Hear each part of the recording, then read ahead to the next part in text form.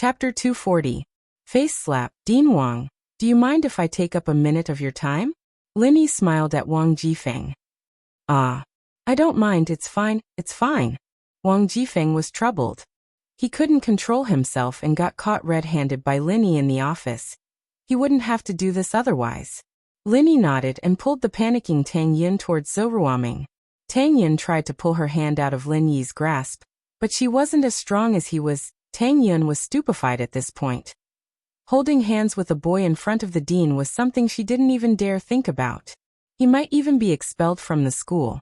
But the dean didn't seem to notice it at all. He was still treating Lin Yi with that kind, friendly face of his. Truth be told, Tang Yin was afraid of Zhou Ruoming from the bottom of her heart. It was a fear that came from the heart. Zhou Ruoming did things without a care in the world, and she didn't know what Zhou Ruoming would do to her next. But she didn't feel that way towards Lin Yi, not in the past, and definitely not now. Slap. A loud slap landed on Zhou Ruoming's face. Wang Jifeng was shocked, and so were Zhou Ruoming's lackeys. Even Tang Yin looked at Lin Yi in disbelief. Did he just slap Ruoming in front of the dean? Zhou Ruoming's eyes were filled with hatred and fear after the shock. Zhou Ruoming was truly afraid of Lin Yi. The kid was too ruthless, and not just any normal kind of ruthless person. I slapped you to wake you up. Tang Yin is my woman. If you try anything on her again, I'll make you disappear from this school. Lin Yi's words were ambiguous. Disappear from the school. Lin Yi's intention was to make him disappear from the face of the earth. Overbearing. Arrogant. This was the evaluation of Lin Yi by the students who saw this scene. Who would dare to slap someone in the face in front of the head of teaching?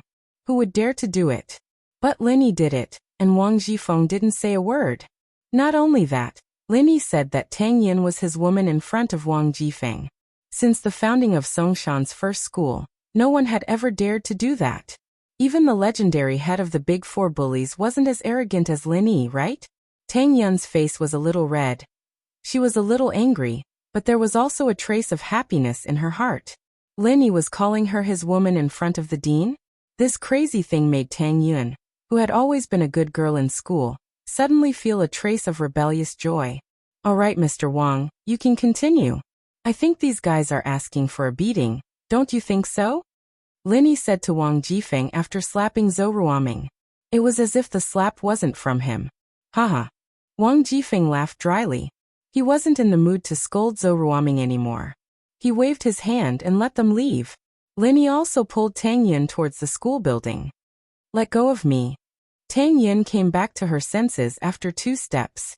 She quickly swung her arms, trying to break free from Lin Yi's hand. Lin Yi was afraid that she would run away, but now he wasn't afraid anymore. He let go of her hand.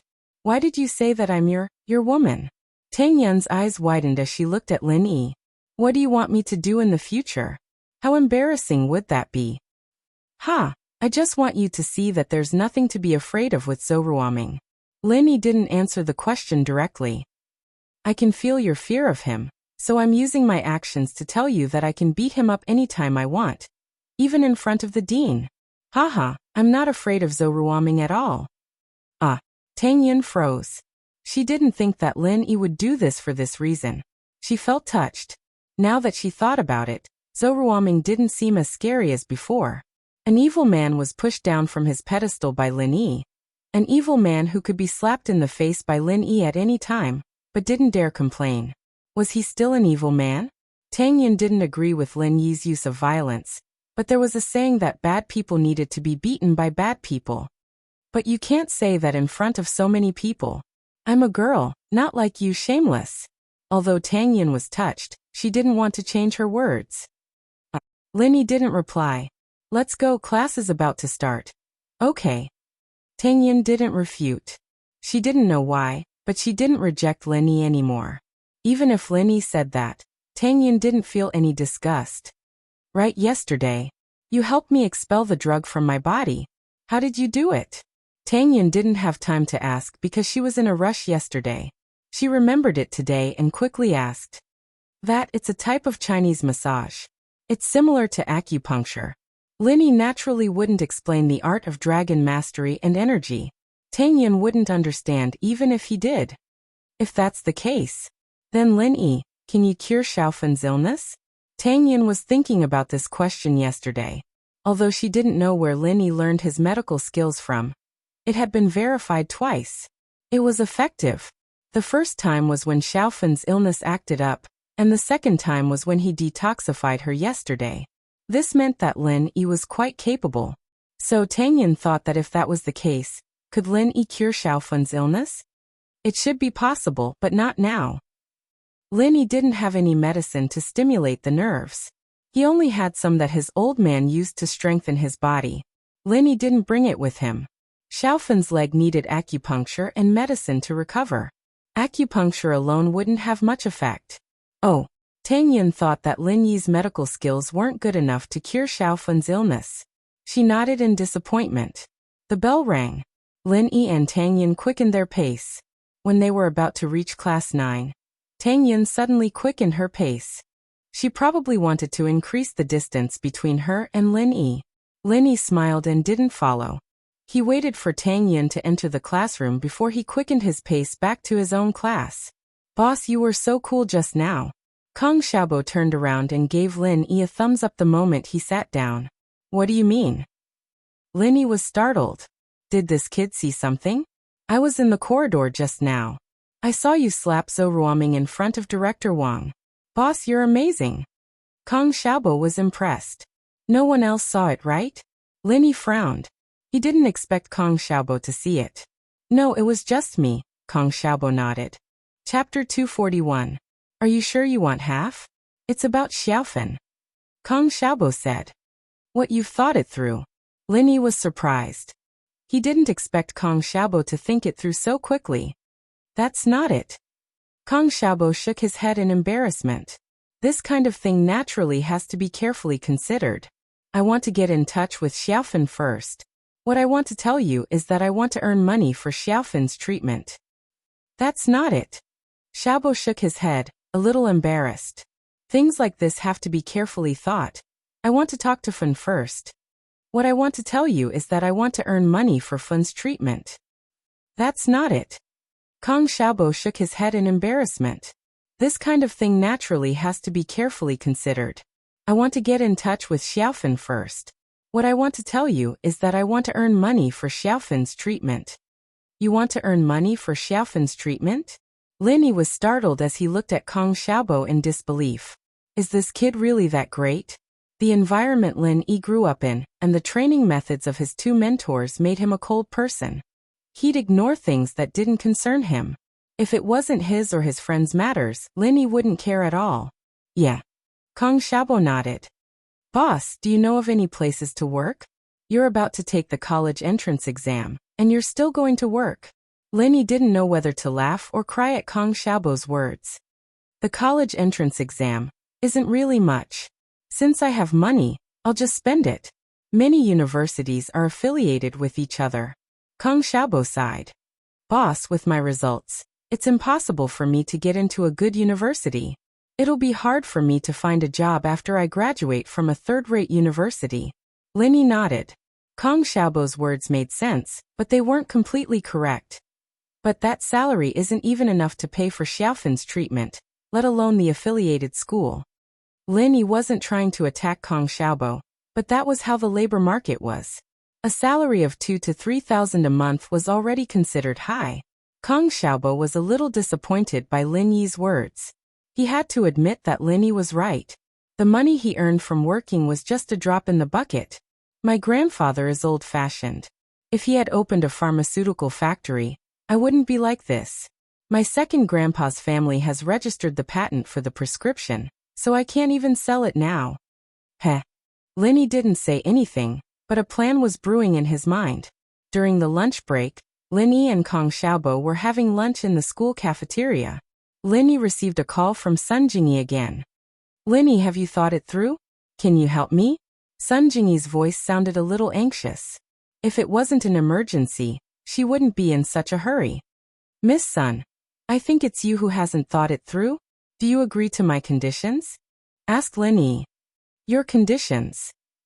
Sun Jingyi suddenly remembered that the conditions Lin Yi said in the morning were half of the other party's conditions. At that time, Sun Jingyi thought he was joking, so she didn't take it seriously. Now that she heard Lin Yi still say this, she asked curiously, "Are you sure?" "I'm sure. I'm honest," Lin Yi said. "This is the rule of the great thief.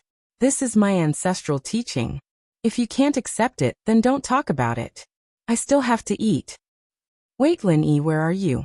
I'll treat you to a meal. Let's not talk about it." Sun Jingyi was afraid that Lin Yi would hang up the phone again, so she said quickly, "Oh, then you wait for me at the snack street behind Songjiang First High School. I'm there." Lin Yi naturally wouldn't refuse the money that came to him. "Well, I'm coming now. See you in 10 minutes. After Sun Jingyi finished, she simply hung up the phone. "Bro, do you have something?" Kong Xiaobo also heard Lin Yi's phone call, but he didn't understand what Lin Yi said. "And you eat first. I'm going out to do something." After Lin Yi finished, he got up and walked out of the cafeteria. 10 minutes later, Lin Yi saw Sun Jingyi at the snack street. Sun Jingyi was driving a red Audi A4L. Lin Yi was slightly surprised. He didn't expect Sun Jingyi to have a car. She seemed to have taken a taxi to the bar that day. But thinking about it, who would drive to the bar? How would they drive a car when they were drunk? Lin Yi didn't wear his school uniform today. His school uniform was with Tang Yun. So when Sun Jingyi saw him here, she only thought that Lin Yi was eating nearby. She wouldn't have thought that he was a student of Songjiang First High School. "Get in the car." Sun Jingyi waved to Lin Yi. Lin Yi opened the door of the passenger seat and sat in. Lin Yi looked at Sun Jingyi. Compared to the elegance at the bar that day, Sun Jingyi today was more capable and steady. She wore a white-collar business suit, which made her look more dignified. "Where are we going to eat?" Sun Jingyi also noticed Lin Yi's gaze, but she didn't care. Instead, she was a little proud. "Little handsome, you like me? Why don't you help me?" "You're only 20 years old," Lin Yi said faintly. "Do you think you can pretend to be a sister just by putting your hair up?" Sun Jingyi almost exploded from Lin Yi's words. She almost got into a car accident. How did you know?" "You deliberately dressed up more mature for business." Lin Yi didn't answer directly. Lin Yi was proficient in traditional Chinese medicine. He could estimate a person's approximate age from details such as a person's face and neck, but he couldn't tell this to Sun Jingyi. "Okay, little handsome, but you have to admit that I'm still older than you." Sun Jingyi didn't want to talk about the previous topic with Lin Yi. Talking to this man, she would always be at a disadvantage. Sun Jingyi had to adjust her mentality. 2 years older than me. It's not considered old. A woman 3 years older can carry a golden brick. You're not even 3 years older. Lin Yi shook his head. Your age is very awkward. You're neither too old nor too young. It happens to be in the range that I'm not interested in. Sun Jingyi's eyes widened. Isn't this guy's words too irritating? You're not interested if you're not 3 years older or 2 years older. Tell me, what do you want to help me? Sun Jingyi clenched her teeth. If she didn't really have something to do with Lin Yi, she would have kicked him out of the car. Help you? It's very simple. I've already said the conditions. It's up to you to agree. Lin Yi adjusted himself to a comfortable position. Sun Jingyi's car should rarely have men sitting in it. The gap in the front row was not big. Do you know what the other party's boss put forward? Sun Jingyi was a little dumbfounded. What conditions? It must be more difficult for you to accept than your so-called high price to invite me out of the mountain. I don't know his price. How do I know if what you give me is a high price? Asked Lin Yi. Then are you sure that you want to take half of the other party's conditions as a reward? Sun Jingyi suddenly thought of a brilliant plan. She blinked her sly eyes like a little fox. I'm sure. This is the rule set by my master. Lin Yi nodded and said seriously. Your master is also a great thief? Sun Jingyi was a little curious. What about your master? Chapter 242. Chapter 242. Missing something. Sun Jingyi curled her lips, not believing Lin Yi's words. Lin Yi's skills were decent, that much Sun Jingyi believed. Even the heir of the Iron Fist House of Wu had fallen at Lin Yi's hands. And that was a testament to how skilled Lin Yi was. But as skilled as he was, Sun Jingyi didn't believe that Lin Yi's uncle master was the world's best thief. If he was, then Lin Yi wouldn't have been able to survive in a small city like Songshan. Wasn't he a bit too poor for that? Just how rich would the world's best thief have to be? His uncle master was a thief, but his master wasn't. What kind of weird sect was that? So Sun Jingyi took Lin Yi's words as a bluff. All right. If you're sure that you're willing to take half of the price, then I'll agree. Sun Jingyi said. But you can't go back on your word. Lin Yi frowned as he looked at the weird expression on Jingyi's face. He couldn't help but feel suspicious. Was there something wrong with this? But when he thought about it, there didn't seem to be anything wrong.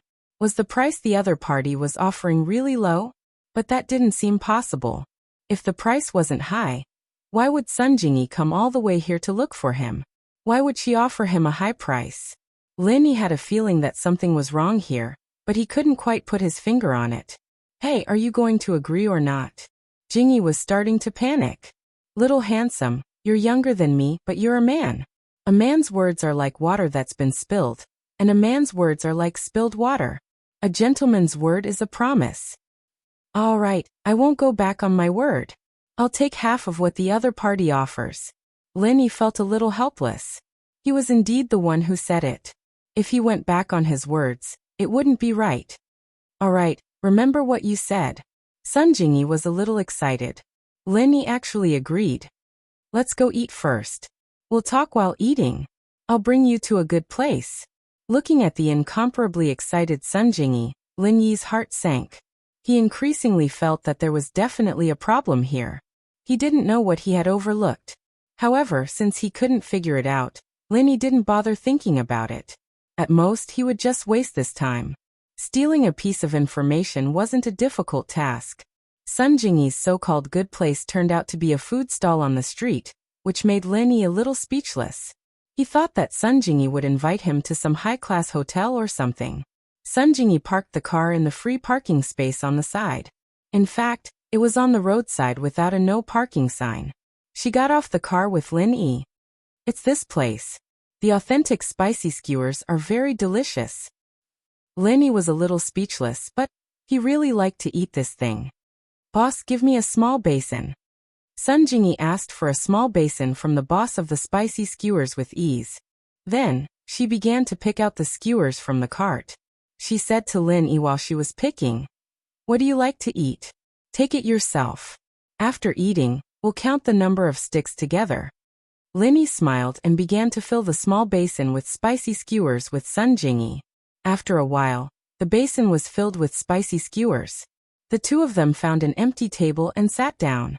Sun Jingyi began to add seasoning to the spicy skewers. Take the money, take the money. As soon as Lin Yi and Sun Jingyi sat down, several burly men came over and scolded the boss of the spicy skewers. Brother Scar, didn't you just take the money a few days ago? When the boss of the spicy skewers saw these people, his face suddenly changed, and he ran over with a smile. A few days ago? It was Brother Nio's mother's birthday a few days ago. You took the money as a gift. Today's is the protection fee. One of the men with a scar and a vest said impatiently. The boss's expression froze. Although he knew that this guy might be lying, he had to lower his head when he was under someone else's roof. This scar-faced man was a gangster in this area, and he specialized in collecting protection fees from the food street. Hurry up, don't waste time. Do you want to quit? Let us brothers eat and drink here every day? The scar-faced man threatened.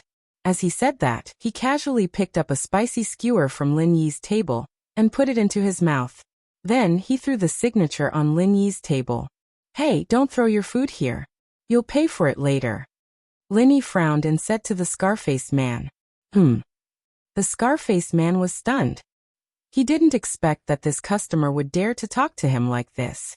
He turned his head and was about to scold him. Suddenly, he saw Sun Jingyi with Lin Yi. He suddenly widened his eyes, and a lewd smile appeared on his face. Since that's the case, I'll treat you. Let's eat together. Brothers, bring the chairs over. After the scar-faced man finished speaking, he sat on a chair next to Lin Yi and Sun Jingyi. He looked at Sun Jingyi and said, Sister, I'll treat you. You can eat as much as you want. Let's drink some wine. Sun Jingyi frowned slightly. She didn't expect Lin Yi to cause so much trouble. Originally, these people came to collect protection fees. After collecting, they would leave. Even if they ate a spicy skewer, the boss would know in his heart. He definitely wouldn't count the bill. However, Lin Yi's words attracted such a disaster. Did I allow you to sit here? Do I know you? When Lin Yi saw this guy flirting with Sun Jingyi, he was immediately unwilling. No matter what, Sun Jingyi was also an employer who was going to give him money. You are flirting with her in front of me? What's more, although Lin Yi didn't want to be a busybody, this matter wasn't a busybody. This scar-faced man sat here because of his words. Of course, Lin Yi wouldn't spoil him. Who the fuck are you? The scar-faced man turned his head and wanted to push Lin Yi. He had long seen that this kid was a hindrance. He was looking for a reason to make him give up his seat, and this reason came himself. Pa. The answer to the scar-faced man was a loud slap in the face. Lin Yi just beat Zhou Ruoming in the morning. He didn't enjoy it very much. With Wang Jifeng around, he couldn't beat Zhou Ruoming too seriously in public. But now he had no scruples. So this slap made half of the scar-faced man's face like a steamed bun, and it instantly swelled up. I hate it when people scold my mother. Lin Yi didn't have a mother since he was a child, so it was a taboo for others to mention his mother. You dare to hit me? The scar-faced man looked at Lin Yi in disbelief. He could be said to be the master of this food street. Don't talk about being beaten, no one would even speak loudly. So Lin Yi's slap stunned the scar-faced man. Get lost. Lin Yi looked at the scar-faced man with disdain. He looked down on people like the scar-faced man.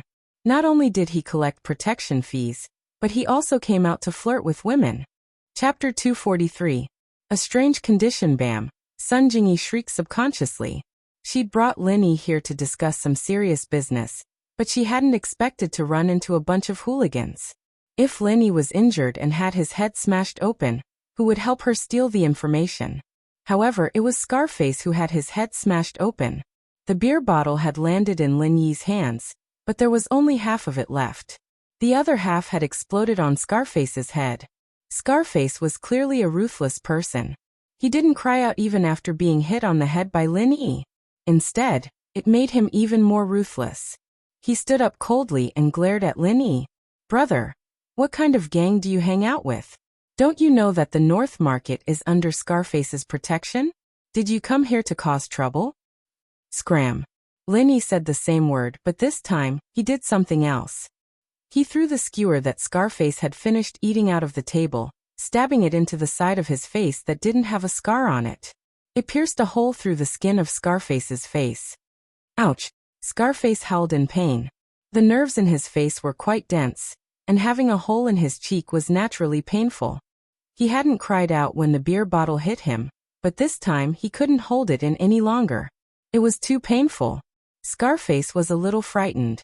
The bamboo skewer was light, and Lin Yi had casually thrown it, and it had stabbed into his cheek. This wasn't something an ordinary person could do. Scarface was a little manly though. He only cried out when the skewer stabbed into his cheek, but didn't cry out afterward. Gritting his teeth, he pulled the skewer out and looked at Lin Yi. Brother, I admit that I'm not as skilled as you, but you have to think of a way out. Don't push people too far. Who's your brother? I'm an orphan. Keep this up and I'll keep stabbing you. Lin Yi said casually, not even raising his head. He was looking down on Scarface. It's a small world. Let's wait and see. Scarface coldly snorted and left behind some ruthless words. If you have the guts, then wait here for me. If you want to call someone, then hurry up. I can't wait. I still have things to do after eating. If you don't come, then I'll leave. Lin Yi wasn't provoked at all. Scarface's provocation didn't work on him. Scarface's expression changed. He waved at the remaining three brothers and quickly left the stall. Brother Scarface, why don't you let us brothers go up? One of Scarface's lackeys called Purple Hair asked. The other party is a tough opponent. He might be a martial artist. You guys will be at a disadvantage if you go up. Scarface was not stupid. Someone who can throw a bamboo skewer into my face is definitely not an ordinary person. When Scarface said this, Purple Hair and the others all nodded in agreement. That's right, then what should we do? Should he just accept this loss like that? How are we going to survive in the food street in the future? Of course we can't just let it go like that. We'll go back and get Guangbro to help us. Scarface said.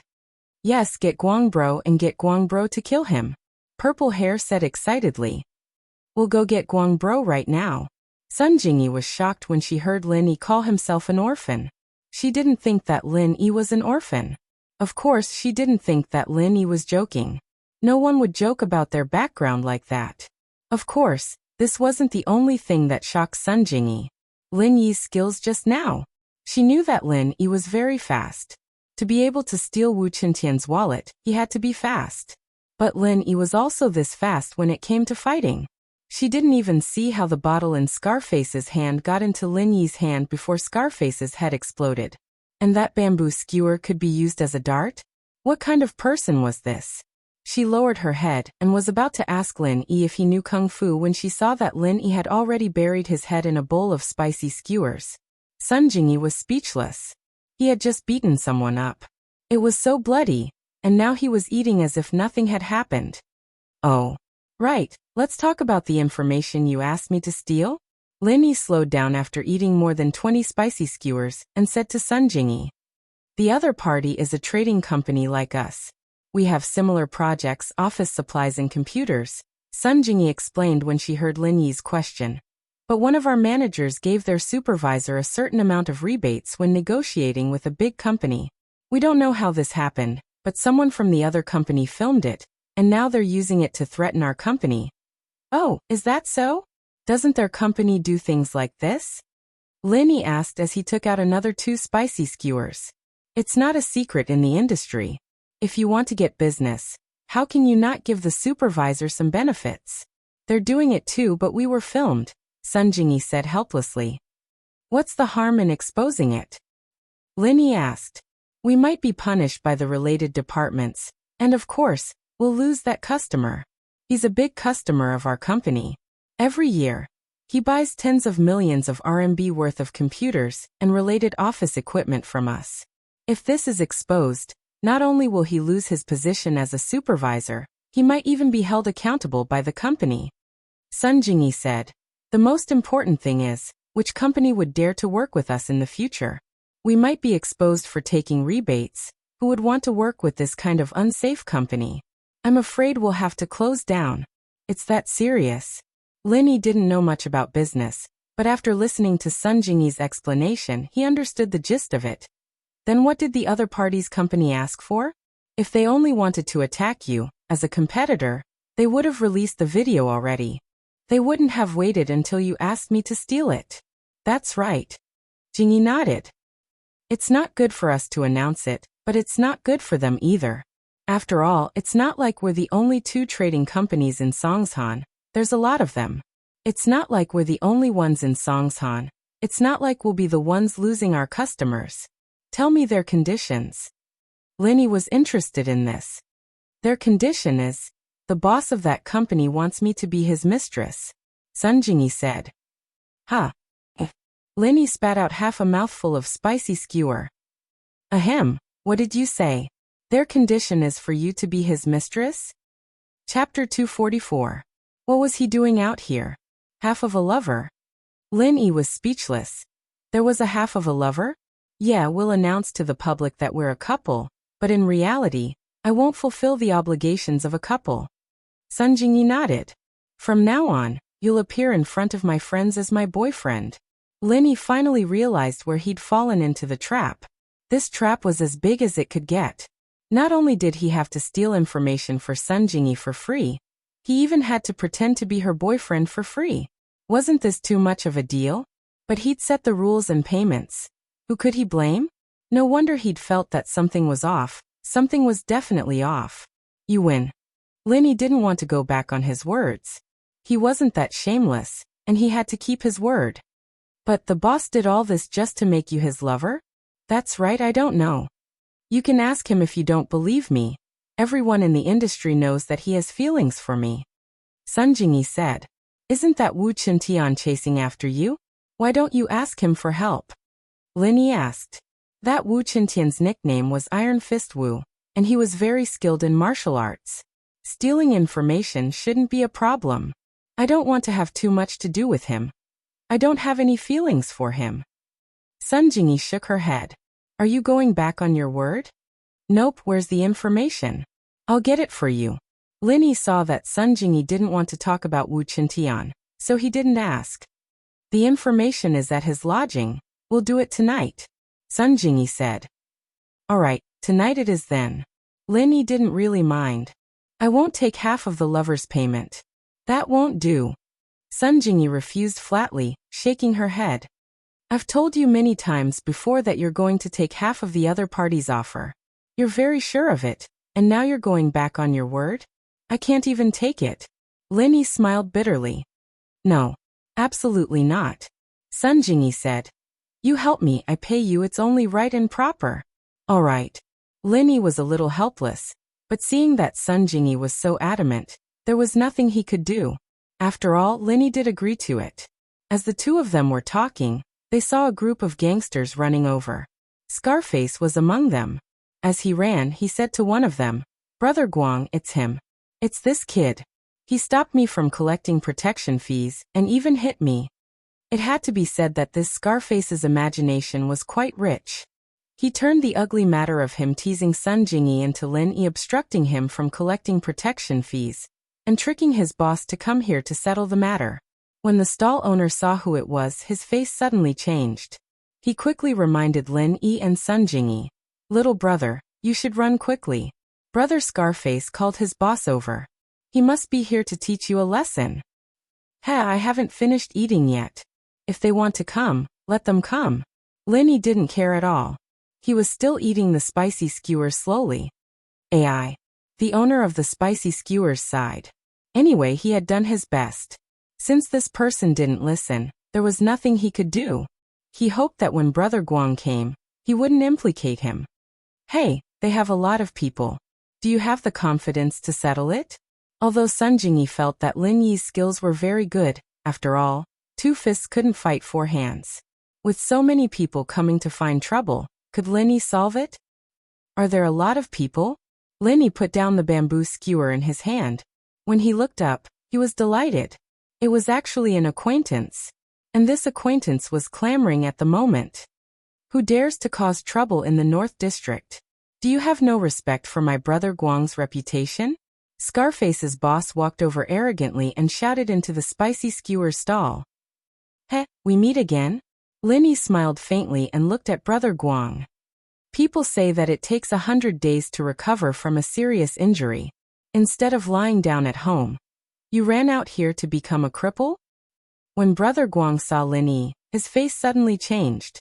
This Brother Guang was naturally the head of the North District's gangsters, Zhou Guang. He never thought that he would meet the person he met in the hospital a few days ago here again. In the hospital, Lin Yi's ruthlessness was still fresh in Zhou Guang's memory. This kid was simply a violent maniac. When he abused people, he didn't even blink. He treated his wrist as a toy, pulling and pulling it several times. At that moment, Zhou Guang's face was very ugly. Although he had a lot of underlings, he didn't dare to touch Lin Yi. He was actually very timid. He was afraid that once his underlings weren't a match for Lin Yi, his ending today would definitely be worse than the previous 2 days. Last time he broke his wrist. This time, he might break his leg. It's this brother. Zhou Guang laughed. He didn't dare to provoke Lin Yi for the time being, but he didn't want to lose face either. He could only pretend to be familiar with Lin Yi. It's really a case of water rushing against the temple of the Dragon King. Family doesn't recognize family anymore. Scar, this brother definitely wouldn't stop you from collecting protection fees for no reason. Tell me the truth. What's going on? Actually, how could Zhou Guang not know that Scarface was using this as a pretext? Scarface's underlings wouldn't be so loyal to Scarface. Zhou Guang had heard about what happened before. As for why he still stood up for Scarface after knowing the situation, it was because Scarface was his underling. When his underling was bullied, he naturally had to stand up for him as the big brother. On the other hand, it was also because he was taught a lesson by Lin Yi over the weekend, and didn't dare to fight back. His heart was depressed, so he wanted to teach others a lesson to vent his anger. In the end, he met Lin Yi here. Zhou Guang secretly cursed his bad luck. Scarface was stunned. He didn't expect his boss to change his attitude the moment he came. He immediately realized that things weren't simple. He was the boss of the market nearby, so he naturally wasn't stupid. Brother Guang came to stand up for him, but his attitude towards Lin Yi was very good. This gave Scarface a bad feeling. Could it be that this person was really a ruthless person? Even the boss had to be respectful to him? I'm sorry, Brother Guang. I caused trouble. I just said a few words to this big brother's woman. Scarface didn't quibble. He knew that Brother Guang was going to punish him at this time. Pa. Zhou Guang slapped him. Who asked you to be so cocky? Apologize now. I'm sorry. Scarface quickly apologized to Lin Yi and Sun Jingyi. Alright, stop acting. I don't have time to watch you act. Lin Yi waved his hand impatiently. Boss Bill. Chapter 245. Chapter 245. You have too many troubles. Do I look like someone like him? Lin Yi pointed at Scarface, a little annoyed. He'd always had to pay for his meals even if he didn't have to pay for them. He'd never dashed before. Of course not, bro. The owner's face froze. He hadn't expected his flattery to backfire. The guy didn't lack money at all, so he didn't have to pay. Alright, I'll calculate how much it is. The owner didn't bother counting and just weighed the skewers on the table. There were about 100 of them. Let's make it 100, and I'll take 50 instead. Pay up. Lin Yi looked at Sun Jingyi. Sun Jingyi was a little taken aback. She'd thought that Lin Yi was going to treat them, but in the end, he was asking her to pay? The owner didn't know whether to laugh or cry. So you're not the one paying? Then why are you asking your friend to spend more? Isn't this free of charge good enough? Sun Jingyi took out her wallet and handed a 50 kuai bill to the owner. She glared at Lin Yi before leaving the food stall with him. Scarface secretly cursed. This gigolo came out to be pretentious and spend a woman's money. He was really something. However, he only thought about it in his heart. How could he dare to offend someone that even his boss, Zhou Guang, didn't dare to offend? After Lin Yi left, Zhou Guang looked at Scarface with a dark expression. It's all your fault. Damn it, I almost ended up in the hospital again. What's wrong? Scarface started. Not only did his brother not dare offend Lin Yi, he was actually scared of Lin Yi? Guang bro, is that kid strong? Strong? Look at how my hands were broken. Zhou Guang shook his 2 hands wrapped in gauze. He broke them. Do you think you can afford to piss off a lunatic like that? He's ridiculously strong, and no matter how many people there are, there's still no match for him. Ah? So powerful? Scarface was stunned. Could this be the legendary martial arts master? Hurry up and go back. Don't embarrass yourself here. Zhou Guang was a little annoyed. Look carefully next time. Don't provoke such a tough guy. Yes, Brother Guang. Scarface was also very depressed. How would I know that this kid was so powerful? If I had known earlier, why would I have provoked him? Am I not sick? Sigh, what a femme fatale. If I had known earlier, I wouldn't have flirted with Sun Jingyi, and I wouldn't have gotten myself into so much trouble. After getting in the car, Sun Jingyi glared at Lin Yi with some reproach. You didn't pay the bill, and the boss waived the bill. Are you still unwilling? Those peddlers don't make much money. Lin Yi said. $50 is more or less the cost. Sun Jingyi paused. She didn't think that much before, but now that she heard Lin Yi's words, it was true. If they had money, why would they work in a food stall under the hot sun? This made Sun Jingyi see Lin Yi in a new light. In actuality, Lin Yi only thought of Tang Yun's family and didn't want to take advantage of the spicy skewer owner. As for whether or not Scarface would continue to collect protection fees from him, that wasn't something Lin Yi could control. Everyone had their own lives, and Lin Yi couldn't just stick his nose into it. Where are you going, honey? Sun Jingyi backed out of the car and looked at Lin Yi gently. Honey. Lin Yi paused. Who are you talking to? I'm talking to you. You are my lover now. Although it's only half, I can still call you that. Sun Jingyi looked at Lin Yi with a smile that wasn't a smile. Why? Is it embarrassing for you to be in a relationship with a younger brother? Lin Yi was speechless. This girl seemed to be quite open-minded, but it didn't seem to be the case. Otherwise, she wouldn't have rejected the company's boss. However, why did she look for him? Did she think that he was easy to bully? Or did she think that he wouldn't do anything to her? Let me tell you, you are playing with fire here. What if one day, I become real? Lin Yi warned Sun Jingyi. Okay, sister also wants to see if we can develop feelings after a long time. Sun Jingyi looked at Lin Yi with a smile. It seemed that she didn't take Lin Yi's words seriously at all. Send me to the previous place. Lin Yi rolled his eyes and ignored her. Songshan First High School? Sun Jingyi was a bit strange. Why are you still going to the previous place? Why are you asking so much? Lin Yi frowned. Do you not want me to help you tonight? Tisk, I'm already your lover. You have already received the payment. If you don't want to help me, then don't help me. Sun Jingyi shrugged indifferently. Pick me up there at night. After this, we don't owe each other anymore. Lin Yi didn't want to have too much to do with Sun Jingyi. Although this woman was beautiful and had the kind of mature temperament that Tang Yin, Mingyao, and Yushu didn't have, Lin Yi's intuition told him that this woman was very troublesome. If he got involved with her, he would definitely be in trouble in the future. Today, she made him become a great thief. Tomorrow, would he kill people and rob them? Thinking about it, it was very possible. From that Wu Tian, he could infer that Sun Jingyi's family was definitely not simple. Otherwise, she wouldn't be friends with the Iron Fist Wu family. Although he didn't know why Sun Jingyi didn't use the power of her family to solve the problem in front of her, but this kind of trouble caused by a princess of a noble family was definitely troublesome. Lin Yi didn't want to solve her problems professionally. Hey, how can you be like this? Don't want to take responsibility? Sun Jingyi listened to Lin Yi and looked at Lin Yi with a hidden bitterness in her eyes.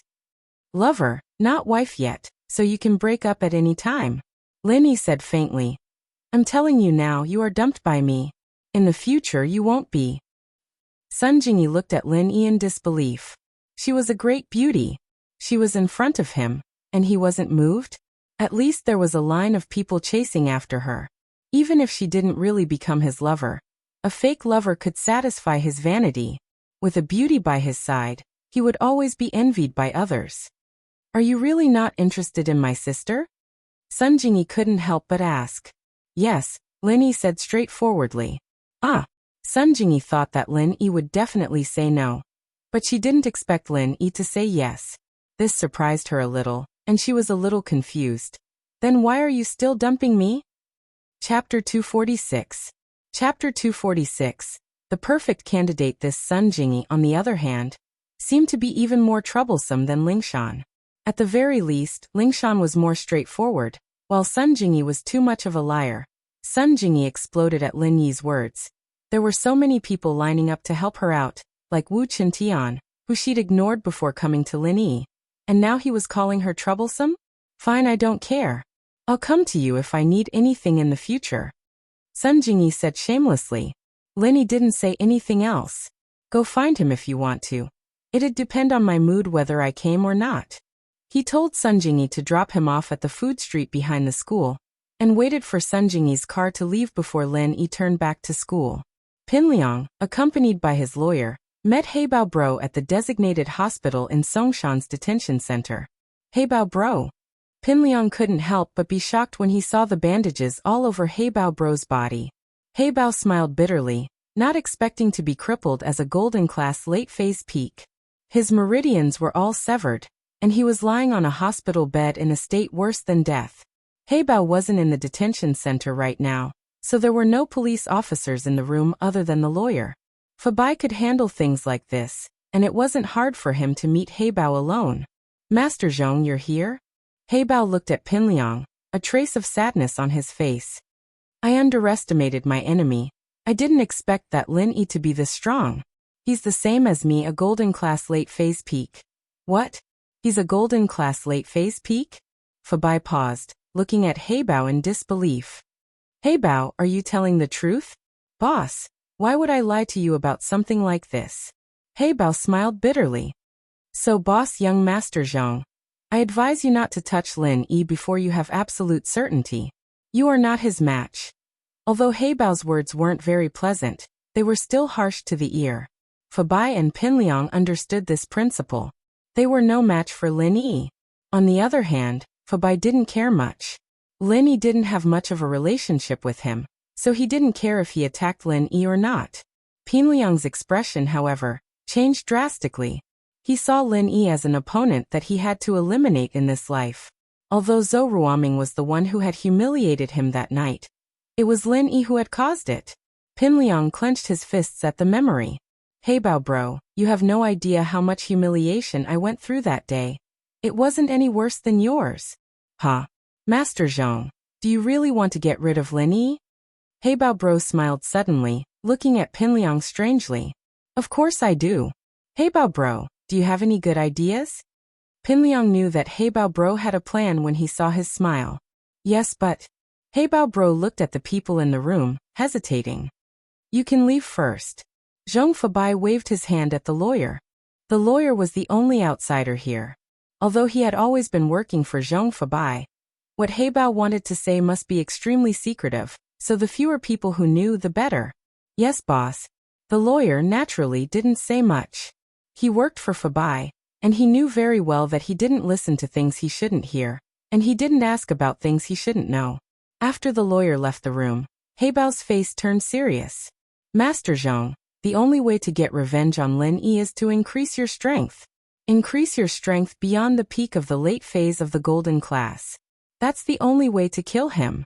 Otherwise, golden class late phase peak isn't something that can be taken down by a group of people. If a group of normal gangsters were to gang up on him, they would just be asking for death. Increase my strength? Pinliang blinked.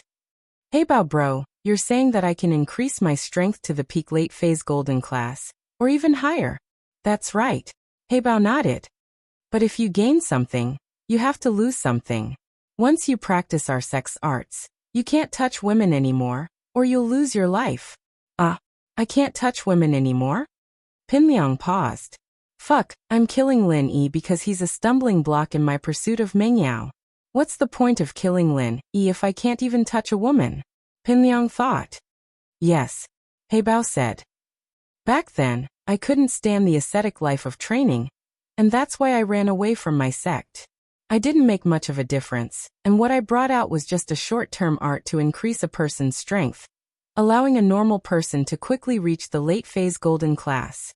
I, on the other hand, had some martial arts foundation, so I reached the peak late phase golden class.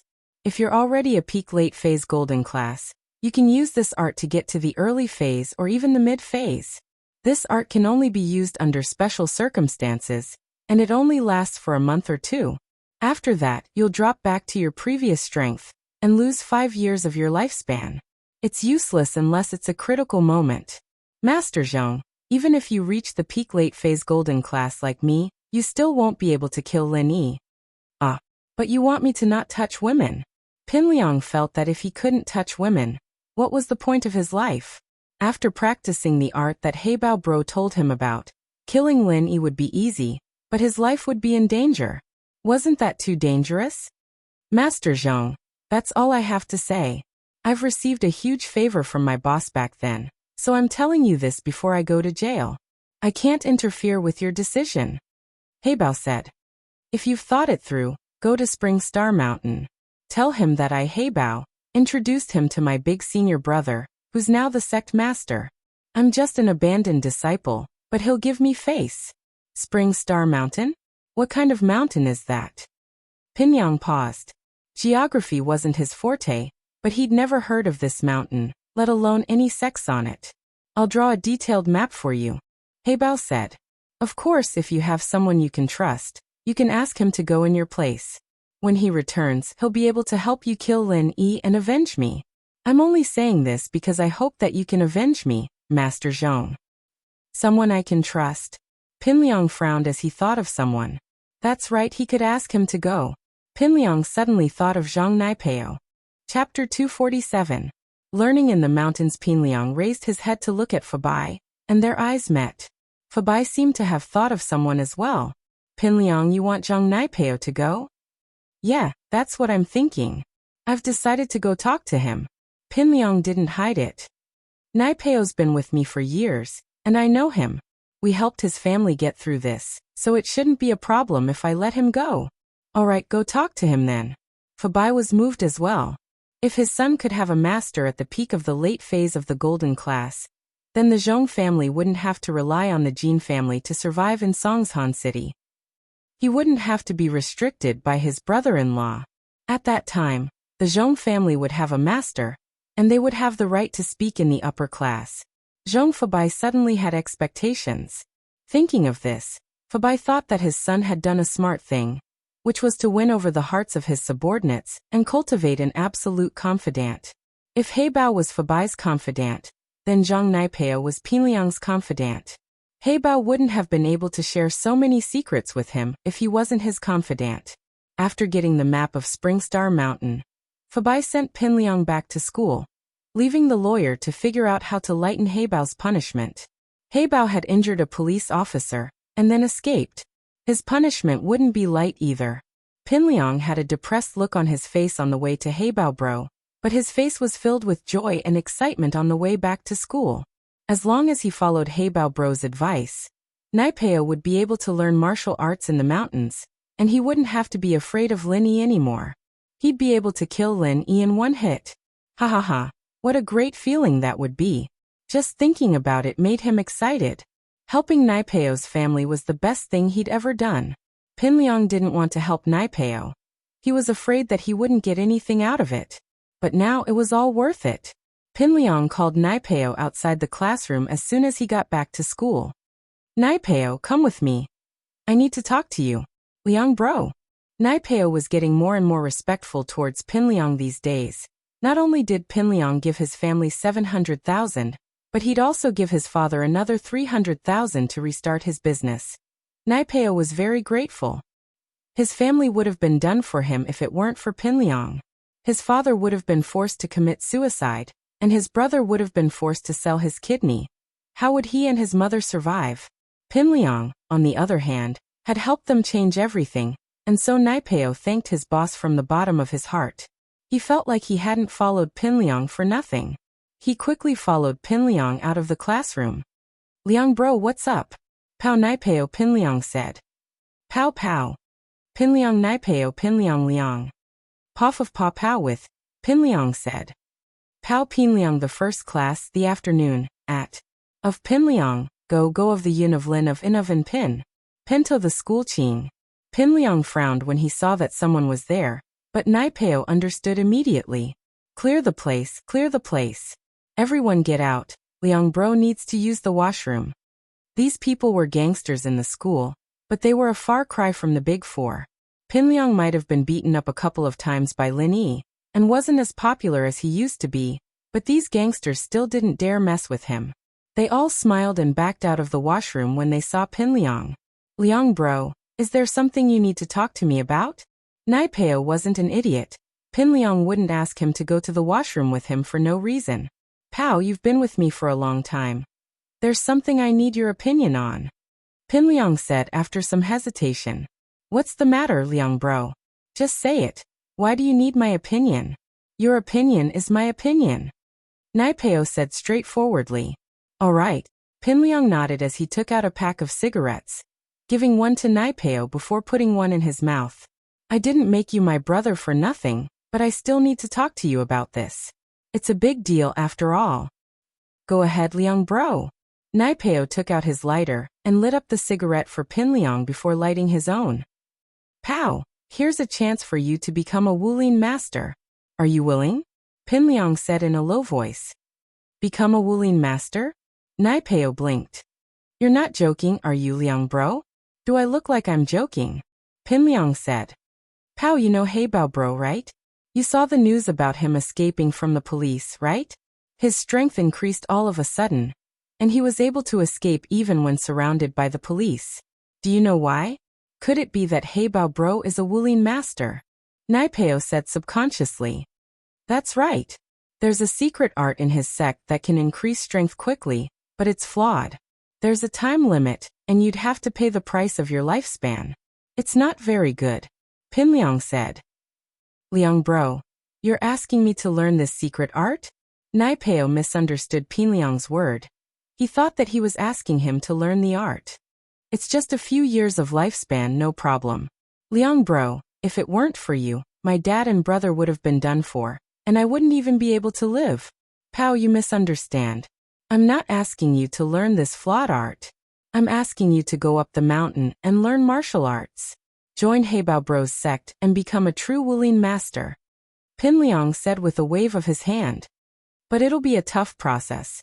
According to Heibao Bro, it'll be like a monk, and you won't be able to get close to women. If you're willing, Heibao Bro can introduce you to him. Learn martial arts? Nai Peo didn't quite understand, but he agreed without hesitation. Liang Bro, if you want me to learn martial arts, then I'll do it. What's so great about being an ascetic? The only thing I, Zhang Nai Peo, want in this life is to repay the kindness you've done for my family, Liang Bro. As long as you give me that chance, I'll die even if you want me to, let alone be an ascetic. Chapter 248. Mingyao was pissed. She was pissed. Very pissed. Wasn't this Lin Yi way too good at causing trouble? Holding Tang Yun's hand and announcing that she was his woman in school? Did he even put her, the miss, in his eyes? Didn't he know that he was her follower and shield? If Tang Yun was his woman, then what was she? How was she supposed to use him as a shield? She couldn't just tell people that she was his concubine, could she? Are you jealous, Yao Yao? Why else would you be so angry? Yushu waved her hand in front of Mingyao's eyes. Me? Jealous? I'm angry that he's not a good follower. He's supposed to be my shield, but he's hitting on girls. How is he supposed to be my shield now? Mingyao, naturally, didn't think that she was being jealous. Jealous of Lin Yi? How was that possible? Oh, it's fine. You can say that you're his concubine, Yushu said. Concubine? Shu, you want me to be his concubine? Mingyao's eyes widened in anger. Was she trying to comfort her or piss her off? What's wrong with being a concubine? I've always thought that I'd be someone's concubine in the future, and you're the main wife and I'm the concubine. Now you're the concubine number 1, and I'm the concubine number 2, there's not much of a difference. Yushu said nonchalantly. You. Shu, I really don't know what to say to you. What's going on in that head of yours? Is being someone's concubine fun? Mingyao was speechless. Her best friend's train of thought wasn't normal. She shouldn't talk to her when she was angry, or she'd get angrier and angrier until she died. Oh, it's pretty fun. Yushu flipped through the English book in front of her, bored. Yao Yao, there's a test in the afternoon. I'm going to study first. Mingyao only remembered that there was an English test after Yushu's reminder. She had no choice but to take out her book, but she'd made up her mind to talk to Lin Yi. If he kept this up, she'd cut his salary. Mingyao realized, tragically, that the only thing she could threaten Lin Yi with was his pay. There didn't seem to be anything else that could restrain him. After school, Mingyao received a text that made her even angrier. Lin Yi texted her, saying that he had something to do tonight, and would be home later. This pissed Mingyao off. Shu, look at this Lin Yi guy, he's coming back a little late at night. Do you think he went on a date with Tang Yun? It should be. Yao Yao sis. Yushu wanted to see the world in chaos. Mingyao gritted her teeth as she replied to Lin Yi. If you dare come back late, I'll deduct a month's salary from you. Lin Yi looked at the message in his hand and felt a headache coming on. A month's salary would be deducted for one night out? Isn't this a little too ridiculous? Lin Yi smiled bitterly as he dialed Mingyao's number. What's up?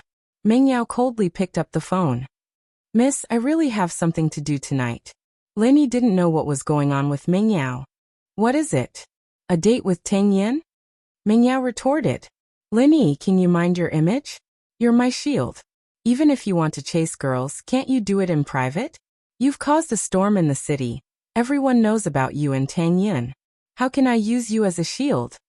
Lin Yi froze for a moment before he realized that the miss was angry because of this.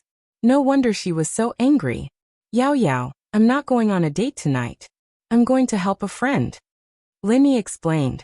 What friend? What kind of help? Mingyao asked. It's that Sun Jingyi that I met at the bar the other day. She asked me to do something for her. She wants to pay me. Lin Yi purposely added the word pay to prevent Mingyao from thinking that he was flirting with other girls. I don't care if you pay me or not. As long as they don't come looking for you. Mingyao didn't want Lin Yi to go looking for Sun Jingyi, but she couldn't find a reason to stop him. She didn't know why she was angry. Maybe it was because she was afraid that those girls would come looking for her and affect her plan? And that must be it. As long as he didn't bring those girls to school, he could do whatever he wanted. Mengyao hung up the phone after she finished talking. Linny shook his head. Did she let him go or not? Was his salary still going to be deducted? Linny went to the food street behind the school and bumped into Tang Yin. Tang Yin was helping her mother after school. There was Kong Xiaobo and Lu Xinwen at the hospital. Tang Yin didn't need her help. Tang Yin jumped when she saw Lin Yi following her. She was embarrassed and didn't know what to do. However, there was a hint of joy in her heart. What happened today had spread throughout the school. But for some reason, Tang Yin wasn't as angry as she was when the love letter incident happened. Last time was a rumor, but this time, it was a fact. Tang Yin thought that it was probably like that. But was it really like that? Tang Yin shook her head. In her heart, she didn't reject Lin Yi anymore. On the contrary, when she was with him, she felt an inexplicable excitement and throbbing. Was she really in love at such a young age? What are you doing here? Tang Yin lowered her head. She didn't dare to look at Lin Yi. I'm waiting for a friend. She needs my help. Lin Yi paused. So I came to see you on the way. Tang Yin was a bit disappointed when she heard the first half of Lin Yi's sentence. So he didn't come to see her. But when she heard the second half, it was as if she had eaten honey. It was a sweet feeling. Oh. Tang Yin blushed. She felt complicated. Did she fall for him just like that? Don't. Your family's business is pretty busy. If you can't do it, you should hire a helper, Lin Yi said as he looked at Mrs. Tang's barbecue stand. It was already surrounded by students. Yeah. Mom said that if we keep this busy we'll hire someone, Tang Yin said. Tang Yin was grateful to Lin Yi. If it wasn't for him, her family's business wouldn't be this popular. But thinking about their relationship, was this a way to repay him? Tang Yin didn't dare think about it anymore. Her heart was getting more and more confused. I'll go help my mom first. With that, Tang Yin turned around and left, ignoring Lin Yi. Looking at Tang Yin's back, Lin Yi fell into a daze for a moment. This kind of life was great. But as soon as he closed his eyes, that pair of resentful eyes pierced into Lin Yi's heart again. Chapter 249. Is there something wrong with your brain? Lin Yi had been waiting for 10 minutes when Sun Jingyi arrived.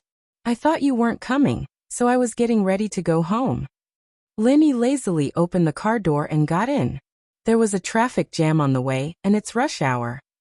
Sun Jingyi said apologetically. Little hubby, let's go get something to eat first. Who's your hubby? Lin Yi frowned.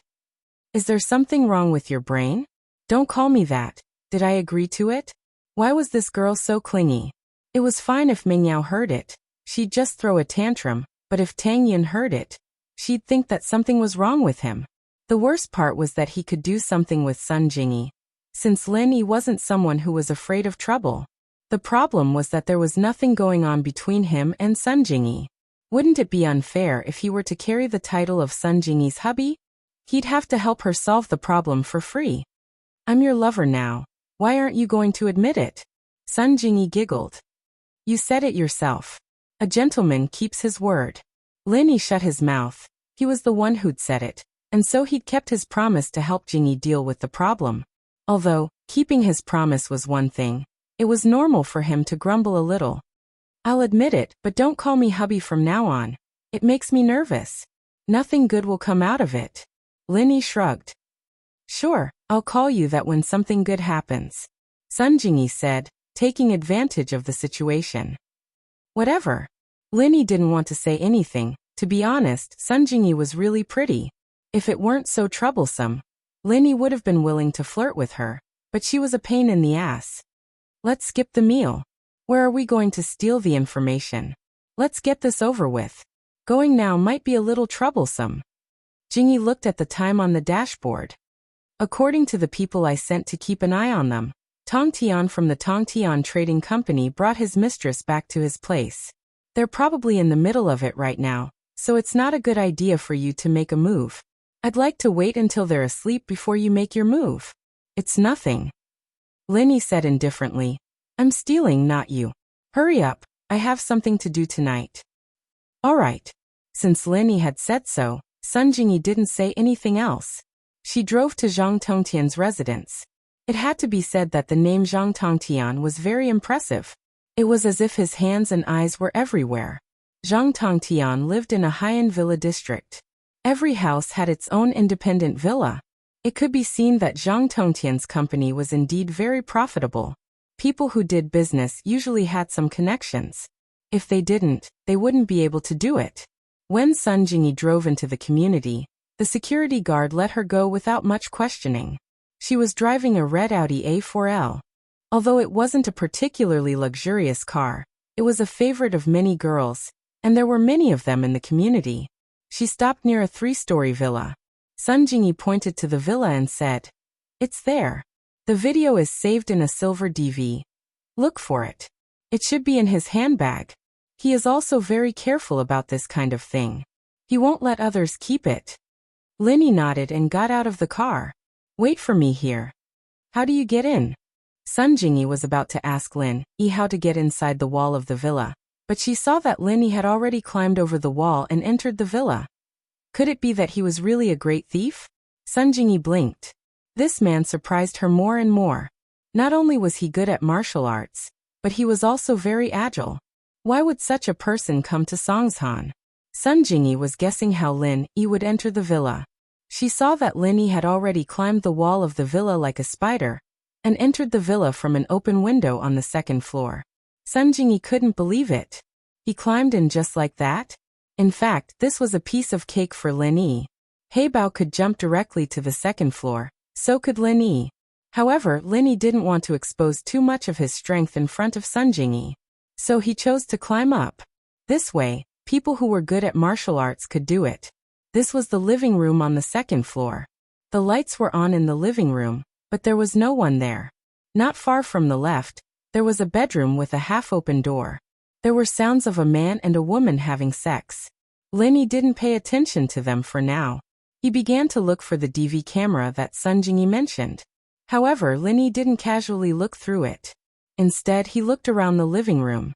Maybe it was because Zhang Tongtian was in a hurry to hug his mistress after returning home. His clothes and handbag were all thrown on the sofa in the corner of the living room. Or maybe he didn't even think that someone would climb into the living room at this time. It was only 7 o'clock at night. It wasn't the time for thieves to appear. Lin Yi didn't have to rummage around much before pulling out a small silver DV from the bag on the sofa. It was an HD one too. Turning off the audio, Lin Yi turned on the DV. Sure enough, the picture showed a coffee shop. A man was handing a bank card to another man, and saying something. The picture was very clear. It should be at a table not far away, but it didn't attract the attention of these two people. Presumably, these two people wouldn't have thought that their numerous transactions would be recorded. Lin Yi turned off the DV, pulled out the memory card, and stuffed it into his pocket. He was about to put the DV back in his handbag and leave when he suddenly found that there was a spare memory card in his handbag. Was there a backup? Lin Yi inserted the spare memory card into the DV, but found that he had overestimated Zhang Tongtian's IQ. This memory card was blank, and there was no information in it. It should have been given to him by the seller when he bought the DV. Zhang Tongtian didn't care about it and put it in his bag. However, now that he had a blank memory card, Lin Yi's wicked idea popped up again. Lin Yi took the DV to the door of Zhang Tongtian's room and filmed the room for a while. Lin Yi didn't dare to compliment Zhang Tongtian's figure, but his lover wasn't bad. It was just that Lin Yi wasn't interested in such a woman. After recording a video of Zhang Tongtian, Lin Yi put the DV into Zhang Tongtian's handbag and disappeared from the window on the 2nd floor. Done? So fast. Sun Jingyi didn't expect Lin Yi to come out so quickly. She was a little surprised. Lin Yi smiled bitterly. This wasn't challenging at all. It was already slow enough. If it weren't for the fact that he had nothing better to do, he would have come out a long time ago after filming Zhang Tongtian with his DV. Chapter 250. Plot. Sun Jingyi was speechless. You still have time to play with his camcorder? Aren't you afraid of being found out? Are you sure it's this memory card? Sun Jingyi asked worriedly. I'm sure. Lin Yi said lazily. It was recorded in a coffee shop. I've already checked it. Sun Jingyi relaxed after hearing Lin Yi's words. Thank you, little hubby. Big sis will give you a kiss as a reward. With that, Sun Jingyi made a pouting expression and feigned a kiss in the air. Smack! Sun Jingyi was taken aback. She'd clearly feigned a kiss in the air, so how did she end up kissing something? She didn't know when Lin Yi had moved his face closer. You! Sun Jingyi cursed at Lin Yi's shamelessness inwardly. She'd only feigned a kiss, and he'd taken the initiative to move closer. What about me? Lin Yi touched the spot on his face where Sun Jingyi had kissed him, a wicked smile on his face. Don't think that I'm harmless in the future. I'll respond appropriately if you try to flirt with me again. Lin Yi was getting a little pissed off by Sun Jingyi. You can't keep bringing up that half-lover thing again and again, can you? If you're so willing to talk about it, then fine, I'll fulfill your wish. It's half-lover after all. There's no special boundary for that half. Even if we don't sleep together, a kiss should be fine, right? Sun Jingyi didn't know what to say. It was true that she'd only teased Lin Yi because he didn't look that old, and didn't think he was a match for her. If it were any other dangerous man, Sun Jingyi wouldn't have played these childish tricks. She'd only get herself into trouble. According to Jingyi's estimations, Lin Yi was a little boy who hadn't experienced the world of worldly affairs. He was a little strong, but he must have been under his master's closed-door training. He didn't know much about the outside world, and so Jingyi was confident that she could use her beauty to charm Lin Yi into working for her. But she hadn't expected Lin Yi to make the first move. Just when Sun Jingyi was about to say something, Lin Yi's next move caught her off guard. Lin Yi suddenly reached out and pinched Sun Jingyi's beautiful jaw. It was a frivolous and slightly insulting gesture. It was like something a bully would do to a girl in a drama. She'd never been treated in such a manner before. Sun Jingyi was a little nervous, even afraid. What do you want to do? Sun Jingyi was a little panicked. Nothing good would come out of this kind of action. Half-lover? I'll come and collect this revenge anytime. Lin Yi let go of his hand at this moment. Think carefully before you ask me to do something next time. I'll continue to collect payment. At that time, half-lover will become the whole lover. If Lin Yi didn't teach her a lesson, this girl would open a dye shop. Lin Yi didn't bother with her before, but this girl was a little too much. Lin Yi couldn't bear it anymore. He could put up with Meng Yao and Yushu at home, because it was his job, but Jingyi a complete stranger. Did this girl really think that she was that attractive? Did she really think that she was invincible? Sun Jingyi felt wronged. She'd never been humiliated like this before. Even Wu Taizhou didn't dare to say some frivolous words. Although Zhang Tongtian coveted him, he wouldn't use force. For this kind of thing, coercion and temptation were one thing, but using force was another.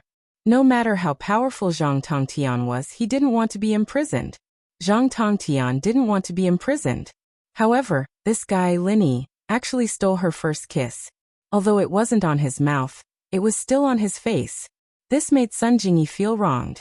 However, even if Sun Jingyi felt wronged, she could only bear it silently. She knew very well that all of this was caused by herself. This was the logic of playing with fire. Seeing that Sun Jingyi had finally settled down, Lin Yi couldn't be bothered with her anymore. It'd be best if she didn't come looking for him in the future. He was very busy, and every time she asked him to do some low-tech things, Lin Yi always felt that it was a little unfair to his martial arts. He'd accept it if Sun Jingyi really was his wife. The problem was that she wasn't, and she was still trying to play tricks on him. Lin Yi decided to help her this time out of respect for their acquaintance, but the next time would depend on her sincerity. Naturally, Lin Yi wouldn't let Sun Jingyi send him to the villa area. Instead, he sent him to a bus stop near the villa area. Sun Jingyi gritted her teeth, looked at Lin Yi angrily and drove away. Dad, Pengzhan's been retracting his power these days. This isn't good for us. A young man with glasses said carefully in front of a middle-aged man. The middle-aged man was Jin Gubong, Fabai's brother-in-law. He was the biggest shareholder of Pengzhan Industries after Pengzhan. This young man was his son and secretary Jin Maosheng. I know, Zhang Yuchu got me a bunch of trash. Otherwise, the company would have lost at least 200 million. Pengzhan was the one who signed the contract, and no matter what, his reputation in the board of directors is at rock bottom. Jin Gubong said, a little hatefully. They don't even know how to kidnap a girl. I don't know if these people eat shit or not. They can't even handle a small bodyguard. Yeah, but that Lin Yi bastard's really despicable too. I'd bribed the electrician from the company to create an accident for Peng Zhan in the parking lot, so he'd end up in the hospital for a while. But that Lin Yi ruined it all. Mao Xing said hatefully. You're still talking about it? Who told you to act so recklessly? If something happens to Peng Zhan in the company, the police's first suspect would be an insider. Gubang glared at his son. Do you have a brain? How could you do something so reckless? Dad, that electrician's gone forever. Mao Xing explained carefully. I'm not saying you're wrong, but don't do it in the company next time. Gubang huffed coldly. By the way, did that cousin of yours get Meng Yao or not? I don't think so. Mao Xing said. Dad, I don't think Uncle has any good intentions.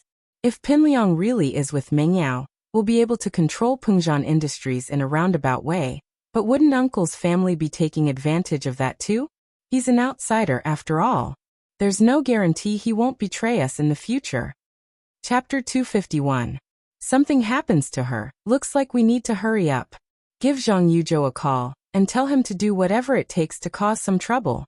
It'd be best if something happens to that Meng Yao girl, so that Peng Zhan won't be able to focus on the company. Give me some time, and I'm confident that I'll be able to take control of the company and get the other shareholders to support me.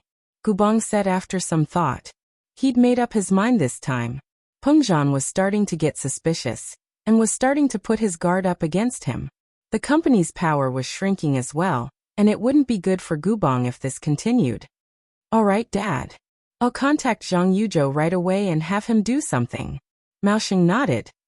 Be careful of that Lin Yi. That kid's ruined our plans twice already. Gubang reminded. We need to think of a way to get the best of both worlds this time.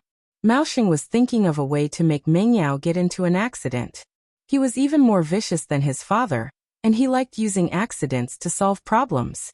Just like that time when the chandelier fell from the parking lot of Peng Zhan Industries, he'd wanted to use accidents to get rid of Peng Zhan.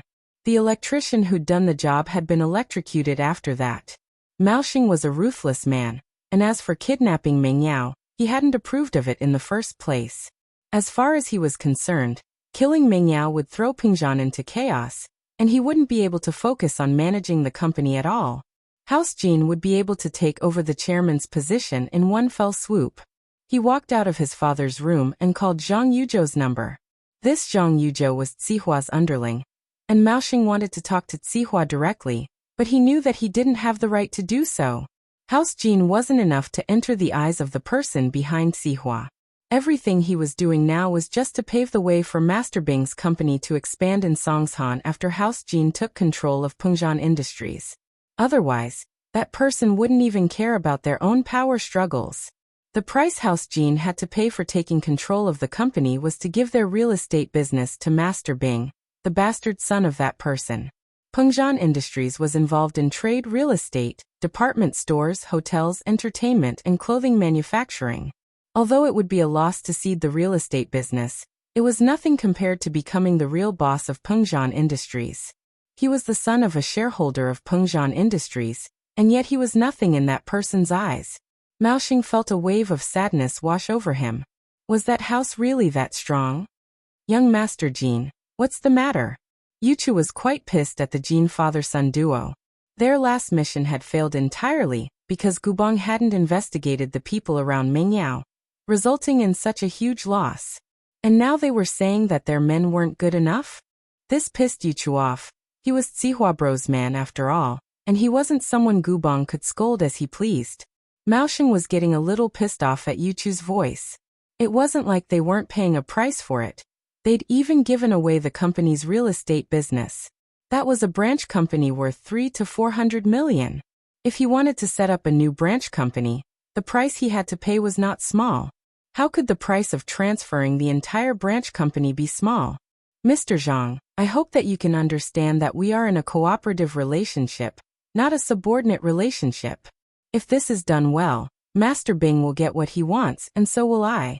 Mao Xing wasn't a pushover after all. He was a lot tougher than his father, and he'd been the one who'd instigated this whole usurpation. But if it fails, I won't lose anything, but we'll keep it the way it is now. House Jean is still a shareholder of Pengzhan Industries, but will Master Bing let you go? Yuchu's heart skipped a beat. Why hadn't he thought of this before? He'd been a little annoyed at House Jean for blaming him for everything, but now that he thought about it, he was doing something for Master Bing. Would Master Bing mistreat him if he did well? But on the other hand, would Master Bing let him go if he didn't? Yuchu broke out in a cold sweat at the thought. Jean bro, look at what you're saying. We're brothers. We're doing this for the common good. Don't worry, I'll do my best. Maoshing smiled coldly inwardly. You're just dragging this out if I don't scare you. You're not even doing your best, he said with a smile. Yuchu bro, what are you talking about? That old fox Pengzhan's starting to get suspicious after what happened last time. And he's been shrinking the company's power. My father's in a very passive position. Then, what should we do now? Yuchu thought. I can't interfere with your company's business, so why are you telling me this? If something happens to Pengzhan's daughter, he probably won't be in the mood to manage the company anymore, will he? Maoshing said faintly. Man, the sky's the limit.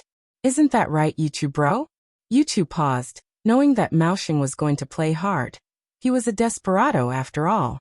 How many of Zihua bro's underlings weren't? Don't worry, Jean bro. I know what to do. It won't be long before the bad news gets out.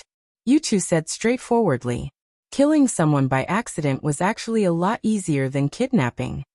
That's it then. I'll wait for the news. Maoshing said as he hung up. Yuchu wouldn't know what was going on if he didn't give him a heads up. Of course, Yuchu wasn't going to act rashly after agreeing to Maoshing's request. He had to ask Zihua first. Zihua bro, it's Lil Yuchu. Yuchu said as he dialed up Zihua's number. Lil Yuchu, why were you calling at this hour? Don't you know I'm sleeping? Zihua slept during the day and worked at night. This was something all his lackeys knew. He only turned his phone on during the day, because he didn't want his boss to come looking for him. Zihua bro, Jean Maoshing's calling. He wants me to kill that Mingyao girl. Yuchu said, relaying Maoshing's message to Zihua. Oh, I'll leave that to you. Don't get into a head-on confrontation. There's a master around that girl. Just cause an accident. Zihua said offhandedly. After all, a human life was nothing to him. Also, Master Bing's almost here. We need to hurry up.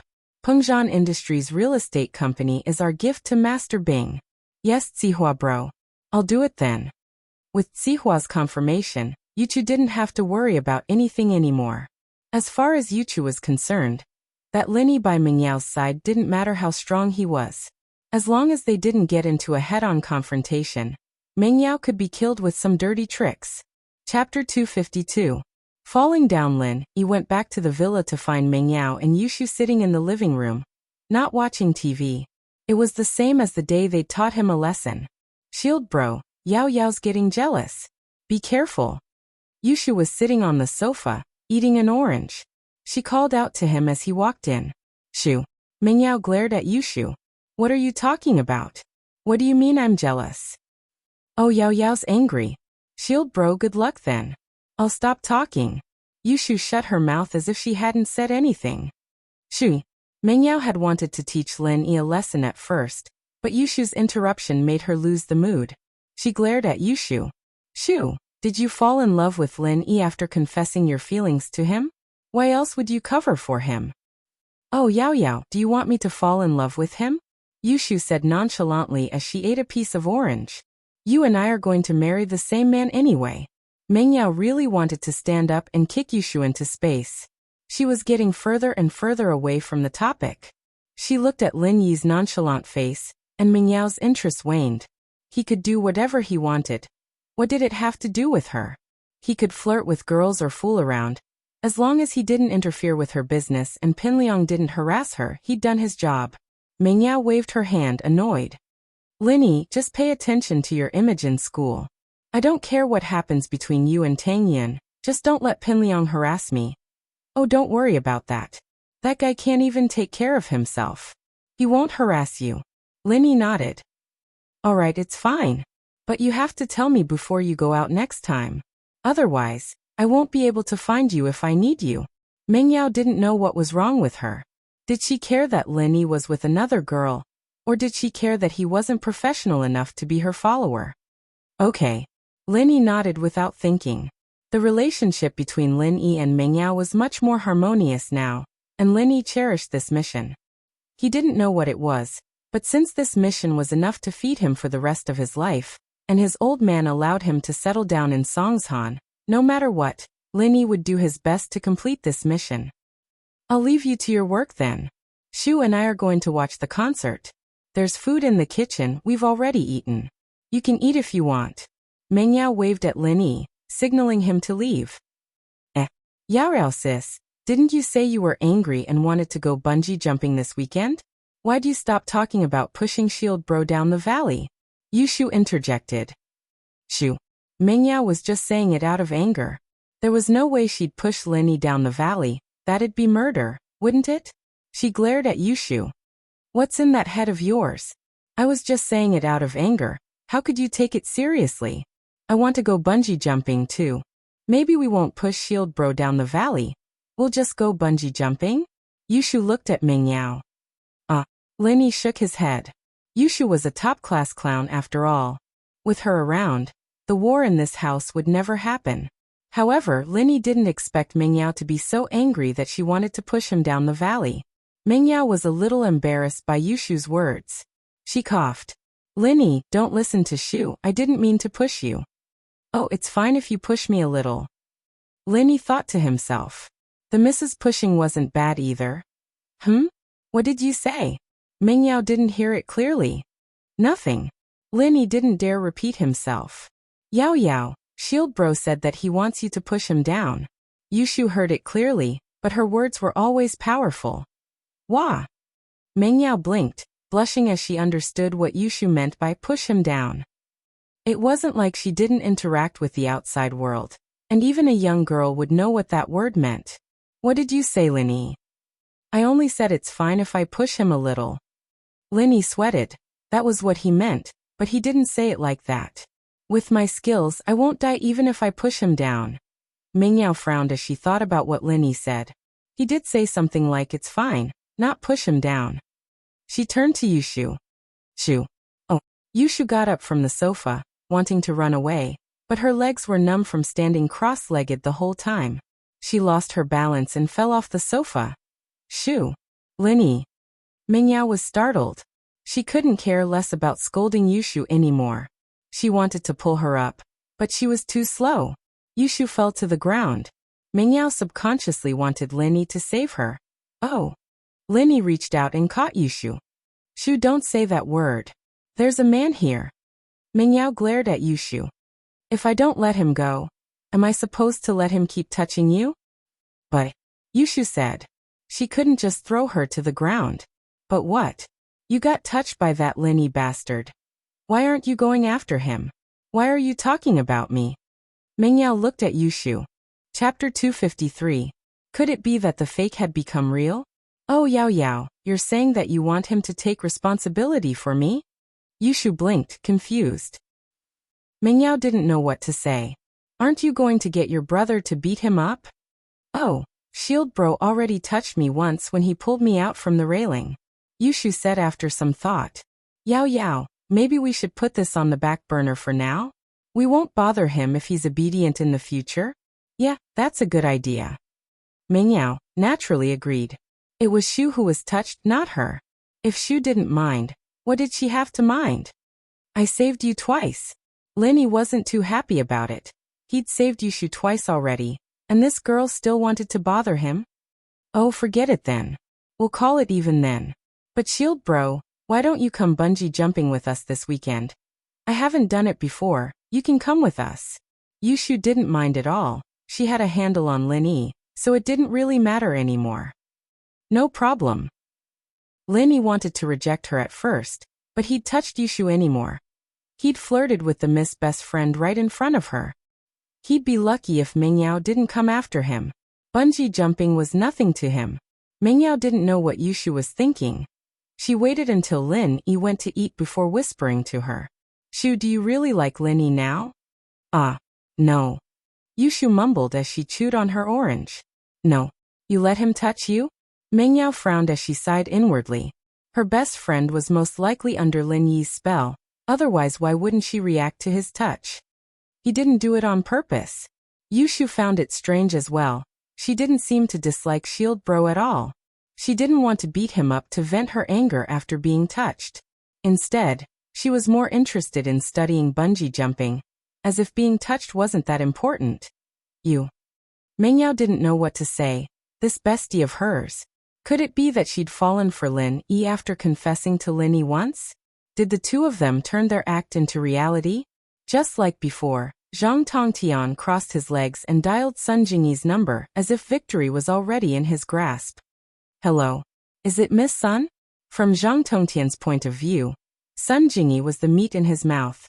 Unless Sun Jingyi didn't want to continue doing business in Songshan, her reputation would definitely be ruined this time.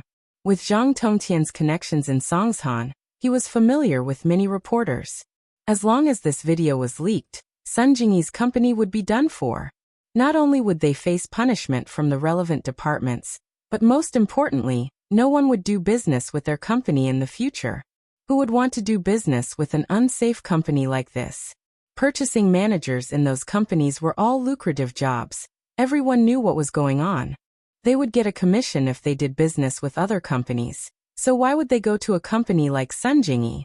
However, Zhang Tongtian didn't know about Sun Jingyi's background. In fact, Sun Jingyi came to Songshan alone not because she wanted to rely on her family's background, but because she wanted to leave House Sun. Sun Jingyi didn't want to think about the Sun's faces at all. They were a family, but they were fighting to the death for her grandpa's assets. Her grandpa wasn't even dead yet. And who knew what would happen when he passed away? Sun Jingyi's parents passed away early, and she grew up with her grandpa. Just because she was a little closer to her grandpa, the other sons saw her as the public enemy number one, trying to take away the family's property. It made Sun Jingyi very uncomfortable, and she had no choice but to leave the city and make her own way. Manager Zhang, what's the matter? Sun Jingyi got the memory card, so she naturally wouldn't be afraid of Zhang Tongtian anymore. She picked up the phone, and she wasn't as nervous as before. Miss Sun, have you forgotten? Today, I'm going to hold a small press conference to expose the inside story of some companies in the industry that don't follow the rules of business, disrupt the order of the industry, and cause unhealthy practices. Zhang Tongtian said. Miss Sun, would you be interested in attending? Tongtian smiled coldly inwardly. Jingyi, this is your last chance. You better know what's good for you, or I'll leak this video to the press conference and ruin your company's reputation. Tongtian thought. Oh, why wouldn't I go if Mr. Zhang invited me? Jingyi said faintly. What time and where? Lin Yi asked. At 9 o'clock this morning, in the conference room of my company. I think it's better for Miss Sun to come earlier and discuss the contents of the press conference with me. Zhang Tongtian hinted. I'm sorry, I'm afraid I have something to do here. I can't go in advance. It's good enough that I'm on time. Sun Jingyi was puzzled. Didn't Zhang Tongtian find that the memory card had been lost? Why did he still look like he had one? Did he have a backup? No, Sun Jingyi heard that Zhang Tongtian was a computer illiterate, so she dared to let Lin Yi take the risk to steal the memory card. Because Zhang Tongtian didn't know how to use a computer or a camera at all. This video was recorded by a private detective. After watching it, he had put it in his handbag. Sun Jingyi's guess was right. To be on the safe side, Zhang Tongtian took a look at the video recorder this morning. When he found that the memory card was still on it, he was relieved. He didn't know how to play with such a sophisticated thing, so he didn't open it to see what was going on. Zhang Tongtian was a vulgar person, and he was only good at interpersonal relationships. So although the company sold computers, he couldn't even find the power button of the computer. Well, I hope Miss Sun won't regret it. Zhang Tongtian snorted coldly and hung up the phone. He thought to himself, bitch, don't be so shameless. I'll make you cry later. At 9 o'clock, Sun Jingyi appeared in Zhang Tongtian's conference room late. Zhang Tongtian's face was very bad, and there was a trace of ruthlessness in his eyes. This woman could really keep her cool, but he didn't know if she would still be so calm after watching the video. Zhang Tongtian had made up his mind. Since Sun Jingyi didn't know how to appreciate his kindness, he could only let her taste the price of rejecting him. Miss Sun, you're very late. Zhang Tongtian nodded to Sun Jingyi indifferently. Mr. Zhang, what does it matter if I come early or late for your company's press conference? Sun Jingyi said lightly. Well, Miss Sun, please take a seat. Zhang Tongtian sneered and sat on the rostrum of the conference room. Chapter 254. Who will be ruined? Chapter 254. Who will be ruined? But since Sun Jingyi hadn't gone back on her words, Zhang Tongtian didn't mind ruining her reputation. Zhang Tongtian cleared his throat and said, Ladies and gentlemen, welcome to my small press conference. Everyone here is either a journalist friend or a friend of the same profession. Let's skip the pleasantries and get straight to the point. Director Zhang, we're all ready. A reporter who knew the news pointed the camera at the big screen in the conference room. All right, I'll say it then. Zhang Tongtian nodded. Today, I'm going to expose a scum in the industry. This person has ruined the morals of our industry and is leading the way in the wrong direction. What do you think we should do with someone like this? Get rid of the black sheep. How can someone like this be a traitor? One of the industry insiders stood up and said, Yes, Director Zhang, hurry up and expose it. We're all waiting. We want to see who this person is. How can someone who's worse than pigs and dogs be a traitor? Another person stood up and raised his arms. Actually, there were only a few people who spoke. They'd all gotten a hint from Zhang Tongtian. Most of them were just here to watch the show and wouldn't get involved. All right, Secretary Li, go and play this video. Zhang Tongtian handed the video recorder to his secretary. This was the first time he'd given the camera to his secretary. Before this, he wouldn't let anyone touch it. Firstly, Zhang Tongtian was afraid that the video would be leaked out too early. If that happened, it would lose its effect as a threat to Sun Jingyi. If it was leaked out, Sun Jingyi wouldn't agree to his request. Secondly, he didn't trust the people around him. He was afraid that Sun Jingyi would bribe the people around her to delete the video. If that happened, he'd have hired a private detective to record the video for nothing. That was why Zhang Tongtian took out the camera now. Everyone, please watch the video. Zhang Tongtian waited for Secretary Li to connect the camera to the big TV in the conference room, then gestured for everyone to watch. Suddenly, the sound of a man and a woman moaning came from the TV. Many TVs played the sound first before the image, and the image was always a second later than the sound. Therefore, everyone was very curious. What kind of video was this? Zhang Tongtian was also very puzzled. When he watched this video, there didn't seem to be such a sound. While everyone was wondering, two naked figures appeared on the TV screen. The man was fat, and the woman was voluptuous. However, why did the man look so familiar? Everyone's eyes fell on Zhang Tongtian, because the male lead of the video was Zhang Tongtian himself. Sun Jingyi secretly spat and lowered her head. She was a little afraid to look at the picture on the TV, but she was very happy in her heart. The date of the video on the TV was last night, just when Lin Yi went to steal the memory card. Lin Yi said that he played with the camera for a while, so this must have been recorded by Lin Yi. Although she was a little annoyed with Lin Yi's sudden overbearingness yesterday, Sun Jingyi was undoubtedly very refreshed today. He fiercely vented the resentment in his chest. Zhang Tongtian had lost a lot of face today. He was stunned for a while like everyone else, and then his face turned red. Secretary Li? What is this? What a mess. What did you put there? Mr. Zhang, this is the camera you gave me. I connected it directly to the TV. Secretary Li looked innocent. Ha! There was a burst of snickering in the conference room. Those reporters who had a relationship with Zhang Tongtian were confused, but those who had no relationship with him were excited. This was a big tidbit of news. Turn it off! Turn it off! Zhang Tongtian shouted at Secretary Li angrily. Although Secretary Li felt wronged, he had to quickly turn off the camera and TV. What's going on? What's going on? How did it become like this? Zhang Tongtian's face was gloomy and unhappy. Mr. Zhang, is this your so-called black sheep? Sun Jingyi sneered and stood up. You asked us to come here just to watch you perform? With all due respect, I'm sorry, but I have no interest in your indecent video. Goodbye. After that, Sun Jingyi turned around and walked out of the conference room. There was no need to stay here any longer. As for the other people in the same industry, they were too embarrassed to stay any longer. They didn't know what Zhang Tongtian was up to. He had invited everyone here to watch an indecent video of this fat pig. He really had nothing better to do. Was this guy an exhibitionist? Was it to show off his manly charm? Zhang Tongtian looked at the press conference with a gloomy face. He was very unhappy, but there was nothing he could do. He vaguely felt that something was wrong, but he didn't know what was wrong. He didn't understand why the video of Sun Jingyi's staff bribing became an indecent video of himself and his lover. It must be Sun Jingyi. It must be this woman. Although he didn't know what methods Sun Jingyi used, his intuition told him that Sun Jingyi definitely had something to do with this. Otherwise, why would Sun Jingyi be so calm? And why did she look like she didn't care? Sun Jingyi, I Zhang Tongtian will never let you go. Zhang Tongtian clenched his fists tightly. Songshan's first high, grade 12 class 5. Lin yawned lazily. In fact, Linny didn't sleep well last night. It was the first time he touched a girl's chest, and it was always unforgettable. He thought that the unforgettable girl would be Tang Yin, but he didn't think that it would be Yushu. Although it was an emergency and he accidentally touched it, it still made Lin Yi's heart throb.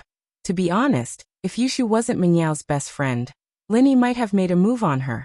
But the problem was it that easy to make a move on the Mrs. Best Friend? Boss, what's wrong? Why do you look so tired?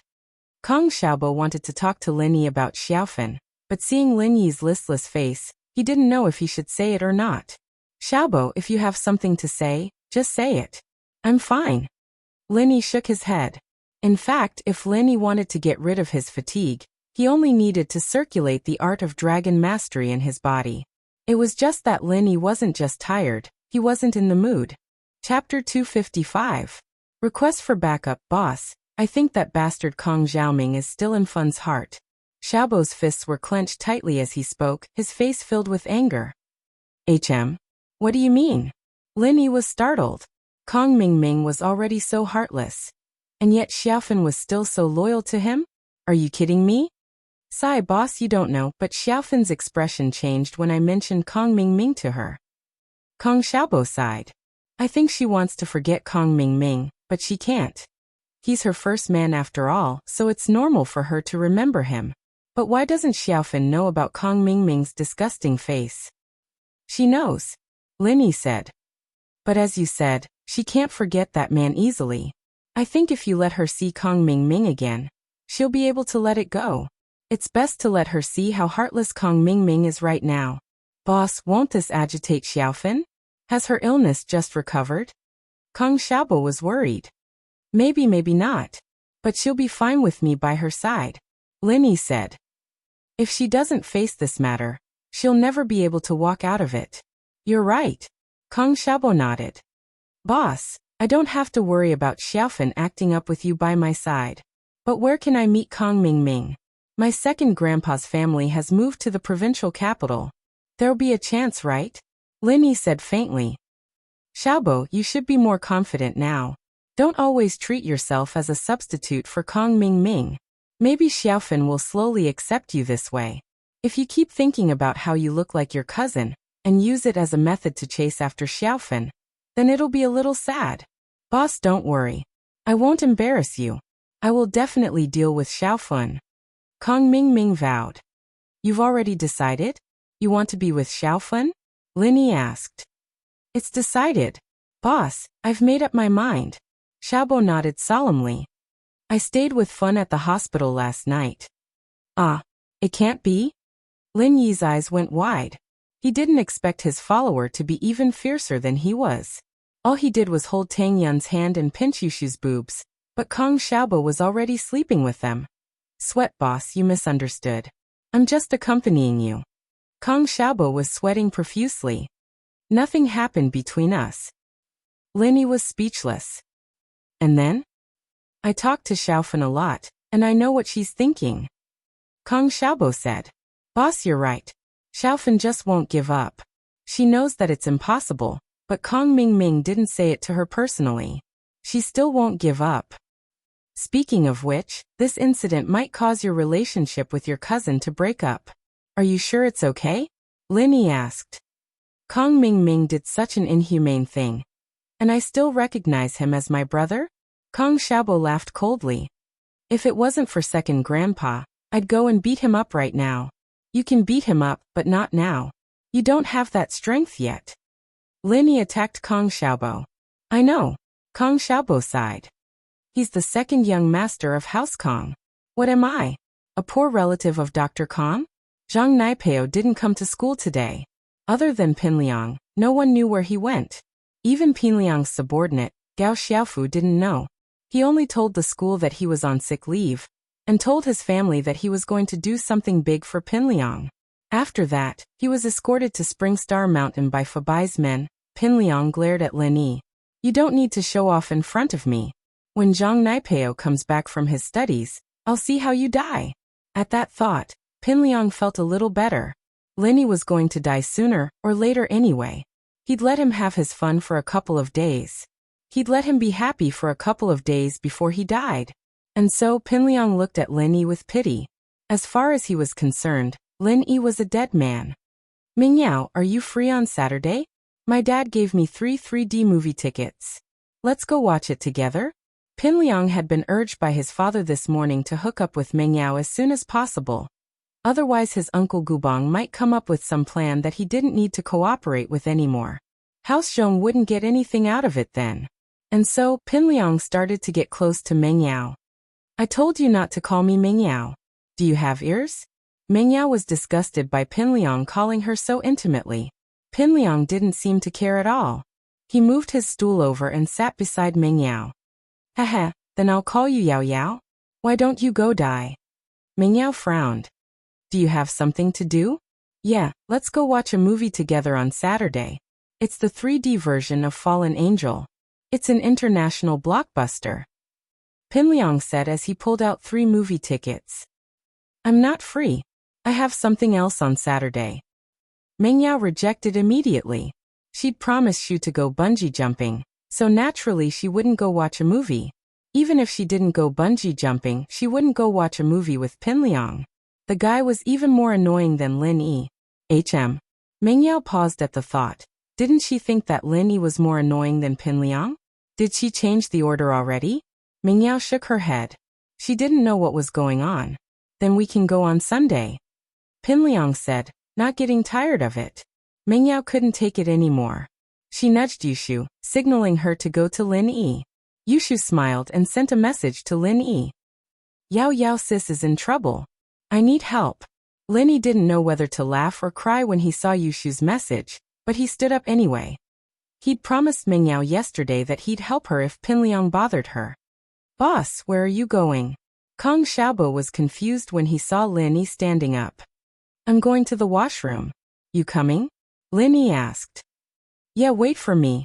Kong Xiaobo stood up with Lin Yi, but he couldn't help but smile when he saw Pinliang blocking the way. Pinliang was in trouble again. Chapter 256. Should you change your seat? Do you have a bad memory? I told you not to gamble. Are you deaf? Lin Yi said coldly from behind Pinliang. Truth be told, if it weren't for Lin Yi's desire to live a peaceful life in Songshan, Pinliang would have become a pile of ashes a long time ago. You. Pinliang was about to turn around when he heard the voice when he felt his body lighten. He was sent flying with a whoosh, landing on the podium with a loud thud. He let out a cry of pain. You change your seat. It's not suitable for you to sit here. I'll send you flying out of the classroom window next time. Lin Yi warned faintly as he kicked Pinliang's chair away. This kid should know his place and stay away from Mingyao. He didn't need to be called over by Yushu to help him out every time. Pinliang glared at Lin Yi, but didn't dare say anything. He knew that whatever he said now would only put him at a disadvantage, and Lin Yi would keep beating him up. He wasn't a match for Lin Yi right now, and the only thing he could do was endure. Pinliang didn't say anything, and Lin Yi walked past him with a warning. Remember what I said. If you keep sitting in front of me, I'll make sure you're a trapeze artist every day. Pinliang clenched his teeth. When had he ever been threatened like this before? But this Lin Yi was someone he couldn't beat, and even Heibao Bro, who he was so proud of, wasn't a match for him. How could he piss off someone like this? Pinliang didn't want to change his seat, but Lin Yi had said it. Pinliang believed that Lin Yi would definitely throw him out if he didn't change his seat. Lin Yi was a madman, arrogant to the point that he didn't care about anything. News of Zhou Ruoming getting slapped in the face by Lin Yi in front of the dean had spread like wildfire. Pinliang knew that he wasn't a match for a madman like that. It seemed like he'd have to get away from Mingyao. He'd have to move to a corner if he wanted to get out of that bastard's line of sight. He'd just have to get rid of Lin Yi and switch back. Other than Lin Yi, there was no one else in this class who dared to go against her wishes. Changing seats was just a matter of saying the word. "Boss, I'm starting to doubt your background now. Did you really come from the mountains?" Kong Xiaobo asked, looking at Lin Yi curiously. "One of my elders, a board member of the school board," Lin Yi said, giving a simple explanation of his background. "Oh, no wonder. No wonder even the Dean of Academic Affairs couldn't do anything to you. So that's why," Kong Xiaobo said, understanding dawning on him. "That luxurious car that sent you to school that morning belonged to that board member?" "Yeah." Lin Yi nodded. "Amazing," Kong Xiaobo said excitedly. "I didn't know you had such a powerful background. I thought you were just a poor student like me." "Huh." Lin Yi smiled, not bothering to explain. In fact, a powerful background didn't have much of an effect. Wasn't Pinliang's background powerful? Why didn't he dare act arrogant in front of the dean?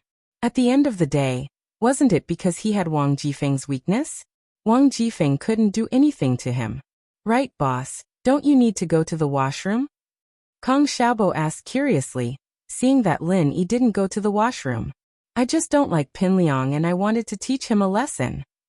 Lin Yi didn't hide it. He didn't need to go to the washroom at all. Kong Xiaobo would see through him if he went to the washroom, so he just told him the truth. "So that's how it is. Ha Zhong Pingliang, that arrogant bastard, it's his bad luck to meet the boss." Xiaobo let out a long breath of vengeance, as if he was the one who'd taught Pinliang a lesson. "Didn't you want to go to the washroom?" Lin Yi asked. "I saw you coming out, so I wanted to follow you. Fun's matter is bothering me," Kong Xiaobo said. "Let's go then." Lin Yi nodded and walked with Kong Xiaobo in the hallway. There weren't many people in the hallway of the 12th grade. Other than the students on duty, everyone else was studying in the classroom.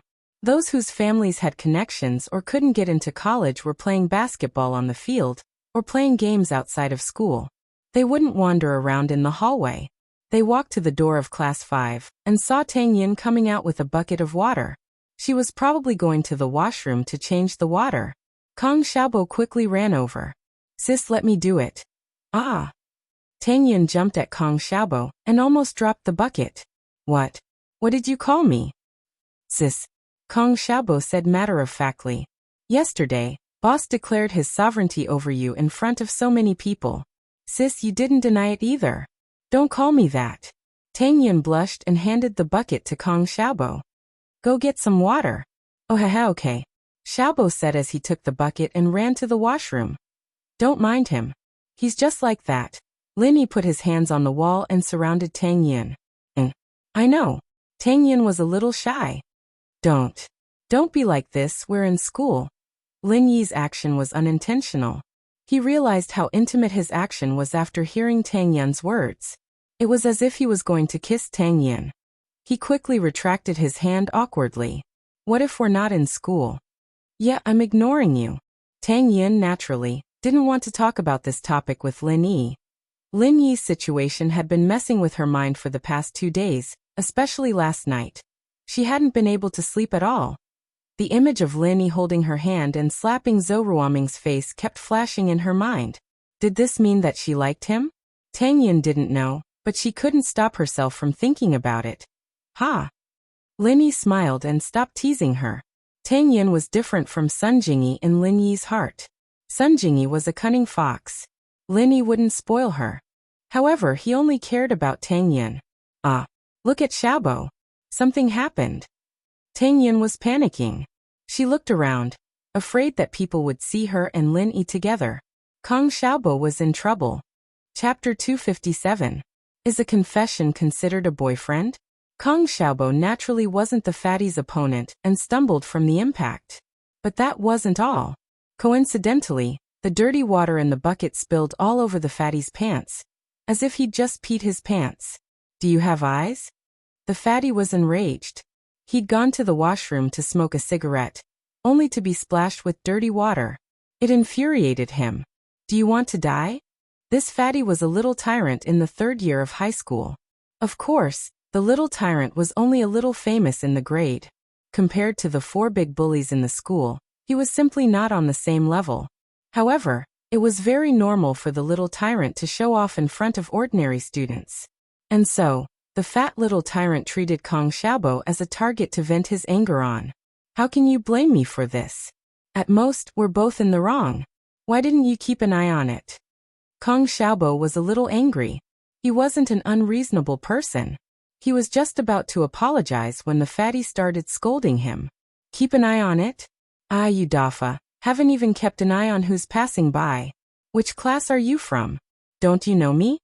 The fat little tyrant glared at Kong Xiaobo. You Dafa? Kong Xiaobo paused. He took a closer look at the person in front of him. It really was Yudafa, but there was a trace of disdain in his heart. He looked at the bucket in his hand. There was still some dirty water left. Kong Xiaobo picked it up and poured it on Yudafa's head. You don't want to live anymore, do you? Yudafa was furious as he pointed at Kong Xiaobo. Hurry up and scram. My boss and sister-in-law are waiting for me to fetch water. I won't care if my boss comes over if you continue to dawdle. Kong Xiaobo pushed Yudafa's hand to the side. Your boss and sister-in-law? Yudafa was stunned. He was a little confused. It's right behind me. Kong Xiaobo pointed behind him. Yudafa looked in the direction Kong Xiaobo was pointing and saw Lin Yi and Tang Yun standing not too far away. His legs cramped and he almost fell to the ground. Brother, you said that brother Lin Yi is your boss? Yudafa's tone toward Kong Xiaobo suddenly became polite. Who didn't know Lin Yi? He was one of the big 4 young thugs in the new school. He was vaguely above the other 2 young thugs, and had become the leader of the new generation. How could he, Yudafa, afford to offend such a person? The first of the 4 big bullies had already graduated, and became a legend. And the last one was a demon from the middle school department. After staying in the school for a few days, he had turned the school upside down. Although he had already transferred out, he was still listed as one of the legends of the 4 big bullies. Now there were only 2 of the big 4 left, but they were completely trampled by Lin Yi. Lin Yi had become the leader of the new generation of big 4, and Yudafa, who was a little tyrant at his age, didn't dare to offend him. He knew that he wasn't a match for Pinliang and Zhouruoming, let alone Lin Yi. Of course I'm Kong Xiaobo, the only follower of my boss. Look closely and be more observant next time. Kong Xiaobo put his hands on his waist and said to Yudafa. Yes, yes. Yudafa nodded quickly. Go get me a bucket of water. Kong Xiaobo handed the bucket to Yudafa. I'll go right now. Yudafa felt that it was an honor to be able to do something for Lin Yi. He could brag about it in the future. Lin Yi had asked him to do something before, so Lin Yi could be considered half his boss now. Yudafa brought the water back to Xiaobo, who was just about to take it when Yudafa spoke up. Bro, I can't let you do this. I'll bring it to the boss myself. Kong Xiaobo nodded and sighed. His status had risen along with Lin Yi. If it weren't for Lin Yi, would Yudafa give him so much face? In the past, it would be good enough if Yudafa didn't beat him up, let alone bring water. Yudafa brought the bucket to Lin Yi and Tang Yun. Boss sis-in-law, the water is here. You are? Lin Yi looked at Yudafa suspiciously. He didn't know this person. Where did he come from? Boss, I'm Yudafa, the leader of the 12th grade. Of course, compared to Boss Lin Yi, I'm nothing. Yudafa introduced himself. Oh, Lin Yi nodded. All right, I got it. You can go now. Thank you. You're welcome, boss. If you need anything, you can find me anytime. I'm in the 30th grade. Yudafa said respectfully. Tang Yun didn't think that the evil Yudafa would show his loyalty to Lin Yi. She was confused. The most embarrassing thing was that he called her sis-in-law. Tang Yun still remembered the love letter Yudafa wrote to her. It was so disgusting and explicit, but in the blink of an eye, it became subservient. All of this was because of Lin Yi, the boy who transferred here less than a month ago. I'm going back. I need to clean the windows. Tang Yun picked up the bucket on the ground and said to Lin Yi and Kong Xiaobo. Okay, go. Linny nodded and went back to the classroom with Kong Xiaobo. Pinliang obediently moved to Gao Xiaofu's side. It was a corner of the classroom, far away from Lin Yi. He was afraid that Lin Yi would turn him into a flying man. Yao sis, I think Shield Bro is too handsome. Yushu pulled Mingyao's arm. Look at Pinliang. He moved away after being scared by him. You don't have to worry about being harassed anymore. Yeah, he's so handsome. Let him touch your boobs. Mingyao pouted. Yao sis, are you jealous? Why don't you let him touch you next time? Yushu said with a smile. I'm not an idiot. Mingyao glared at Yushu. Is he my boyfriend? Why should I let him touch me? If you want to be touched, then go ahead. Oh, Shield Bro accepted my confession. He's my boyfriend now, right? Yushu mumbled to herself. It wasn't a loss for her to let him touch her boobs. Yes, that's it. Mingyao was going crazy from Yushu. Was there something wrong with her friend's head? Was there anyone like her? It was Saturday morning, and Linny was woken up by Yushu's slap. Shield Bro, wake up. We're going to the theme park today. Theme park? It was only then that Linny remembered that he'd promised the Miss and Shu to go bungee jumping. He got up in a daze, washed up, and put on a fresh set of clothes. He walked out of the room to find Mingyao and Yushu ready. You drive Shu's beetle and follow us. Shu and I will sit in my car. Mingyao ordered after looking at Lin Yi. Chapter 258. Suspicion of an insider. Lin Yi drove quietly behind Mingyao's Audi S5, glancing at the rearview mirror from time to time. Following them again? Sihua's men? A cold smile formed on Lin Yi's lips. It was the same car that tailed him last time. Did they really think he wouldn't be able to detect them with this kind of tracking technology? Sihua was quite the daring one, wasn't he? 2 of his men died last time, so who was he going to send this time? As a result, Lin Yi didn't get out of the car to ask. He pretended like he didn't know anything as he followed behind Mingyao. Lin Yi wouldn't mind giving them another car accident if the black SUV dared to make a move. Songshan's theme park was located in the southern district of Songshan, built at the end of the 2000 years. It was one of the more famous theme parks in the province. Mingyao parked the car in the park's underground parking lot, and Lin Yi parked at the side as well. He followed Mingyao into the elevator when Lin Yi saw the black SUV, following them turn into the parking lot as well. What surprised Lin Yi was that the SUV didn't have a parking card, instead showing a small plastic ID to the toll booth at the entrance. Lin Yi found it odd. Did this SUV have something to do with the theme park? Yao, where does this theme park belong to? Public or private? Lin Yi asked casually. Public and private? Why do you ask? Mingyao didn't understand what Lin Yi was getting at. Public and private? Which company invested in it? Lin Yi didn't let go of the topic that easily. Shield Bro, it's Uncle Chu's business. Yushu blurted out. Oh. Lin Yi blinked. Could it be that someone from Pengzhan Industries was in the SUV? That was the only way to explain why there was no charge in the underground parking lot. The SUV wasn't a military vehicle, just a regular license plate. It wouldn't be free parking if it wasn't related to the theme park. Daddy's company invested in it, but it's always been managed by a subsidiary company. Mingyao said. Then can we park here for free? Lin Yi asked. Mingyao looked at Lin Yi as if he was an alien. She might be a miss, but calling Faubert just for a few kwai parking fee was too much trouble, wasn't it? Lin Yi smiled faintly. The people in the MPV behind him probably weren't lacking in money, either.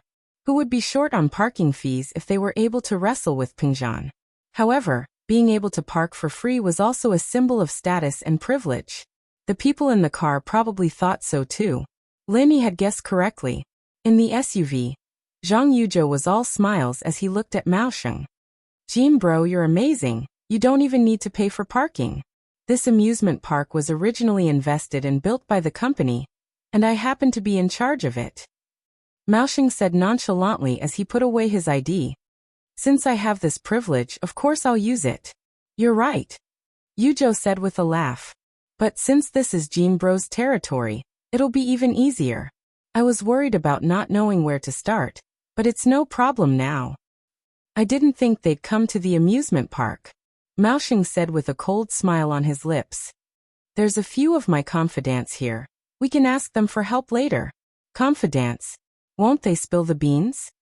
Yujo was a little worried. After all, they were going to kill someone today. Spill. Humph, let's give them some guts. Maoxing said disdainfully. They're the ones helping me get money, and the amount of money they've embezzled is a death sentence. Then it's fine. Yujo nodded. They were on the same boat now, so there was no need to worry about them betraying him. Find someone smart enough to follow the three of them and report their location. We'll see what we can do to create an accident. Maoxing said to Yujo. No problem. Yujo said to an inconspicuous young man in the car. Ma, you go. Yes, Yujo bro. The young man said as he got out of the car and quickly followed. A cold light flashed through Maoxing's eyes. He was the cautious type, and he didn't know much about this Ma youngster's background. He'd seen him today. Maoxing's first thought was to get rid of this Ma as soon as this was over. He couldn't let the guy cause him any trouble at all. The person behind Sihua had eyes and ears everywhere, but he wouldn't stand up for Master Bing if something were to happen. Master Bing was his bastard son, but his wife's family wasn't to be messed with, either. It'd be troublesome to raise an illegitimate child this big. Maoxing knew that, and so he always kept a backup plan in place. Yao Yao, are we going bungee jumping now? Yushu was looking forward to it. The amusement park was Pengzhan's property, but the two of them had only been here once when it was first building. The bungee jumping valley hadn't been built yet. Bungee jumping as soon as we got here?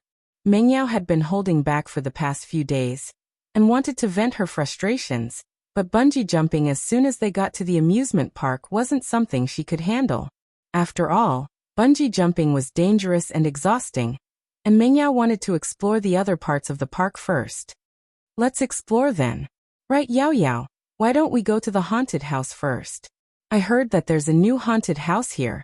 It's really scary. Yushu suggested. Haunted house? Mengyao frowned. Why would Yushu want to go to such a childish place? Haunted house? Who was she trying to scare? It was all fake stuff. What was there to see? Yeah, it's really scary.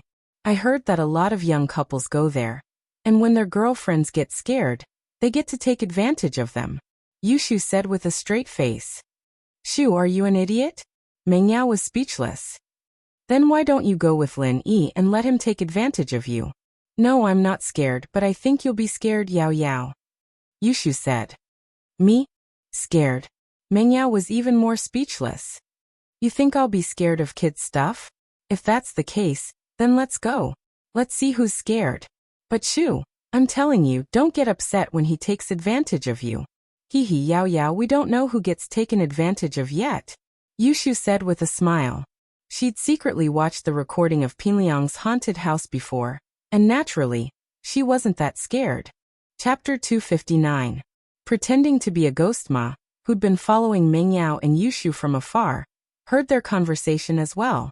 Naturally, Linny had noticed Ma coming, but didn't want to startle him. As far as he was concerned, Ma wasn't much of a threat at all. Might as well let him tag along and see what he was up to. Who knew, he might even be able to lure out the mastermind. He was just a small character, and Linny killing him wouldn't affect the mastermind at all. The guy wasn't even a third of a golden class, he was just an errand boy.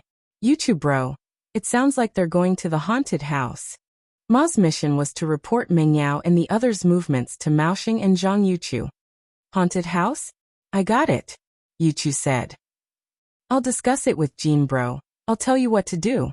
Maoxing had heard Ma's words through the walkie-talkie as well, but he hadn't figured out what kind of accident he could create in the haunted house yet. Assassinations were out of the question, and that would only draw the police in faster. That wasn't something he wanted to see. Get Ma to go to the ticket counter first, tell them to slow down the sales. Don't let Mengyao and the others go in immediately, Maoxing said after some thought. Alright. Yuchu relayed Maoxing's message to Ma. Jean bro, what should we do now? What kind of accident do you think could kill people in a haunted house? Maoxing decided to discuss it with Yuchu. Inside the haunted house.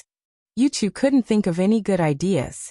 There's nothing else in the haunted house other than scaring people. It's all fake stuff. Scaring people. Maoxing cackled all of a sudden. I got it, haha. Let's go pretend to be ghosts and scare them to death. What do you think? That's a good idea. The things in there are all dead. Although it's scary, it's nothing. But if we pretend to be ghosts and shout their names, they will probably. Yuchu nodded in agreement. Isn't there a saying that goes, don't you remember? It was so scary that it scared people to death. That's what it means. Let's go. Let's go get ready. Don't scare those two girls to death. Maoxing smiled darkly. He'd only been suggesting it casually, but Yuchu's approval had moved him. That's right. Scaring people to death. This is an old saying. It shouldn't be wrong. Why does this haunted house only let 3 or 4 people in at a time? Meng Yao looked at the entrance of the haunted house impatiently. There were still 3 or 4 groups of people waiting in front of her. Who knew how long it would take for them to get there? If he had known earlier, he would have asked Faubert to come and give him a heads up, saving him from having to wait for so long. Isn't it too late for a good show? Yushu, on the other hand, didn't mind. You know what, Yao Yao? The 2 couples who went in just now were pale with fright. You'll be like that too. Meng Yao said, annoyed. Why don't we stop playing and go watch something else? Let's wait a little longer. It'll be our turn in another 2 or 3 groups. Yushu didn't want to give up just like that. Yao Yao, think about it. It's scarier when there's only a few people in the haunted house. What's the point if there's too many visitors? If there's too many people and too few ghosts, then are the ghosts scaring the people, or the people scaring the ghosts? There's no point in that. That's true. Meng Yao was starting to agree with Yushu's reasoning. Indeed, if there were too many people, then there'd be no time for ghosts. In the control room at the back of the haunted house, Maoxing, Zhang Yuzhou, and Ma had all changed into their costumes. Maoxing was a vampire, Zhang Yuzhou was a zombie, and Ma was a faceless man with something stuck to his face. Get ready, call the people in front. They don't need to come in, just tell Meng Yao to come in directly. Yuchu said to Ma. Yes. Ma was already a faceless man, and his speech was a little sluggish. He took out his phone and dialed a number. You guys can go now. Outside the haunted house, the 2 groups of people waiting in front of Meng Yao's group suddenly spoke up after receiving a call. We're not waiting anymore, it's too slow. Let's go and play something else. Yeah, it's so slow. I don't want to watch anymore. Let's go. Another person immediately echoed. And so, the 2 groups of people turned around and left without any hesitation. Yao Yao, is there something wrong with them? They've been waiting in line for so long. It's almost their turn, and they're leaving? Yushu looked at the 2 groups of people as if they were idiots. Who knows? But it's good that they're leaving. It'll be our turn soon. Meng Yao was a little troubled as well, but it was a good thing that they were leaving. They didn't have to wait anymore. Lin Yi, on the other hand, looked at the 2 groups of people coldly, a cold smile on his lips. Making a move already? Inside the haunted house? Next, the worker opened the door and looked at Meng Yao's group. Is that you guys? Are the 3 of you together? Yes, is it our turn? Meng Yao asked. We're here. Give me the tickets and you can go in. The staff took the ticket from Meng Yao's hand and threw it into the box without even looking at it, making Lin Yi look down on them. They didn't even know how to put on an act. Were they in such a hurry to get them in? Meng Yao, Yushu, and Lin Yi entered the haunted house one after another, and the door slammed shut behind them.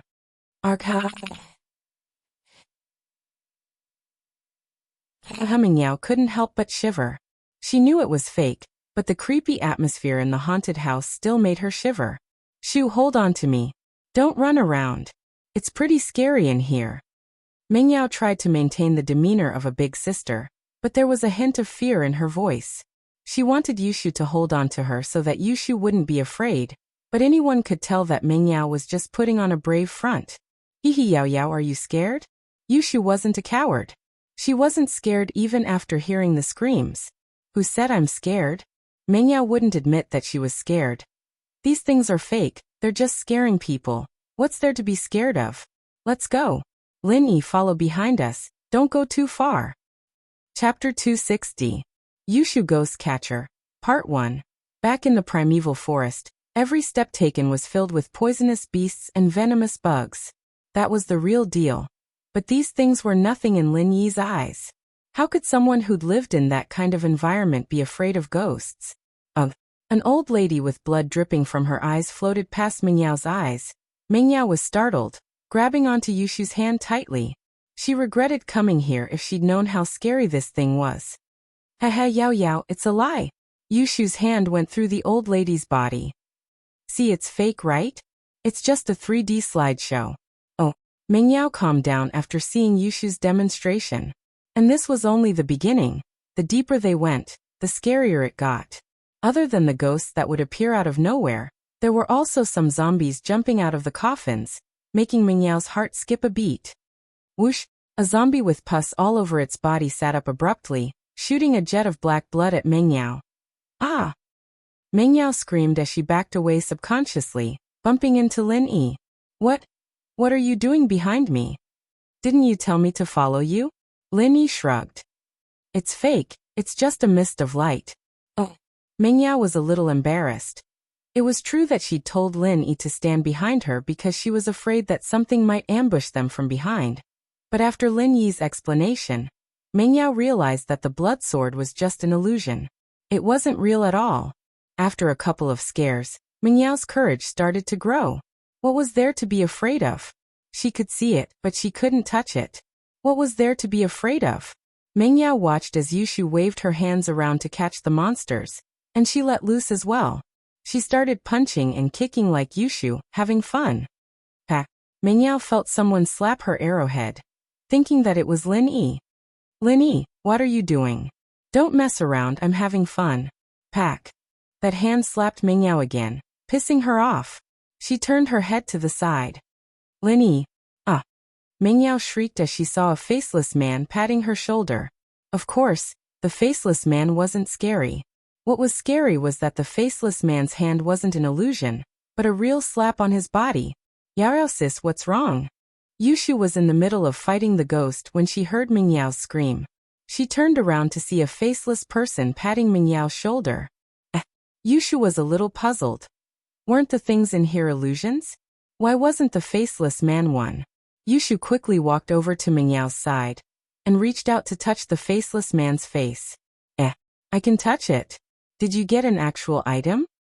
I'm a faceless man. I'm going to eat you all. Ma growled in a low voice, frustrated that Yushu was grabbing him. Yuchu bro was only asking him to play along, so he didn't dare act rashly. Lin Yi, on the other hand, looked at Ma interested. Lin Yi could tell from the faceless man's shoes that it was Ma, the one who'd been tailing them all this time. He had a rough idea of what they were up to. These people were really ruthless, trying to scare Mingyao to death by pretending to be ghosts? What were they thinking? Didn't they know that Mingyao had a clown by her side? Even if Mingyao was a coward, there was no way she'd be scared to death by Yushu. But even if this Ma was weak, and Lin Yi could tell that he was just pretending to be a ghost, Lin Yi still kept his guard up. If this Ma did anything to harm Mingyao, Lin Yi would be the first to act. Lin Yi didn't think that they'd do something like that in the haunted house. If they did, they wouldn't have to wait until they were in the haunted house. They could do it anywhere else. Yao Yao sis, look at this faceless man, he's pretty good at it. Look at how thick his face is, he can even pull. Yushu said as she pulled on the faceless man's face with all her might, stretching it out a few centimeters. Ow! Ma almost teared up from the pain. Why wasn't this girl afraid of him? How dare she pinch a ghost's face? How dare she? Is that so? Mingyao wasn't scared anymore. She reached out and pulled on the other half of the faceless man's face, and both sides of Ma's face were pulled up at the same time. His mouth was pulled into the shape of a ladle, and he couldn't scream even if he wanted to. Whoa! I'm a faceless man, I'm going to eat you all. Ma was on the verge of crying. Can't you say something else to scare people? Yushu was a little speechless. Yao Yao sis, get out of the way, I'll kill him. Oh okay. Mingyao dodged to the side, but Yushu raised her leg and kicked the faceless man's crotch. Ma's eyes rolled back, and he fainted from the pain. Hey! Yushu waved her hands in the air excitedly. Yao Yao, I'm so good. I killed a faceless man. Shoo, can't you kick this model until it's broken? Why isn't he moving? Mingyao naturally didn't think that the faceless man was a person. She thought that it was a model that Yushu's kick had stopped working. Ugh. It's fine, it's your daddy's theme park, someone'll fix it even if it's broken, Yushu said after some thought. That's true. Mingyao didn't really mind. She didn't care about something as small as this after all. As far as she was concerned, she could just throw it away. Not far away, Maoxing's face twitched a couple of times, and Yuchu was sweating as well. Wasn't this girl a little too much? Not only did she pinch Ma's face, but she also did a climax kick to the groin, cutting off Ma's lineage. Jean bro, what do we do? Yuchu was a little nervous. Looks like we'll have to go a little harder, Maoxing said with a cold smile. Let's go. Yushu continued swinging her fists at the monsters after taking care of the faceless man, only to realize that the other faceless man was the only one that was real. She couldn't touch them at all. Linny looked at Ma pitifully, feeling a chill in his heart. This Yushu girl sure was ruthless. He hadn't even made a move, and Ma was crippled by her kick. Chapter 261. Chapter 261, Yushu Ghost Hunter, Part 2. Ah! Mingyao jumped in fright. How did this zombie know her name? She didn't care about the other zombies, but this zombie was shouting her name. How could she not be afraid? Yushu was puzzled. Yao Yao, is this zombie intelligent? It even knows your name? How would I know? Shoo, I'm a little scared. Mingyao was starting to feel weird. How did this zombie know her name? Maybe the staff of the amusement park recognized you as Uncle Chu's daughter and changed the procedure to please you? Yushu thought about it. It was the only possibility. She couldn't think of any other possibilities, since there was no need to register one's name when buying a ticket. Shoo, I'm a little scared. Let's go? Mingyao didn't want to stay here any longer. The things here were making her uncomfortable. It's fine, Yao Yao. Let me help you get rid of this zombie. Yushu, on the other hand, charged at the zombie excitedly. La la la, I'm a little expert at ghost hunting. Yushu rushed to the zombie's side and stomped down hard on the zombie's instep, causing Yushu to howl in pain as he bounced to the side on his tiptoes, much faster than before. Yay, Yao Yao, look! I beat the zombie away, Yushu said with a triumphant smile on her face as she watched the zombie run away. What a good program design. Let's get Uncle Chu to praise him. This zombie can still run away after getting stepped on.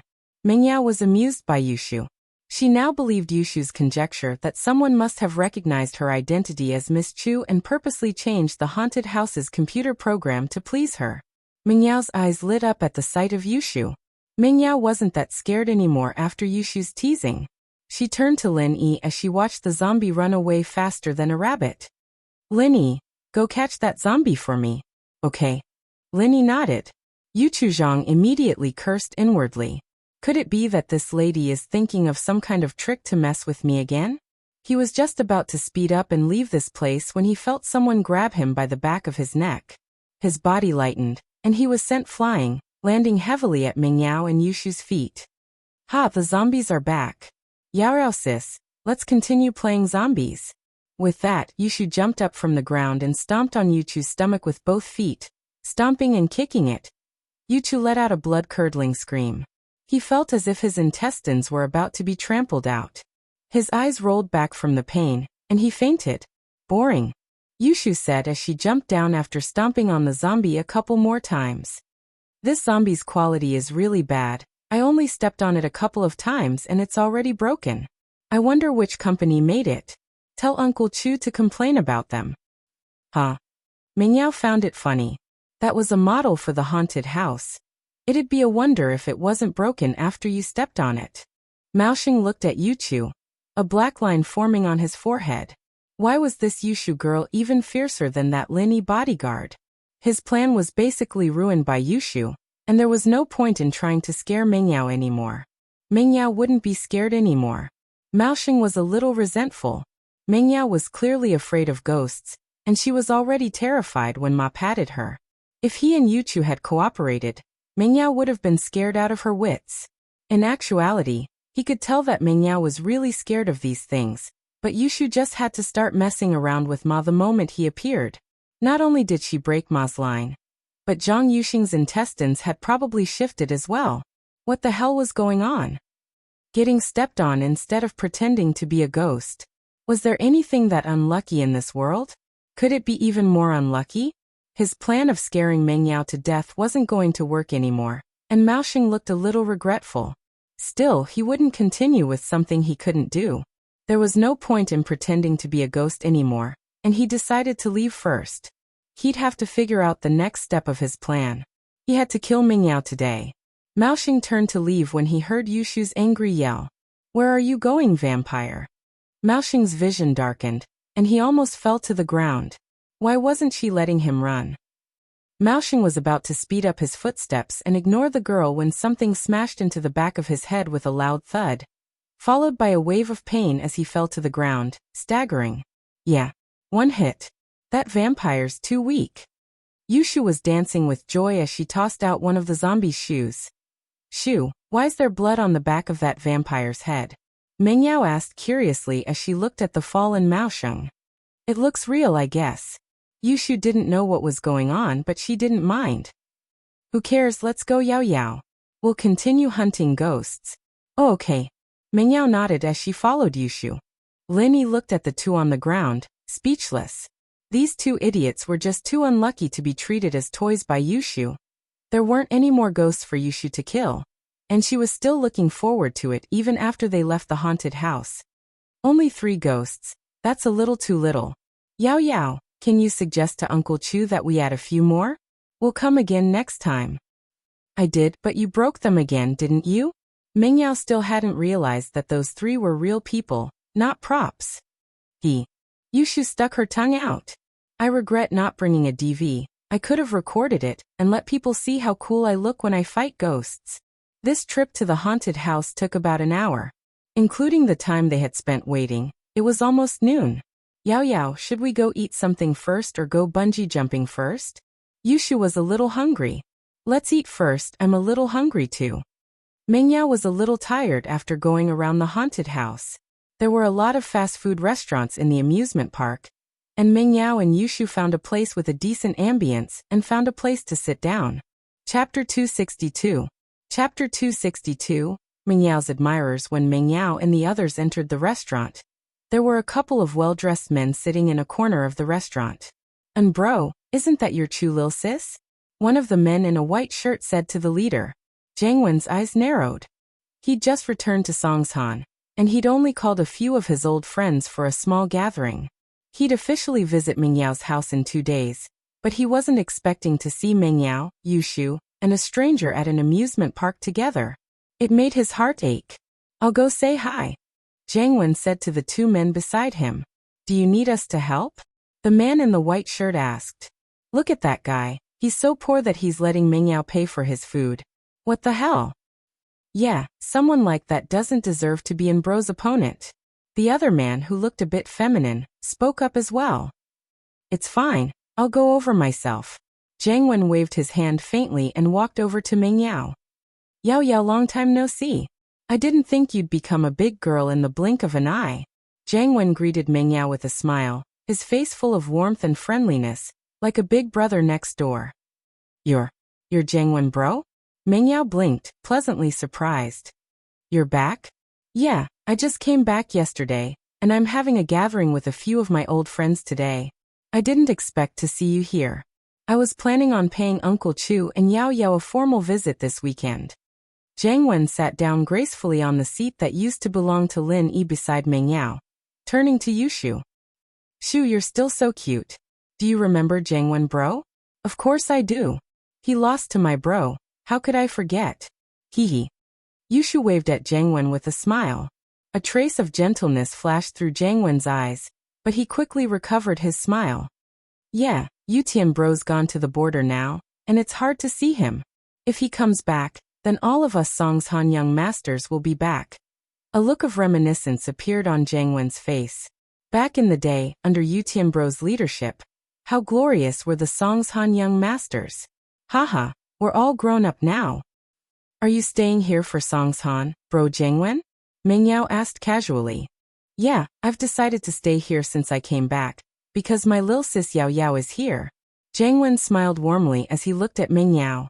Meng Yao didn't know why, but she felt a little depressed. Jiang Wen's words didn't have the intimacy they had when they were younger. and Jiang Wen's attitude made her feel uncomfortable instead. "Ah, is that so? You're welcome then." Meng Yao forced a smile. They were talking when Lin Yi came back with a plate of food. This restaurant only sold set meals, and Lin Yi ordered 3 of them randomly. Anyone who wanted to eat could have whatever they wanted. Lin Yi, on the other hand, kept his eyes on Jiang Wen. This guy knew Meng Yao, but Lin Yi wasn't sure if he'd do anything to Meng Yao. "Mister, you're sitting in my seat. If you want to keep sitting here, you can ask the waiter to add another chair," Lin Yi said as he put the tray on the table. It was a 3-seater table. They could add another chair, but it'd be a little cramped. "Haha, Yao Yao lil sis, who is this? Aren't you going to introduce me?" Jiang Wen's words were polite, but there was a dark look in his eyes. He was clearly pissed off at Lin Yi for asking him to give up his seat so rudely. Jiang Wen didn't move at all as he spoke, showing no intention of giving up his seat to Lin Yi. Evidently, Lin Yi wasn't even worthy of being called an opponent in his eyes. He was wearing a shirt worth tens of kuai, and a pair of black casual pants. His outfit didn't even add up to 200 kuai. How could someone like this be a match for the 4 young masters of Songshan? "Oh, he's Lin Yi, Yao Yao's bodyguard and shield." Yushu was the first to get to the point. "Bodyguard and shield?" Jiang Wen paused, not understanding what this bodyguard and shield meant. It'd be understandable if it were just a bodyguard. After all, a rich young miss wouldn't lack bodyguards, but a shield. That made him think of something. Shield. That was a very alluring profession. "He's my boyfriend," Yushu explained with a smile. "Shu." Meng Yao glared at Yushu helplessly, but for some reason, she didn't refute or explain. Meng Yao's glare, however, turned into a pout in Jiang Wen's eyes. As far as he was concerned, Meng Yao and Lin Yi's relationship was probably a secret. Peng Zhan would never let his daughter marry a man who wore clothes that cost less than 200 kuai, and who needed women to pay for their meals. So, their relationship was probably a secret. But Yushu had already exposed her, and Meng Yao could only glare at her angrily. Jiang Wen didn't feel good about this at all. Fuck, a poor kid like him wanted to climb up the ladder? Was he dreaming? "Oh, so you're Lil Sis Yao Yao's boyfriend." Jiang Wen stood up. No matter what, this kid was Meng Yao's boyfriend now, so he could be considered a rival. His level was a little low, but he had the ability to win Meng Yao's heart. Jiang Wen wouldn't let his guard down. He extended his hand to Lin Yi. "Hello, I'm Jiang Wen, Lil Sis Yao Yao's big bro. We can be considered childhood friends." Jiang Wen thought that Lin Yi would be surprised and not know what to do after hearing his name, but he was disappointed. Lin Yi acted as if he didn't know him at all. He extended his hand faintly. "Mr. N, my hand was stained with vegetable soup just now. I hope you don't mind?" Jiang Wen's face froze. He looked at Lin Yi's hand, which was stained with oil. He didn't know what to say. If he shook hands with Lin Yi, he'd dirty his hand, but if he didn't shake hands with Lin Yi, he'd made the first move. Wouldn't he look like a gentleman if he went back on his words? Helpless, Jiang Wen could only shake hands with Lin Yi with a bitter face. Lin Yi, Meng Yao's follower. Lin Yi introduced himself faintly. Chapter 263. See who dies first, ha. Jiang Wen smiled darkly as he grabbed a chair and sat down beside the 3. "May I know what your position is, Mr. Lin?" "Oh, didn't I tell you? I'm a follower." Lin Yi smiled. "What about you?" "What the fuck?" Jiang Wen wanted to curse at him. He took Lin Yi's words as a provocation and disdain. Even if you were Meng Yao's boyfriend, you didn't have to show off like that, did you? Not to mention that he wasn't even acknowledged by Peng Zhan. As far as Jiang Wen was concerned, Peng Zhan would never approve of Lin Yi. He didn't know what kind of bullshit luck the kid had, getting Meng Yao's attention. Lin Yi's, "What about you?" ignited Jiang Wen's anger. This made Jiang Wen's heart even angrier. Back then, the 4 young masters of Pine Mountain were so glorious. Who didn't know about them?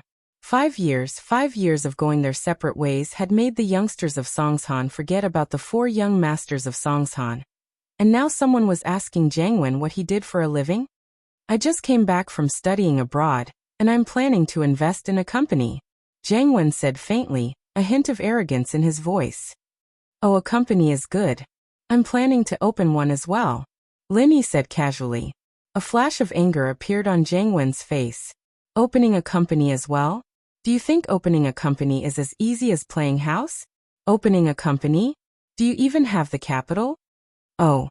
Then what company are you planning to open, Mr. Lin? Jiang Wen's tone was mocking. I haven't decided yet. It wasn't that Lin Yi hadn't thought about it, but he didn't want to tell Jiang Wen about it. Opening a medicine company was something Lin Yi had decided on a long time ago. Haha, alright.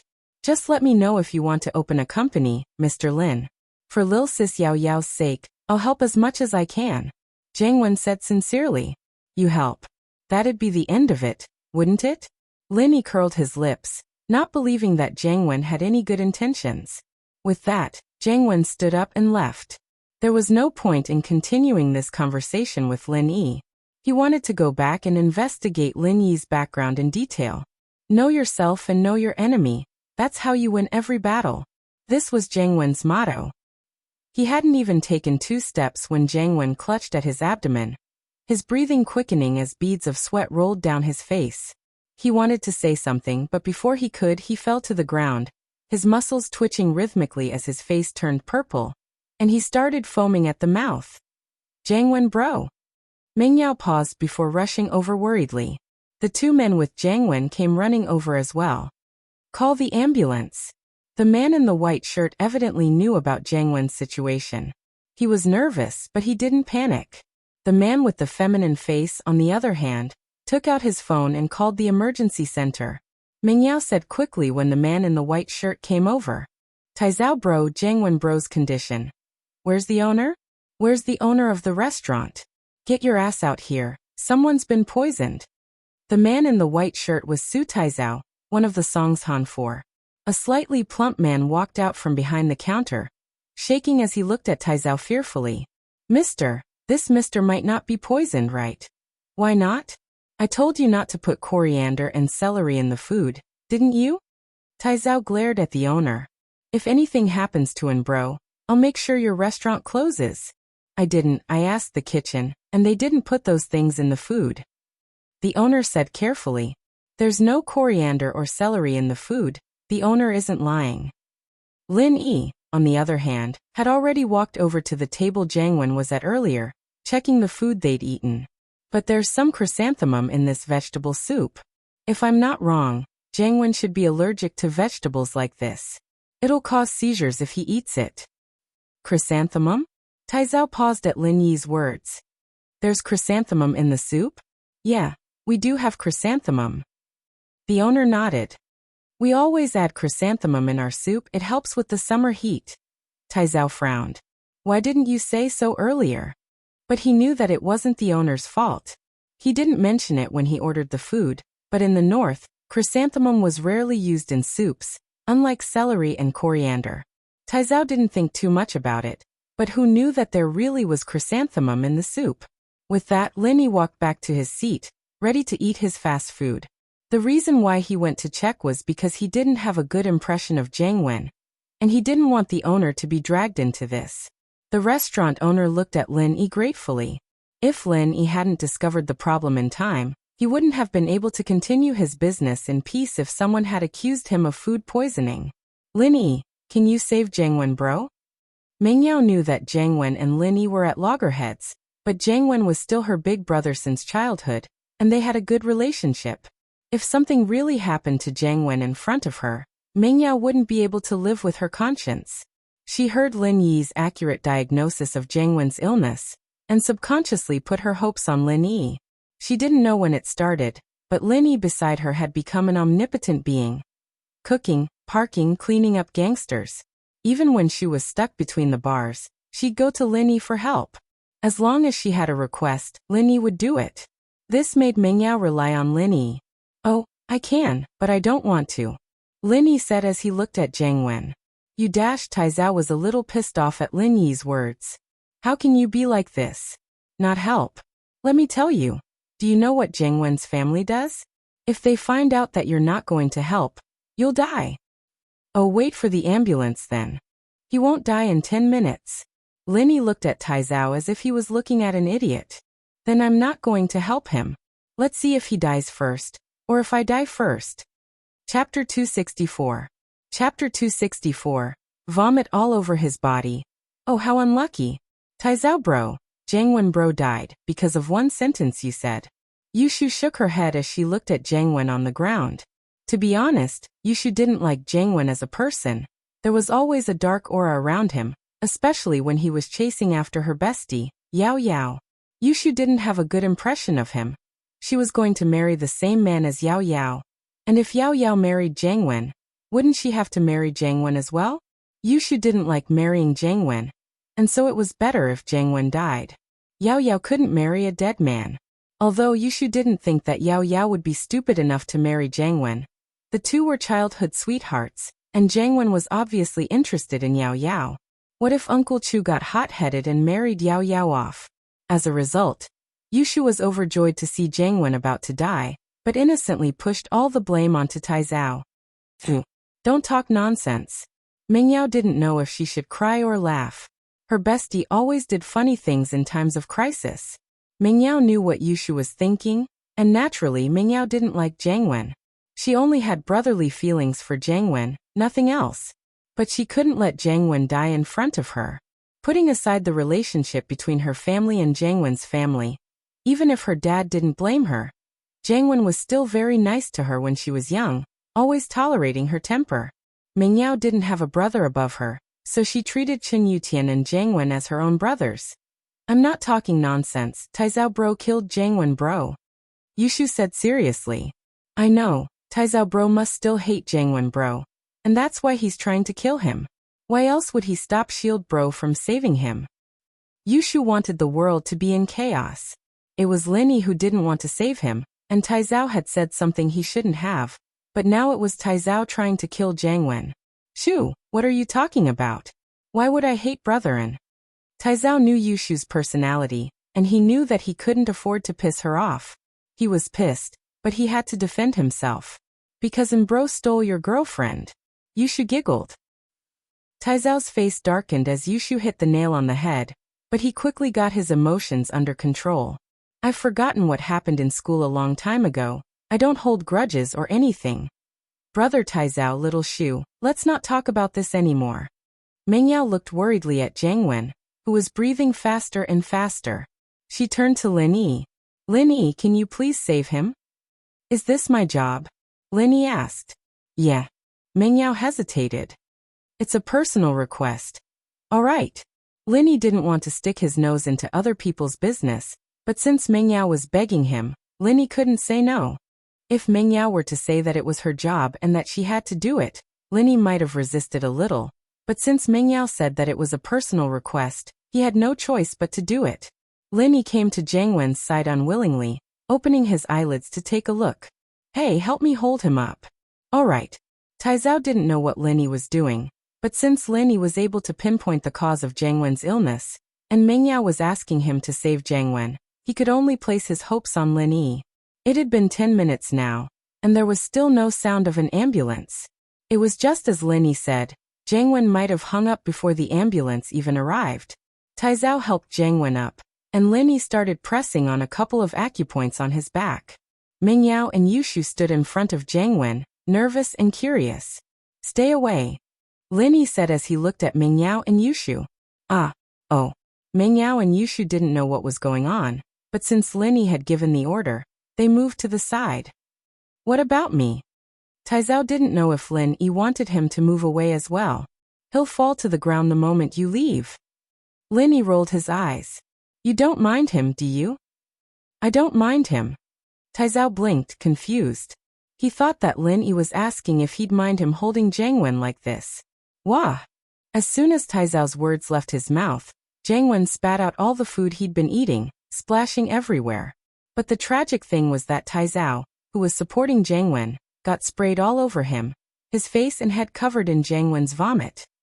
Taizao's expression froze. He wanted to let go and run away, but he forced himself to hold back. Zubro. The feminine-looking man was evidently Taizao's follower. He quickly handed Taizao a napkin when he saw the vomit all over him. Taizao was disgusted, but he waved his hand anyway. Jiangwen's eyes were moving, and this meant that Jiangwen was about to wake up. Taizao, naturally, couldn't just wipe Jiangwen's face when he woke up. And bro, how do you feel? Taizao. I'm much better. Jiang Wen was weak, but he could still form a complete sentence. Lin Yi let go of his hand and stood up, not even looking at Jiang Wen. You're not going to die. You'll just have to pump your stomach later. A complicated look flashed across Jiang Wen's face. Naturally, he knew that Lin Yi had saved him, and he was just feeling uncomfortable, not unconscious. As a love rival of Lin Yi, Jiang Wen didn't feel good at all. He would have died if Lin Yi hadn't saved him, but he couldn't lower his head to Lin Yi and give up on Meng Yao. He hesitated for a while before weakly spitting out a few words to Lin Yi. Mr. Lin, thank you. I'll remember what you did today. I'll repay you in the future. No need, I don't need you to do anything. Lin Yi waved his hand, not interested in Jiang Wen's repayment at all. Chapter 265. Chapter 265. Change of impression. Although the restaurant was vomited all over the floor, the restaurant owner had no complaints. As long as this person didn't die here, it would be a great fortune. Otherwise, even if it wasn't because of him, the restaurant would absolutely not be able to continue operating if someone died from eating. No matter what, I still have to thank you. I, Jiang Wen, don't like to owe people favors. I'll return the favor today. Jiang Wen didn't mind what Lin Yi was saying. The two were enemies before, and the only reason Lin Yi was willing to help was because of Meng Yao. Jiang Wen knew that very well. He looked at Meng Yao gratefully. Yao Yao, bro, Jiang Wen didn't treat you well for nothing. As for Yushu, Jiang Wen had nothing to say. That was just how the girl was, messing with whoever she didn't like. Jiang Wen didn't know what he'd done to piss her off, but she'd never liked him at all. It's nothing as long as you're fine. Meng Yao breathed out in relief after seeing that Jiang Wen wasn't in danger. But you should still do what Lin Yi said and pump your stomach. You'll be fine that way. Unknowingly, Meng Yao had started treating Lin Yi as her encyclopedia. She didn't know when Lin Yi's words had started affecting her deeply. Of course, Jiang Wen smiled, his heart aching. Meng Yao used to listen to him like this, treating her big brother's words like the truth. She'd fight whoever dared to argue with her. But now another man had appeared in her life. Jiang Wen wasn't willing to accept it. He'd thought that he'd be able to officially ask Meng Yao out when he got back from studying abroad, but Meng Yao had just started university. According to House Chu's teachings, there was no way they'd let Meng Yao get into a relationship that early. As a result, Jiang Wen returned to Songshan full of confidence. He didn't even ask about Meng Yao's situation beforehand, nor did he rush to visit her. Instead, he went to Taizhou, one of the 4 young masters of Songshan, to catch up. He didn't think that he'd run into Meng Yao in the amusement park's restaurant, only to find out that she was already taken. Her man, on the other hand, looked extremely ordinary. Just when Jiang Wen was wondering if there was something wrong with Meng Yao's taste, and why she'd chosen a poor kid as her lover, Lin Yi's move completely changed his mind. He'd only taken one look at the soup he'd drunk, and he'd been able to determine the cause of his illness. He'd just massaged his back a couple times, and he'd spit out all the food he'd eaten. Was that something a normal person could do? After hearing the conversation between Meng Yao and Lin Yi, Jiang Wen was even more certain that he'd made a mistake. Lin Yi wasn't as simple as he looked. Lin Yi, can you save Jiang Wen, bro? Oh, I can, but I don't want to. These few simple sentences were enough to prove that Lin Yi's abilities weren't limited to this, perhaps even more.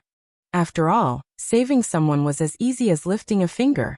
Jiang Wen couldn't help but re-evaluate his opponent's level. This was the first time he'd taken this rival in love seriously. All he'd had before was mockery, disdain, and confidence. The ambulance's siren rang out. Even at an amusement park, ambulances were able to pass through without any obstructions. It was just that the distance from the hospital to the amusement park wasn't that short. And so the ambulance had only just arrived when Jiang Wen was saved. A couple of medical staff walked in quickly. Where's the patient? Over here. Taizhou quickly waved at the medical staff. He's allergic to food, he's vomited it out already. He needs to have his stomach pumped. All right, are you the patient's family? The medical staff prepared to put Jiang Wen on a stretcher, but Jiang Wen waved his hand, indicating that he could walk. He didn't want to lose face in front of Meng Yao and his love rival, no matter how painful it was. I'm his friend, Taizhou said to the medical staff. No need for the stretcher, I'll hold him. Jiang Wen walked out of the restaurant with Taizhou's support, and the restaurant owner had the waiters clean up the mess Jiang Wen had vomited. Even so, most of the customers chose to leave. After all, the scene just now was too disgusting. Meng Yao and Yushu had lost their appetites as well. They were about to tell Lin Yi to leave when they raised their heads to see Lin Yi eating at the table. Meng Yao didn't know what to say. Wasn't that disgusting? In fact, it wasn't even disgusting to Lin Yi at all. It was much more disgusting than that, and he still had to eat. The restaurant owner, on the other hand, felt a little embarrassed as he refunded Lin Yi's money. Lin Yi had solved a huge problem for him, and Meng Yao and Yushu couldn't eat anymore. The owner felt bad. Surprisingly, Meng Yao didn't scold Lin Yi after seeing him enjoying his food.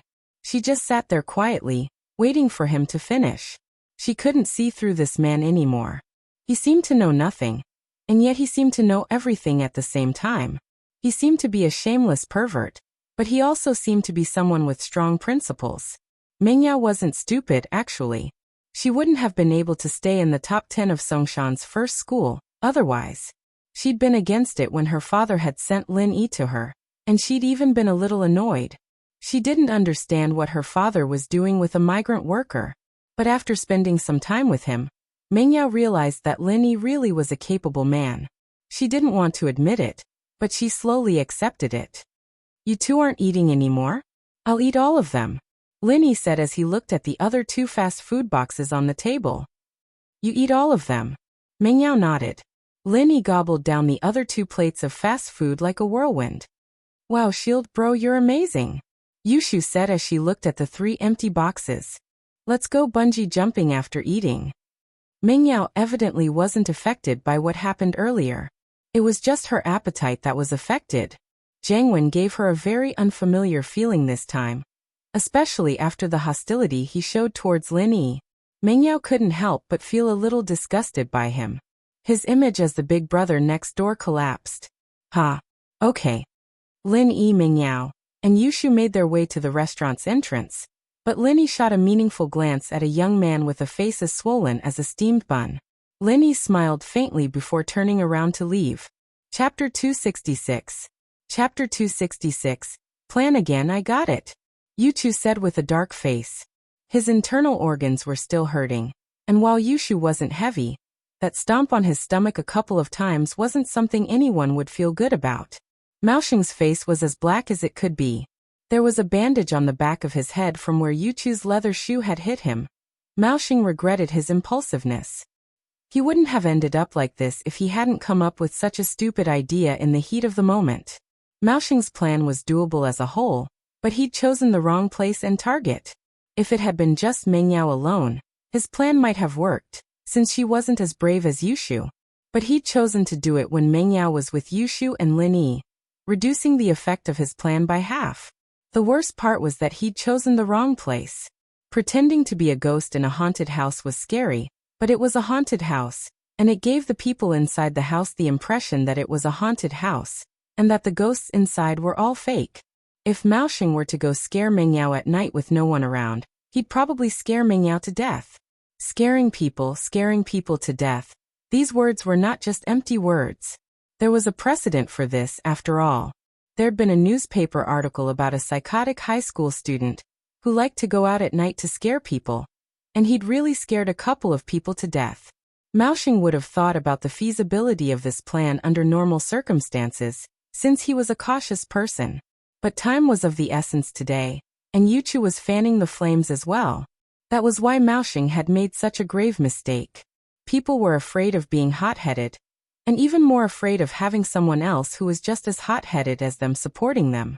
Even the smartest person would make mistakes under these circumstances. Many criminals did things that they'd regret for the rest of their lives under the instigation of their accomplices. Didn't they know the consequences of their crimes? No.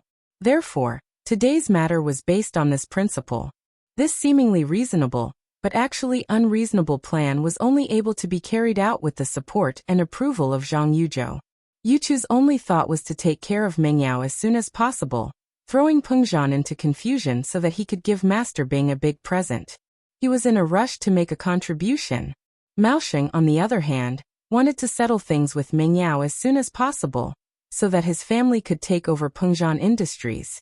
Time waited for no man, and he'd act on impulse. Now that they'd calmed down, Maoxing and Yuchu realized how laughable and flawed their plan had been. They'd tried to use a newspaper report, but they'd ended up going for wool and coming home shorn. They'd shot themselves in the foot, and now they were covered in wounds. Jean bro, they're going bungee jumping, what do we do? Yuchu asked as he turned to Maoxing. This time, I must think of a way to kill him in one strike. I can't act rashly anymore. I was too careless. Maoxing said hatefully. Alright Jean bro, I'm responsible for this as well. Yuchu said with a wave of his hand. Guan Yu was one of the 5 tiger generals back in the Three Kingdoms period, and even he lost Jingzhou because of his carelessness. We underestimated our enemy. Yeah, you're right. Maoxing's mood lightened up quite a bit after hearing Yuchu's words. Even Guan Yu lost Jingzhou because of his carelessness, so what if he made a mistake?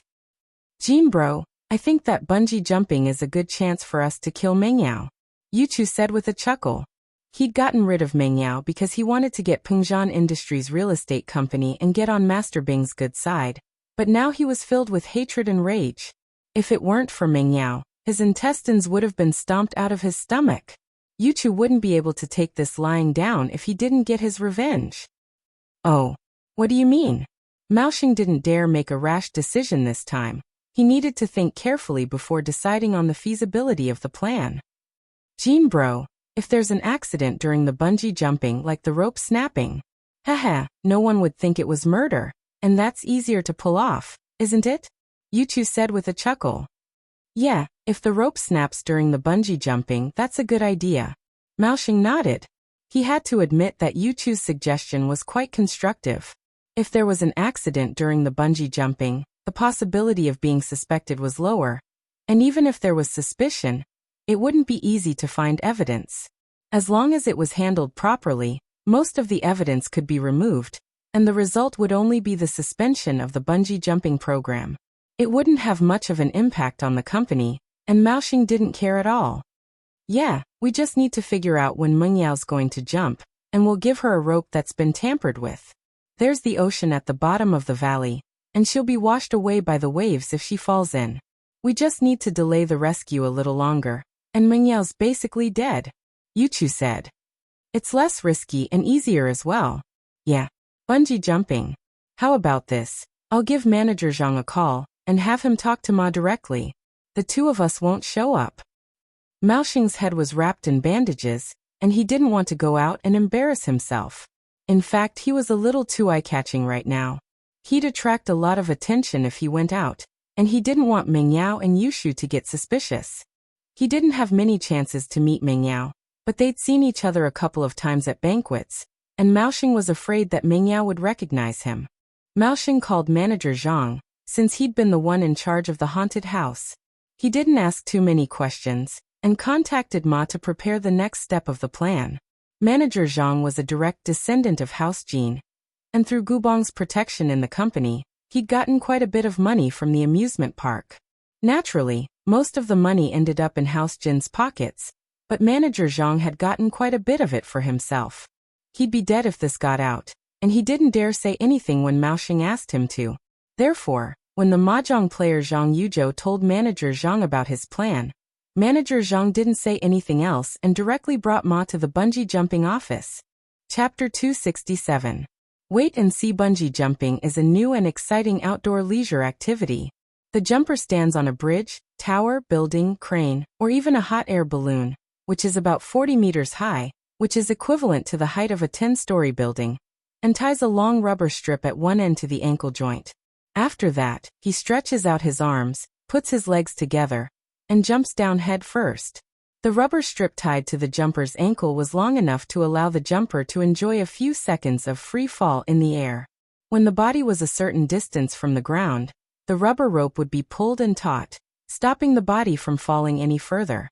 When the body reached the lowest point, the rubber would spring up again, and the person would be pulled up and back down again. This process repeated many times until the elasticity of the rope disappeared.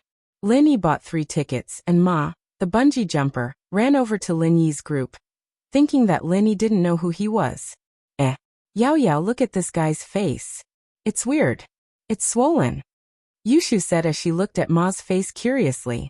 I don't know, maybe someone pinched him. Shu, why do you care about him? Mengyao said nervously at the thought of bungee jumping. She was a bit more timid than Yushu. She'd been looking forward to bungee jumping because she wanted to vent the unhappiness in her heart, but now that she was actually going to bungee jump, she couldn't help but feel nervous. Oh. Yushu looked at Ma curiously. Your face, it's really weird. Ma rolled his eyes inwardly. Weird? Wasn't it because you pinched him? And you're calling me weird? But on the surface, Ma could only smile apologetically. I was born like this, haha.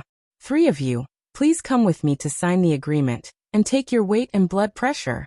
Before bungee jumping, the participants had to sign a safety agreement, stating that they didn't have any diseases like heart disease or myopia. The theme park wouldn't be responsible for any accidents caused by hiding their condition. Then there was the insurance, which was included in the price of the tickets.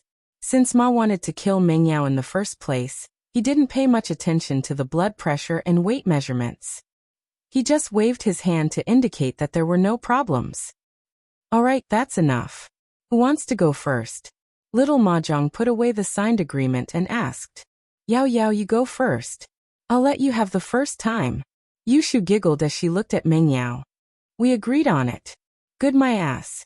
Mengyao glared at Yushu but said faintly, fine, I'll go first.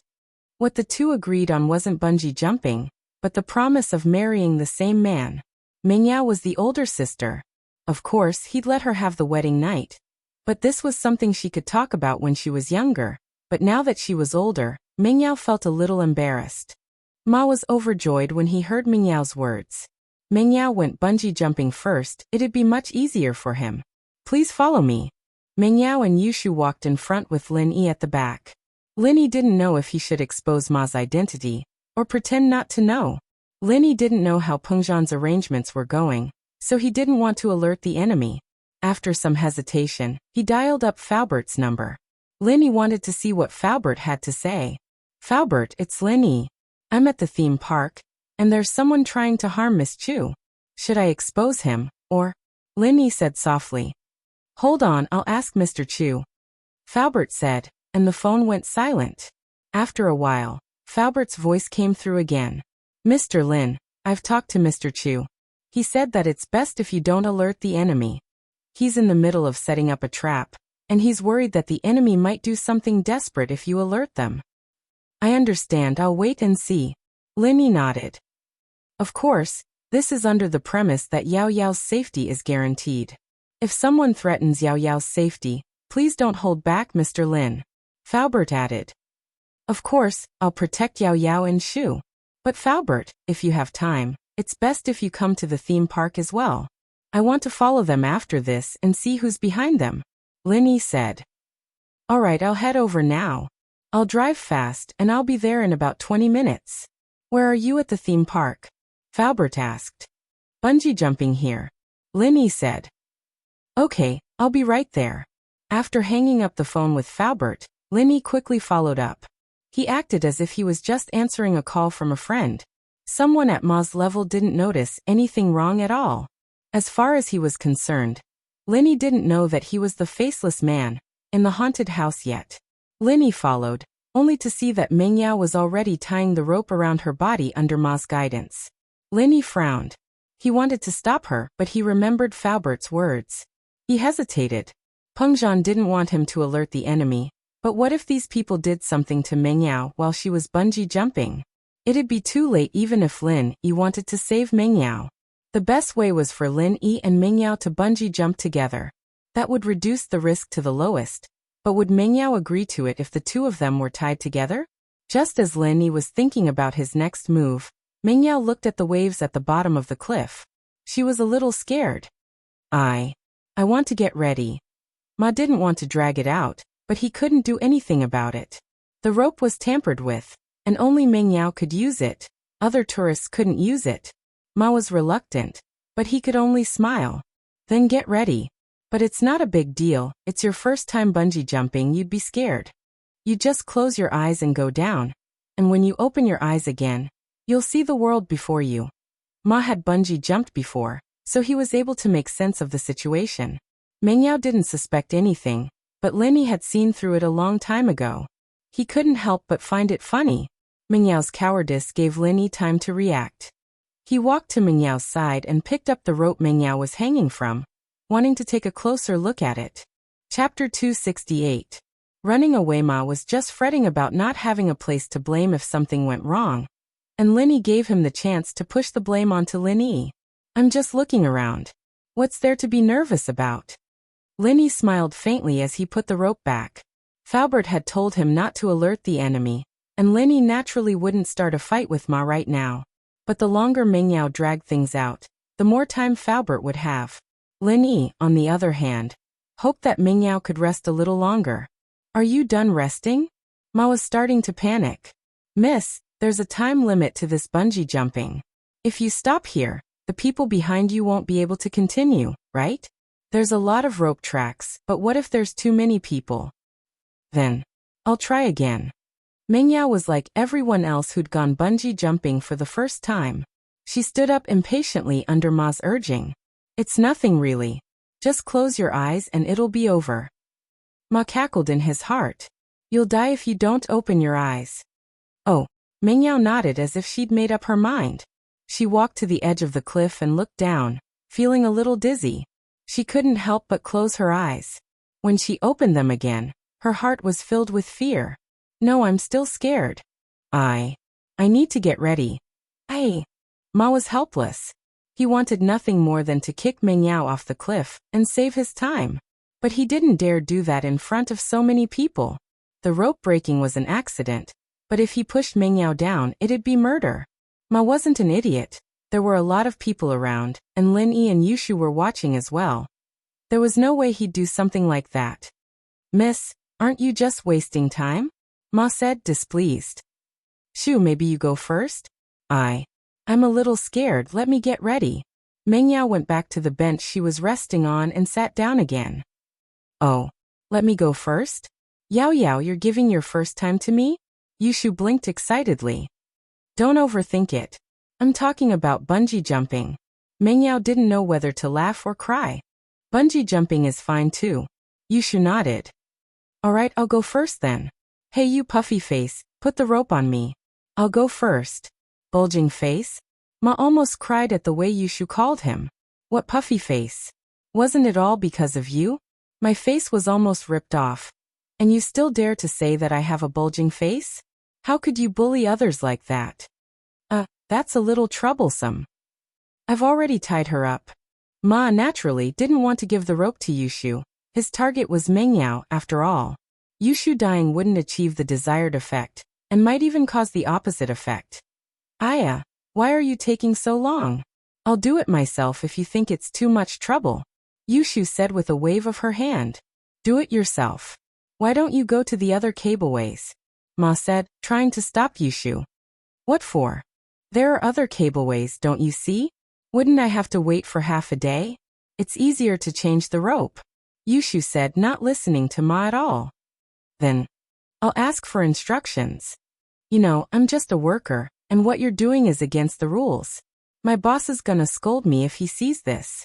Ma had no choice but to bring up his lowly status. Alright. Just ask for instructions then. Yushu was getting impatient, but didn't make things difficult for Ma. As far as she was concerned, there was no need to make things difficult for a lowly worker like him. Naturally, Yushu wouldn't insist. Alright, I'll ask for instructions now. Ma took out his phone, and was about to make the call when Yushu spoke again. Shield bro, I'm a little scared too. Why don't we jump together? Yushu looked down the cliff. It really was quite scary. She wasn't sure if she'd run away just like Mengyao. Jump together? Linny blinked, feeling a little tempted. Of course, it wasn't because he'd be able to get close to Yushu, but because he didn't want Yushu to jump down on her own. Lin Yi had been thinking about how he could make Yushu give up on the bungee jumping when Yushu wanted to switch with Mengyao. The Jade had been giving him warnings a couple of times already, and while the warning signal was weak, indicating that it wasn't that dangerous, he was sure that there was something wrong with this bungee jumping. It wasn't too dangerous for him, but it was hard to say for Yushu. He was worried that Yushu would jump down on her own. but Yushu suggested jumping down with him just as he was worrying about it. Yeah, we'll tie ourselves to the same rope and jump down together. That way I won't be scared anymore. Alright, shield bro? Yushu was actually scared as well. She was a little braver than Mengyao, but who wouldn't be scared of a girl jumping down from a cliff like this? Especially since it was her first time jumping down. How could she not be scared? Only that Tigress Lingshan wouldn't be scared after her first jump, Yushu thought. She didn't think it was embarrassing at all. No, Mengyao frowned at Yushu's suggestion. Shu, wouldn't tying yourself to him be letting him take advantage of you? Take advantage of me? Yushu didn't think too much about it before, but she didn't think much of it after hearing Mengyao's words. Didn't he do it at home before? It's not a big deal to do it again, right? Yao Yao, I really don't dare jump down on my own. Why don't you jump with shield bro? You do it then. Mengyao humphed, thinking that her best friend was really retarded. What was wrong with taking advantage of her one more time? Would she get used to it after doing it again and again? But Mengyao regretted it a little after saying it. She was actually looking forward to jumping down with Lin Yi. She wouldn't be scared with him by her side, would she? Mengyao thought back to the time they met the robbers at the bank. With Lin Yi by her side, Mengyao felt really safe and secure. Shield bro, don't you dare take advantage of me. Yushu said with a smile, not pushing it away. Chapter 269. The two jumped together. Ma was just going to pretend that he was making a phone call and reject Mengyao's request, but Yushu's request to bungee jump with Mengyao made him think of something else. This man seemed to be one of the boss's troubles. If he could kill this man this time, it would not be a waste of his efforts. Thinking of this, Xiaoma did not dare to act on his own. He called Zhang Yuzhou. Yuchu bro, something's happened. Ma said in a hushed voice. Oh, what's wrong now? Yuchu's heart tightened. The plan couldn't have failed again, could it? Mengyao was ready to bungee jump with the rope already, but she suddenly got scared and didn't dare jump anymore. Ma said in a hushed voice. Scared? Yuchu frowned. If she really doesn't want to jump, then don't force her. Don't lose the bigger picture. No, Yuchu bro, the problem is that Yushu's planning to jump, and she's using the rope we tampered with before. Yuchu interrupted Ma before he could finish. That's not it, Yuchu bro. It's best if we don't touch that Yushu, it'll cause big problems. Yuchu didn't know what kind of background Yushu had, but he'd heard that even Sihua bro's backer was wary of her. She wasn't someone to be messed with easily. She's going to bungee jump with that Lin Yi. I think it's an opportunity. Ma said. Lin Yi bungee jump with her? Wait. Yuchu was a little tempted, but he couldn't make the decision on his own. He needed to discuss it with Maosheng first. Putting the phone aside, Yuchu repeated Ma's words to Maosheng. Maosheng hesitated for a moment before gritting his teeth. Do it. Yushu's death would cause trouble, but it was an accident in Pengzhan's theme park. With the Chen's and Chu's relationship, they wouldn't hold a grudge against Yushu. At most, they'd just push out a scapegoat. But now that Lin Yi's dead, it'll be much easier for us to deal with Mengyao next time. Yuchu nodded, relaying Maosheng's message to Ma, who naturally wouldn't stop Yushu from bungee jumping with the approval of the two bosses. Instead, he guided Yushu and Lin Yi together. Phew. Finally done. But shield bro, this rope's too tight. I'm having trouble breathing. Yushu said with a deep breath. Lin Yi's heart skipped a beat as he felt the softness of Yushu's chest, and his body started reacting a little. Lin Yi was just an 18-year-old boy after all, and it was only natural that he'd be moved by the idea of being tied up so intimately with a girl, especially a beautiful girl with a good figure. And it wasn't that Lin Yi didn't like her. At least he had a good impression of her. So, it was normal for him to have a reaction. Lin Yi was a little awkward. He was about to explain when Yushu spoke up. Shield bro, what's that?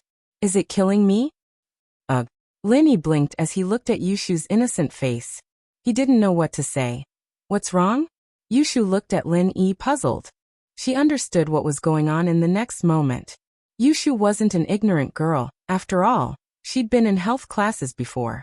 Her face reddened a little as she shifted unnaturally, whispering threateningly. Shield bro, are you having some unhealthy thoughts? Yushu would have been fine if she hadn't moved, but now that she'd moved, Lin Yi's reaction intensified. Yushu's words were like a fuse. Was that a threat? Why did it sound like she was acting coquettishly? But Linny was still very strong.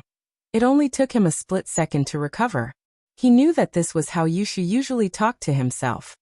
She wasn't trying to seduce him or anything like that, and he was flirting with her best friend in front of the Mississippi. Wasn't that suicidal? He looked at Ming Yao, who was at the side, and saw that her face was dark.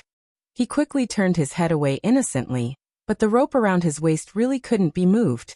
It was supposed to be tied to one person, but with two people tied to it, there wasn't much space left.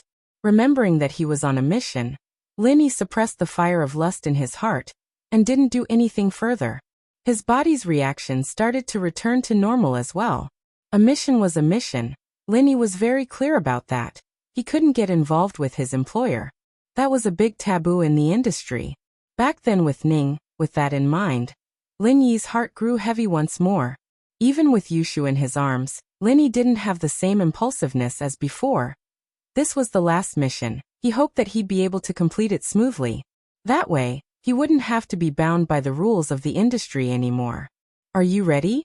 Ma didn't have time to watch Lin Yi and Yushu flirt with each other. He had to get rid of the two as soon as possible and report back to the boss. Alright, can we jump now? Yushu wasn't as scared as before with Lin Yi by her side. She looked down the cliff and grabbed Lin Yi's arm. Shield bro, you have to hug me later, but don't take advantage of me. Ah. Okay. Linny nodded. Linny would have done it even if Yushu hadn't said it. The jade was ringing once more. There was definitely something wrong with the rope. Why wasn't Faubert here yet? Linny didn't want to alert the enemy, but he didn't want to just jump off like that.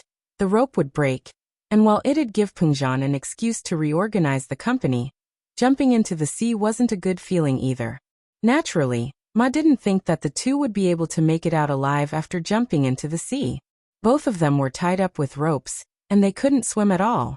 Wouldn't they die if no one came to rescue them, if they fell into the turbulent water? Ready, can we jump now? Ma said.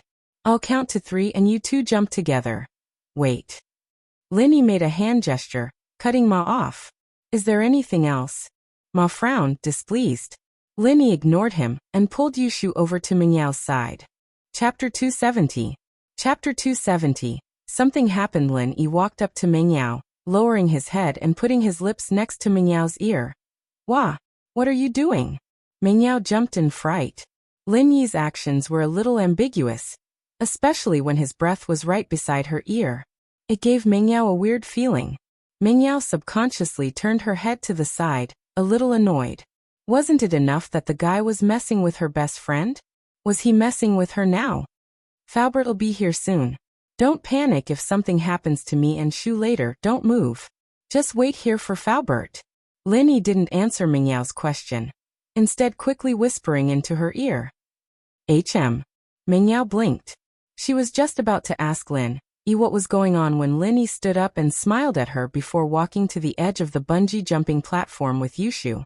Pengzhan had told Lin Yi to wait and see, not wanting to fall out with Gubong so soon. There were still a lot of things in the company that hadn't been completed yet, and Gubong still had a lot of power in his hands. Falling out with him now would only make him more desperate. But Pengzhan never would have guessed that these people were trying to kill Mingyao. He wouldn't have let Linny jump in if he'd known that it would be dangerous, even if he had to go all out with them. But Linny didn't really mind. He wouldn't die even if he did, and Pengzhan could use this as an excuse to reorganize the company. An accident at an amusement park wasn't a small thing. It was just an accident at best, but the amusement park was Gubong's business. Gubong wouldn't be able to escape the blame if something happened to the amusement park. We can start now, Linny said to Ma. Alright, I'll count to 3 and you guys jump. It's no big deal, just close your eyes at first, Ma said to Lin Yi and Yushu in a very professional manner. Linny nodded. Bungee jumping. It wasn't exciting at all for him. Jumping off cliffs and into the sea was a common occurrence for Lin Yi, and he was used to it. Yushu, on the other hand, was a little scared. Linny could feel the girl's breathing quickening, a layer of sweat forming on her face. 1, 2, 3, jump. Ma was worried that Yushu would go back on her words again, but he pushed her away, causing her to stumble and fall towards the cliff with Lin Yi. Linny was trying to buy some time for Faubert to come, But he didn't expect Ma to be this impatient. He was such an eyesore, but did the person behind him want him dead that badly? Ma had only pushed Yushu a little, and Linny could have easily stabilized his footing. But that would definitely cause a conflict with Ma. So Linny decided to jump off. The amusement park was a public place, and Linny couldn't just kill Ma even if he were to turn against him. Turning against him would only make the person behind Ma desperate. Linny didn't know the specifics of the mission, but Pengzhan was his first employer, and he had to be responsible for his employer's plans. Oh! Yushu shrieked as her arms tightened around Linny, forgetting that she had to spread her arms out when bungee jumping. Shoo, you're hugging me to death. Linny was hurting from Yushu's arms. Shield bro, I'm so scared. Yushu yelled as she fell downwards, finally reaching the end of the rope. The two of them paused for a moment before bouncing up with the help of the rope's elasticity. It's okay, you can open your eyes now, Linny said, thinking that Ma would definitely do something to the rope, and he and Yushu would fall into the sea. He'd wanted to find a place to land on the cliffside, but the cliffside was too slippery. They'd probably smoothed out the edges of the cliffside for the purpose of bungee jumping, in case the tourists got hurt. Meng Yao stared blankly at the empty bungee jumping platform. Lin Yi's words kept replaying in her head. Faubert will be here soon. Don't be nervous if something happens to me and Shu, and don't move. Just wait here for Faubert. Would something happen to him? Why did he say that something would happen to him and Shu? Did he know something? Was he just joking around to scare her? Meng Yao was starting to get frustrated when she heard a commotion from the nearby tourists.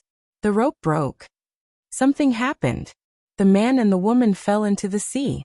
Meng Yao was just about to ask when she saw more and more tourists rushing towards them, surrounding the edge of the cliff. Meng Yao quickly stood up and looked towards the direction of the crowd. What she saw shocked her. The rope that was tying Lin Yi and Shu had broken, and only half of it was left in the air. Lin Yi and Shu were nowhere to be found. All of a sudden, Meng Yao's head buzzed. She was dumbfounded. Did something happen to Lin Yi and Yushu? Just like that? Zhu. Lin Yi. Meng Yao pushed her way through the crowd, yelling Yushu's and Lin Yi's names at the top of her lungs. Miss, are you a friend of the two who fell in? An old auntie looked at Meng Yao sympathetically. My condolences, miss. I heard that they didn't even show their heads when they fell in. Meng Yao felt like all her energy had been sucked out of her body after hearing the old auntie's words. She stared blankly at the rapid waves below. Tsk. What's wrong with this theme park? Why is it so unsafe? They've been in there for so long, and there's no one to save them. Who's going to come here next time? Yeah, I just bought a ticket. It's lucky that they haven't started jumping yet. Who knows if I'd fall in too. The crowd was talking about Lin Yi and Yushu's bad luck, but no one was willing to jump into the sea to save them. It wasn't that people were too cold-blooded, but they might die before they could save them. Thinking back to what Lin Yi said to her before he jumped, Meng Yao suddenly understood. Had Lin Yi sensed the danger? Why else would he tell her not to worry if something happened to him and Shu? Chapter 271. To solve the problem easily, Lin Yi, you bastard. Why did you jump when you knew you'd be in trouble? Are you stupid? Meng Yao didn't understand, but she wasn't stupid. It didn't take long for her to understand why Lin Yi would say something like that. He must have noticed something, and the accident this time was targeted at her. If she'd jumped first, then she'd be the one in trouble. That puffy face. Meng Yao remembered the bungee jumper abruptly. She raised her head to look for him, but Ma was nowhere to be found. What made Meng Yao feel relieved was that Lin Yi must have had a reason for jumping even though he'd sensed the danger. He should be fine. Meng Yao didn't understand why Lin Yi would do that, but she calmed herself down. Lin Yi had jumped in for her. This made Meng Yao very grateful, but why did he have to drag Shu along with him if he wanted to jump down? Her phone rang as she thought about the situation. She pulled it out subconsciously, looking at the caller ID disappointed. She'd hoped that it would be Lin Yi or Yushu, but it was Faubert instead. Hello, Faubert. Meng Yao said. Miss Chu, where are you? I'm bungee jumping here. And I heard that there was an accident here. Someone fell in. I'm glad that you're fine. Faubert said, relieved. He came to the bungee jumping area to see a lot of people gathered around the cliff, not sure what they were doing. He asked a random passerby, and found out that a man and a woman had been bungee jumping when the rope snapped, and they fell into the sea. Faubert jumped in fright. Lin Yi had called earlier to say that someone was after Meng Yao, and they were bungee jumping here. Something happened here, and Faubert couldn't help but think that the two people who fell in were Meng Yao and Lin Yi. Cold sweat started forming on his forehead. But Faubert calmed down a lot when he heard Meng Yao's voice. Faubert, Lin Yi and Shu are in trouble, they fell in.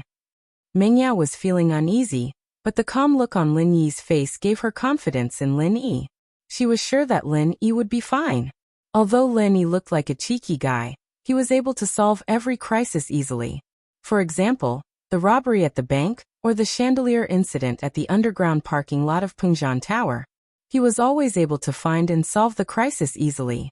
So since Lin Yi knew about the danger beforehand, he wouldn't take the risk knowing that it was dangerous. There was only one reason for him to do so, and that was because he had absolute confidence. What? Lin Yi and Shu fell in.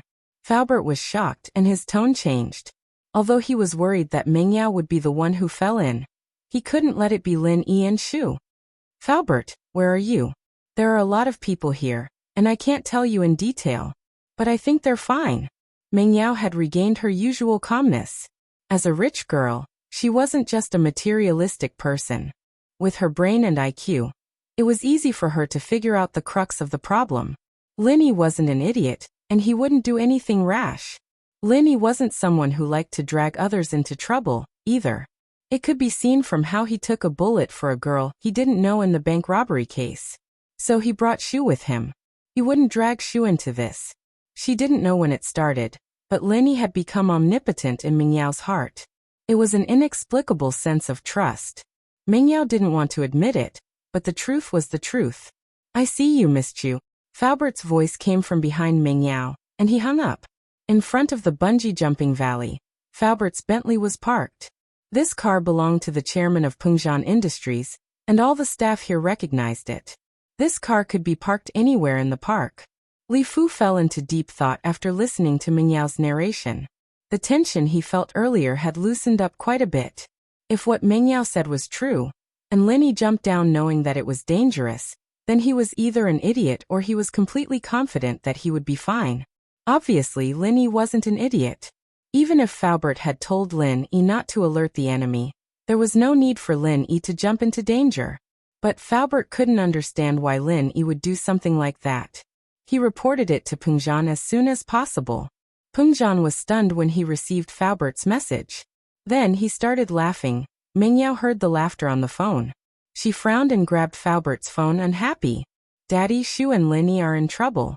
Why are you laughing? I'm laughing, of course I'm laughing. The problem that's been bothering me for so many days has finally been solved. Pengzhan laughed. I didn't think that Mr. Lin would give me such a big gift. Daddy, what are you talking about? What big gift? What do you mean? Meng Yao didn't know what Lin Yi was talking about. Haha, Yao Yao, give the phone to Faubert. I'll talk to him and let Faubert explain it to you. Pengzhan was in a good mood. Not only was he not affected by Lin Yi and Yushu's situation, but he was actually very happy. Meng Yao handed the phone back to Faubert, who took it. Mr. Chu. Li Fu, I didn't think that Lin Yi would do something like this. Our problem has been solved, Pengzhan said with a smile. Oh, Mr. Chu, you mean? Faubert's eyes lit up. He was an old friend of Pengzhan's, and he understood what Pengzhan was trying to say. That's right. Inform the shareholders that we'll have a shareholders meeting tomorrow, Sunday at 8. Pengzhan was really impressed with Lin Yi. What a beautiful move. Pengzhan had been trying to gather power in the company a couple of times, but the results weren't very good. After all, he was the chairman, but there were still other shareholders. Even if he wanted to gather power, he'd have to ask them first, right? Chapter 272. Before his death yet Gubang's accounts had always been flawless, and Pengzhan hadn't been able to do anything about it even after a couple of investigations. Pengzhan wanted to go all out with Gubang right away, but he didn't have the guts to do so. Gubang's power in the company was too great, and if he was forced into a corner, it wasn't impossible for him to contact the other shareholders in secret to go against the chairman. That was why Pengzhan had told Lin Yi to observe the situation and act as if he didn't know about Gubong's scheme. But Lin Yi had played along and blown things up. The theme park was one of the businesses Gubong was in charge of, and logically speaking, an accident at the theme park could be a big deal. But this was exactly what Pengzhan had been waiting for all this time. The one in trouble was Yushu, the treasurer of House Chun. An accident had happened at the theme park Gubong was in charge of, and Pengzhan believed that no one would object if he were to use this incident to weaken Gubong's authority in the board of directors. It was a small matter, but it wasn't a small matter when it involved House Chun. The shareholders all knew how powerful House Chun was, and if they were to find out that something had happened to Yushu and that the board of directors hadn't dealt with the person responsible, things would get out of hand. As a result, no one would stand up for Gubong. It was his fault for being in charge of the theme park. Whether or not he was responsible, he was still the person in charge. Gubong's power had been reduced, and he couldn't do anything about it. Lin Yi's move was quite a beautiful one too, making it so that Gubong didn't know that Lin Yi had seen through their plan. With that kind of wishful thinking, Gubong wouldn't go all out against Lin Yi, since he was still fantasizing about making a move on Mingyao again. This time, he could use this incident to take back all the entertainment businesses Gubong was in charge of. The company's hotels, nightclubs, karaoke, amusement parks, and carnivals were all cash cows. Who knew how much money Gubong had embezzled from them all these years? The first step was to take back control of these businesses, and the next step would be much easier to check on. Slowly boiling the frog, Pengzhan wanted to make Gubong lose his power bit by bit, leaving him a sliver of hope every time he attacked him. That was the only way to get rid of this scum without hurting the company's profits. Faubert explained Pengzhan's intentions to Mengyao, and while Mengyao didn't know much about company politics, Faubert's explanation was very simple. Lin Yi had done his daddy a huge favor this time. Lin Yi, on the other hand, had no idea how excited Pengzhan was. He just thought that it was just a random thought, thinking that the theme park incident might bring some benefits to Pengzhan. But he didn't know that Pengzhan had a plan in place. The rope snapped the second time, and Lin Yi and Yushu fell straight into the rushing water. Yushu finally dared to open her eyes. She wanted to experience the feeling of bungee jumping, only to see the rope snap and her head getting closer and closer to the water. Ah, shield bro. Yushu didn't expect the rope to snap like this. Wouldn't it be over if they fell? Yushu's 18 years of life flashed through her mind like a movie as she watched herself plunge headfirst into the water. Was she going to die? Yushu felt the threat of death looming over her as she hugged Lin Yi tightly. Shield bro, I don't want to die. I haven't lived enough yet. I haven't been in a relationship. I haven't had a boyfriend. I haven't had a kiss. Lin Yi was speechless. There was no way she could die with him here. With a splash, the two fell into the seawater. Yushu was still yelling and didn't react in time, and the seawater went into her mouth. Glug glug. Bubbles started coming out of her mouth. Lin Yi wanted to cover Yushu's mouth with his hand, so that she'd stop moaning. She'd really choke to death if she did that, but Yushu's arms were wrapped around him like an octopus, and he couldn't move at all. In a moment of desperation, Lin Yi kissed Yushu fiercely, blocking her mouth to stop the seawater from pouring in. Yushu was still in a daze, so she didn't feel anything when the seawater poured into her mouth, but she did when Lin Yi kissed her. She opened her eyes wide, trying to look at Lin Yi, but she couldn't open her eyes in the water. Oh, did this count as shield bro fulfilling her wish before she died? She'd just said that she'd never been in a relationship, that she didn't have a boyfriend, that she'd die without a kiss. And now shield bro was kissing her. Yushu felt her cheeks heating up. Was shield bro her boyfriend? Probably, since they'd confessed to each other. Yushu comforted herself. If that was the case, then so be it. Dying together with shield bro wasn't something she'd lived in vain. Lin Yi wanted to break free from Yushu's arms, but the current was a little strong, and the two of them were tied together by the waist and feet. Yushu was hanging from his body as well, and Lin Yi couldn't swim at all. In just a short while, the seawater had washed the two of them far away. Lin Yi finally broke the surface with Yushu in his arms, and saw that there was no end in sight. Phew. Lin Yi moved his hands away from Yushu's mouth, and took a deep breath. Fortunately, Lin Yi could hold his breath underwater for a long time, or he'd be dead already. Yushu, on the other hand, had already fainted in his arms. Linny reached for his shoe and pulled out a blade, cutting the rope around their ankles. Linny didn't touch the rope around their waists, leaving Yushu tied to his body. It'd be safer for him to carry her. The blade in his shoe was Lin Yi's ace in the hole. He'd used it on 2 of Tsihua's golden class masters earlier, and he didn't expect to use it again so soon. He put the blade back in his shoe and Linny narrowed his eyes as he looked at the sun in the sky, trying to figure out where he was. After a while, Linny took a deep breath and swam to his left with Yushu. Swimming with another person was a very taxing task, but after practicing the art of dragon mastery, he didn't feel tired at all. He only needed to chant the incantation once, and his spirit would be refreshed again. Chapter 273. Shark. Kill the fish. What reassured Lin Yi, however, was the fact that the jade on him hadn't given him any warnings since the rope broke. In other words, there wasn't any danger at all. It seemed that he'd gotten rid of most of Tsihua's practitioners as well. The 2 golden class masters were dead, and Tsihua really couldn't send out any more.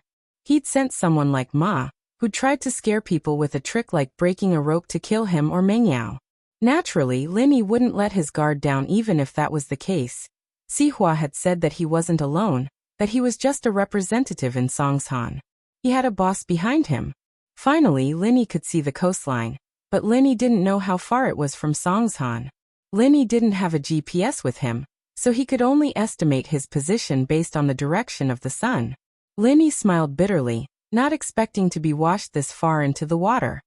He wouldn't have been washed this far if Yushu hadn't choked on the water, and he'd had to deal with her. Shark. Linny narrowed his eyes. There was a shark closing in on him not too far away. Linny frowned. Normally, sharks wouldn't attack humans unless they were attacked or attracted by blood, since human flesh wasn't that tasty to sharks. Sharks would usually ignore humans if they weren't starving or stimulated by blood. Of course, this was only under normal situations. There were a few exceptions to the rule, such as sharks that swam around in shallow waters, waiting for an opportunity to attack. Linny couldn't tell if this shark had any intentions of attacking him yet, but Linny maintained his speed as he swam towards the shore. If the shark was full, then it wouldn't attack him. It would swim away from him. There was no point in waiting for Lin Yi if it were to attack him. He'd deal with the situation as it came, and Linny didn't think much of a shark. The dagger in his shoe appeared in Lin Yi's hand once more as he swam through the water. Unfortunately for him, the shark seemed to have made Lin Yi its target. It swam towards Lin Yi as if it had smelled its prey. Lin Yi wasn't as fast as a shark, no matter how strong he was. Lin Yi didn't slow down as he calculated the distance between him and the shark. He only stopped when he was a few hundred meters away. The shark was only a few dozen meters away from him. As the overlord of the sea, the shark obviously didn't put Lin Yi in its eyes. In its eyes, Lin Yi had become its prey. Waves were getting stronger and stronger, rising and falling from behind Lin Yi. The shark was getting closer and closer to Lin Yi. This great white shark that was as big as a car opened its bloody mouth, ready to launch the first round of attacks on Lin Yi. Lin Yi's left hand subconsciously pulled Yushu, telling her not to get out of his control. In fact, Yushu's limbs had been tightly wrapped around Lin Yi's body, and Lin Yi just wanted to make sure that he could deal with the shark in peace. With the blade in his right hand and his left hand clenched into a fist, Lin Yi's eyes were fixed on the great white shark. Fu dash, a wave surged, and the shark rushed towards Lin Yi. Lin Yi didn't dodge, but floated in the water without moving, waiting for the shark to attack. The shark probably didn't expect its prey to stop moving. This kind of situation rarely happened. The prey's first reaction after being targeted was to run, but Lin Yi stopped, and this made the shark a little hesitant. The shark's intelligence was relatively high in the sea, and when it encountered something unusual, it naturally wouldn't attack blindly. After seeing that Lin Yi stopped moving, the shark also slowed down, but it didn't seem to care about Lin Yi, a creature that was much smaller than it in its eyes. Although it slowed down the speed of approaching Lin Yi, it didn't give up the intention to attack Lin Yi, but its speed was a little slower. In an instant, the shark suddenly rushed towards Lin Yi. Perhaps it had lost its patience, but at this moment, Lin Yi also made his move, swinging his left fist at the shark's nose. This was one of the most vulnerable parts of the shark's body, and Lin Yi knew this weakness like the back of his hand. Pung dash. With Lin Yi's strength, if this punch hit a person, it might be able to kill a normal person. Although it couldn't kill the shark, it was enough to make the shark's head tilt to the side. The shark was in pain, but this aroused its blood even more. Its cheeks turned, and it opened its mouth to bite Lin Yi. But unfortunately, Lin Yi didn't give it this opportunity. He inserted a knife into the shark's gills, cut up and down a few times inside, and then quickly swam to the side. The shark struggled in the water a few times, and then it stopped moving. It slowly floated on the surface of the sea, losing its former majesty. The gills were one of the fatal parts of the shark, and Lin Yi was already familiar with it. This shark was killed by Lin Yi, and Lin Yi naturally wouldn't waste it. Who knew where he would land in a while? Shark meat wasn't too tasty, but it was more than enough to fill his stomach in case he got hungry. This was survival in the wild. Lin Yi untied the rope from his leg and put it on the shark's tail, dragging it towards the shore. He didn't feel anything at all, even though it was a weight of this magnitude. Lin Yi could swim in the water even when his hands and feet were tied with iron during training. Full. Lin Yi climbed up the shore and threw the shark to the side. His priority was to wake Yushu up first. But Lin Yi hesitated about saving Yushu. According to the standard rescue procedure, he needed to do CPR right now, but this seemed to be taking advantage of Yushu. After all, Lin Yi didn't need CPR when saving people. But Lin Yi couldn't resist Yushu's seduction. Lin Yi had quite a good impression of Yushu, at least a little more than Meng Yao. The girl was cute, and it was easy to like her. But taking advantage of Yushu while she was unconscious, Lin Yi couldn't bring himself to do it. He didn't have a choice in the sea before, but there was another way now. Chapter 274. The feeling of happiness. It wasn't like he was forcing her, but Lin Yi wanted Yushu to close her eyes and whisper to him in a cute voice. "Shield bro, kiss me." Just thinking about it made his blood boil. And so, Lin Yi didn't want to take advantage of the situation. It was the same reason Lin Yi wanted to see what was going on in Yushu and Meng Yao's room, but he didn't do it. He placed Yushu on his thighs and pushed her down, massaging a few acupoints on her back. Even so, Yushu's soft body was enough to make Lin Yi's imagination run wild. Wah! Yushu spat out all the seawater she'd swallowed earlier under Lin Yi's massage. She started coughing as Lin Yi patted her back gently until her breathing returned to normal. "Shield bro? I'm not dead?" Yushu raised her head, looking at Lin Yi a little surprised. "Or are we dead? And this is heaven?" "You're not dead, but this isn't heaven," Lin Yi said, finding it funny. Yushu lying on top of him was very comfortable, but Lin Yi didn't want to take advantage of her. Yushu wasn't his girlfriend after all. Lin Yi wouldn't hold back if it had been Tang Yun. "Oh, I'm not dead? So you're the one who saved me?" Yushu was very excited at Lin Yi's words as she climbed up from Lin Yi's body. She wanted to dance, but her body was too weak from all that torment. She stumbled and almost fell to the ground. Yushu cried out as she held on to Lin Yi. "Shield bro, are we really not dead?" "Nope, I'm here." "How could you die that easily?" Lin Yi rolled his eyes. Wasn't it too easy to die? Lin Yi would have killed himself if falling into the sea could kill someone. Hee, I knew Shield bro's the best. Yushu felt that it was great to be alive. "Shield bro, did you kiss me earlier?" "That wasn't a kiss. I was just blocking your mouth. You'd choke to death otherwise." Lin Yi tried to justify his actions. In actuality, it was just a different name, and the nature of the kiss was the same. "Oh, then did you give me CPR when you saved me?" Yushu's face was a little red as she spoke. "I heard that CPR requires mouth-to-mouth, and you have to press on someone's chest as well. Did you take advantage of me? Didn't you see how you looked when you woke up?" Lin Yi smiled bitterly. "I don't need CPR to save people." Yushu didn't think that Lin Yi would lie to her, but she did feel a little disappointed. Shield bro could have taken advantage of her, so why didn't he? "Shield bro doesn't like me?" "My phone is broken." "Check to see if yours is broken. Then call Faubert to let him know you're safe." Lin Yi fiddled with his phone a few times, and then regretfully put it away. He could no longer turn it on. After being submerged in seawater for so long, most electronic products would be ruined. "Mine? I didn't bring my phone. I gave it to Yao Yao before I bungee jumped," Yushu said. "Who cares? It's fine as long as we're alive. Shield bro, I'm a little hungry. Is there anything to eat? Lenny really didn't know what to say. He was starting to understand Mingyao's pain a little. This bestie of hers was simply too supportive, and not just a little supportive. But Lenny didn't say anything. Yushu and Mingyao hadn't eaten anything yet.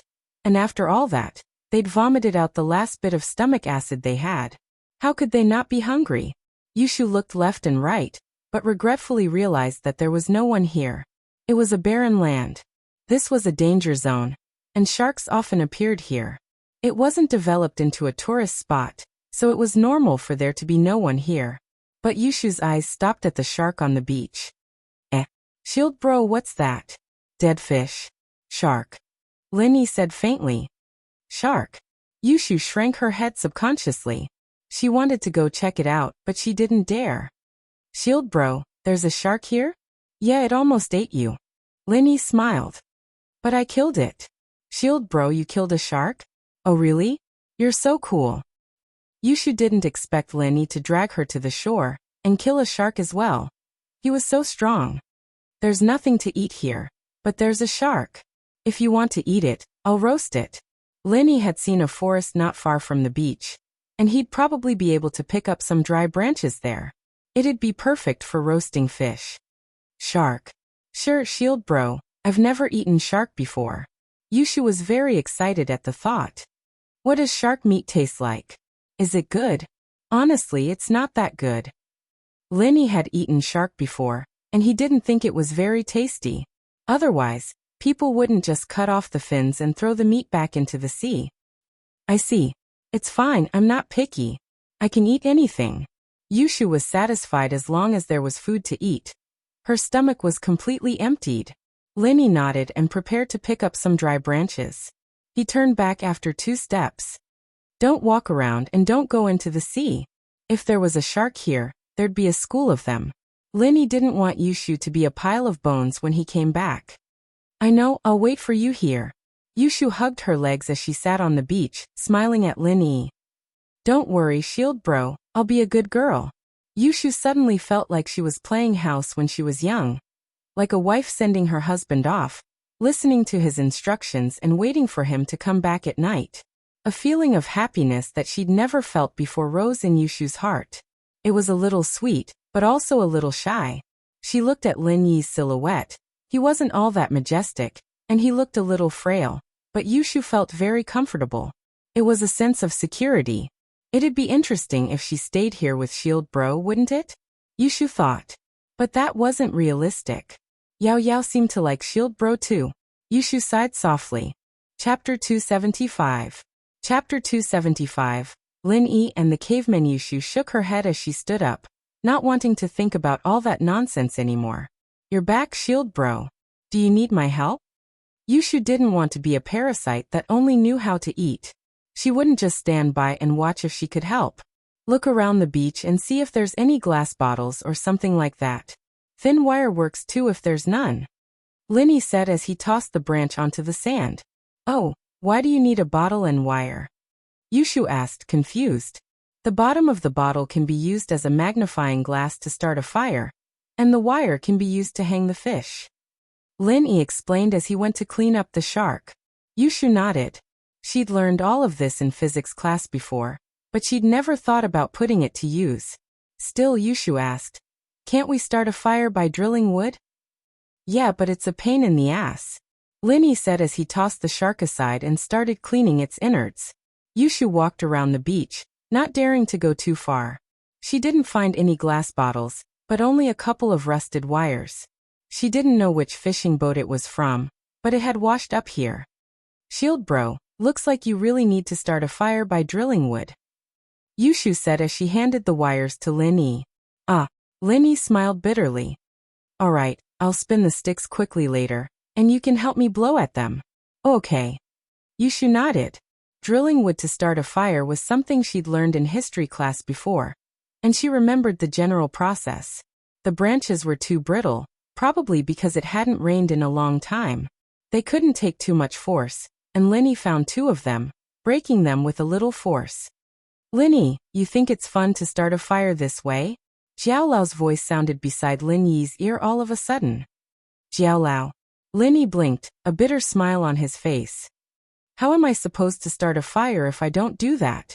When you drill wood, just chant the first stage of the art of dragon mastery, and the energy in your body will be transferred to the wood in your hand. Jiao Lao said. That works? Lin Yi was a little taken aback, not expecting that energy in his body could do something like that. I've already told you. As long as you're in contact with something that needs energy, you'll transfer the energy from your body to it. Elder Jiao explained. Ugh. I know that, but what I'm trying to say is you can do that? Lin Yi was still in disbelief. Don't you know about the law of conservation of energy? Energy can change from one form to another, and the energy in your body is omnipotent and pure. It can be changed into the energy of anything in the world. Jiao Lao said with disdain. Lin Yi was speechless at Lin Yi's ignorance. Huh. Lin Yi didn't expect the energy in his body to be so useful. Can I use it to replace gasoline when the car runs out of gas? Nope. Jiao Lao poured a bucket of cold water on Lin Yi's head. The energy in your body can indeed be changed into the kinetic energy of the engine, but it can't be changed into gasoline. If you have the ability to connect your hand to the engine while the car is moving, you might be able to do that. Lin Yi was speechless. It seemed like he was thinking too much. Still, the information Lin Yi had was enough to make him happy. According to what Jiao Lao said, Lin Yi channeled the art of dragon mastery and transferred the energy in his body to the wood through his hands. Phew. The branch in Lin Yi's hand caught fire all of a sudden, scaring Yushu, who was blowing at it. She almost burned her hair. Ah, that scared the hell out of me. Yushu quickly dodged to the side, patting her chest. Shield bro, that scared the hell out of me. How did the fire start all of a sudden? There's no warning at all. What kind of warning could there be? Lin Yi himself was shocked as well. This fast? In fact, it was this fast. I've read in the history books that primitive people used to drill wood to start a fire. They'd smoke first, and then the fire would start slowly. I didn't know it was this fast. Yushu wiped the cold sweat off her forehead. But maybe it's because you're too strong, shield bro. You're even stronger than the primitive people. Lin Yi wanted to ask, was that a compliment? This comparison really left one speechless. You add firewood, I'll go get the shark. Lin Yi left things here to Yushu and walked over to the shark. He used a knife to cut the shark meat into small pieces and soak them in the seawater. The goal was to wash off the mud and sand and let the seawater seep in as well. That way, the meat would have some flavor to it and wouldn't be completely tasteless. After washing it, Lin Yi threaded the meat through the wire Yushu brought back and walked back to Yushu's side. Shield bro, what are we doing now? I'm done. Lin Yi handed the skewer of fish to Yushu. Hold it for me for a while. Lin Yi found two of the longest twigs in the pile behind him and stuck them into the sand next to the fire, hanging the skewer in Yushu's hands. It'll be ready in a while, but don't eat too much, there's no water. It didn't take long for the meat to be cooked, and Yushu couldn't help but gulp. Shield bro, is it ready? Yeah, it's fine if it's a little raw, it'll just cause diarrhea. Lin Yi said as he flipped the shark meat over with the twigs. Let's wait a while then. Yushu's face paled at the mention of diarrhea. There was no toilet here, and there was no toilet paper.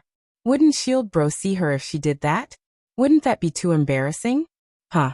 Lin Yi smiled as he took the wire down. It's ready now. You eat the middle one, it's cooked. Oh. Yushu picked up a piece of shark meat with a branch and pulled it off the wire, impatiently putting it to her mouth. She took a small bite and swallowed it whole. The shark's bones were bigger than the rest, and he'd already removed them from the meat. She didn't have to worry about the bones getting stuck in the meat.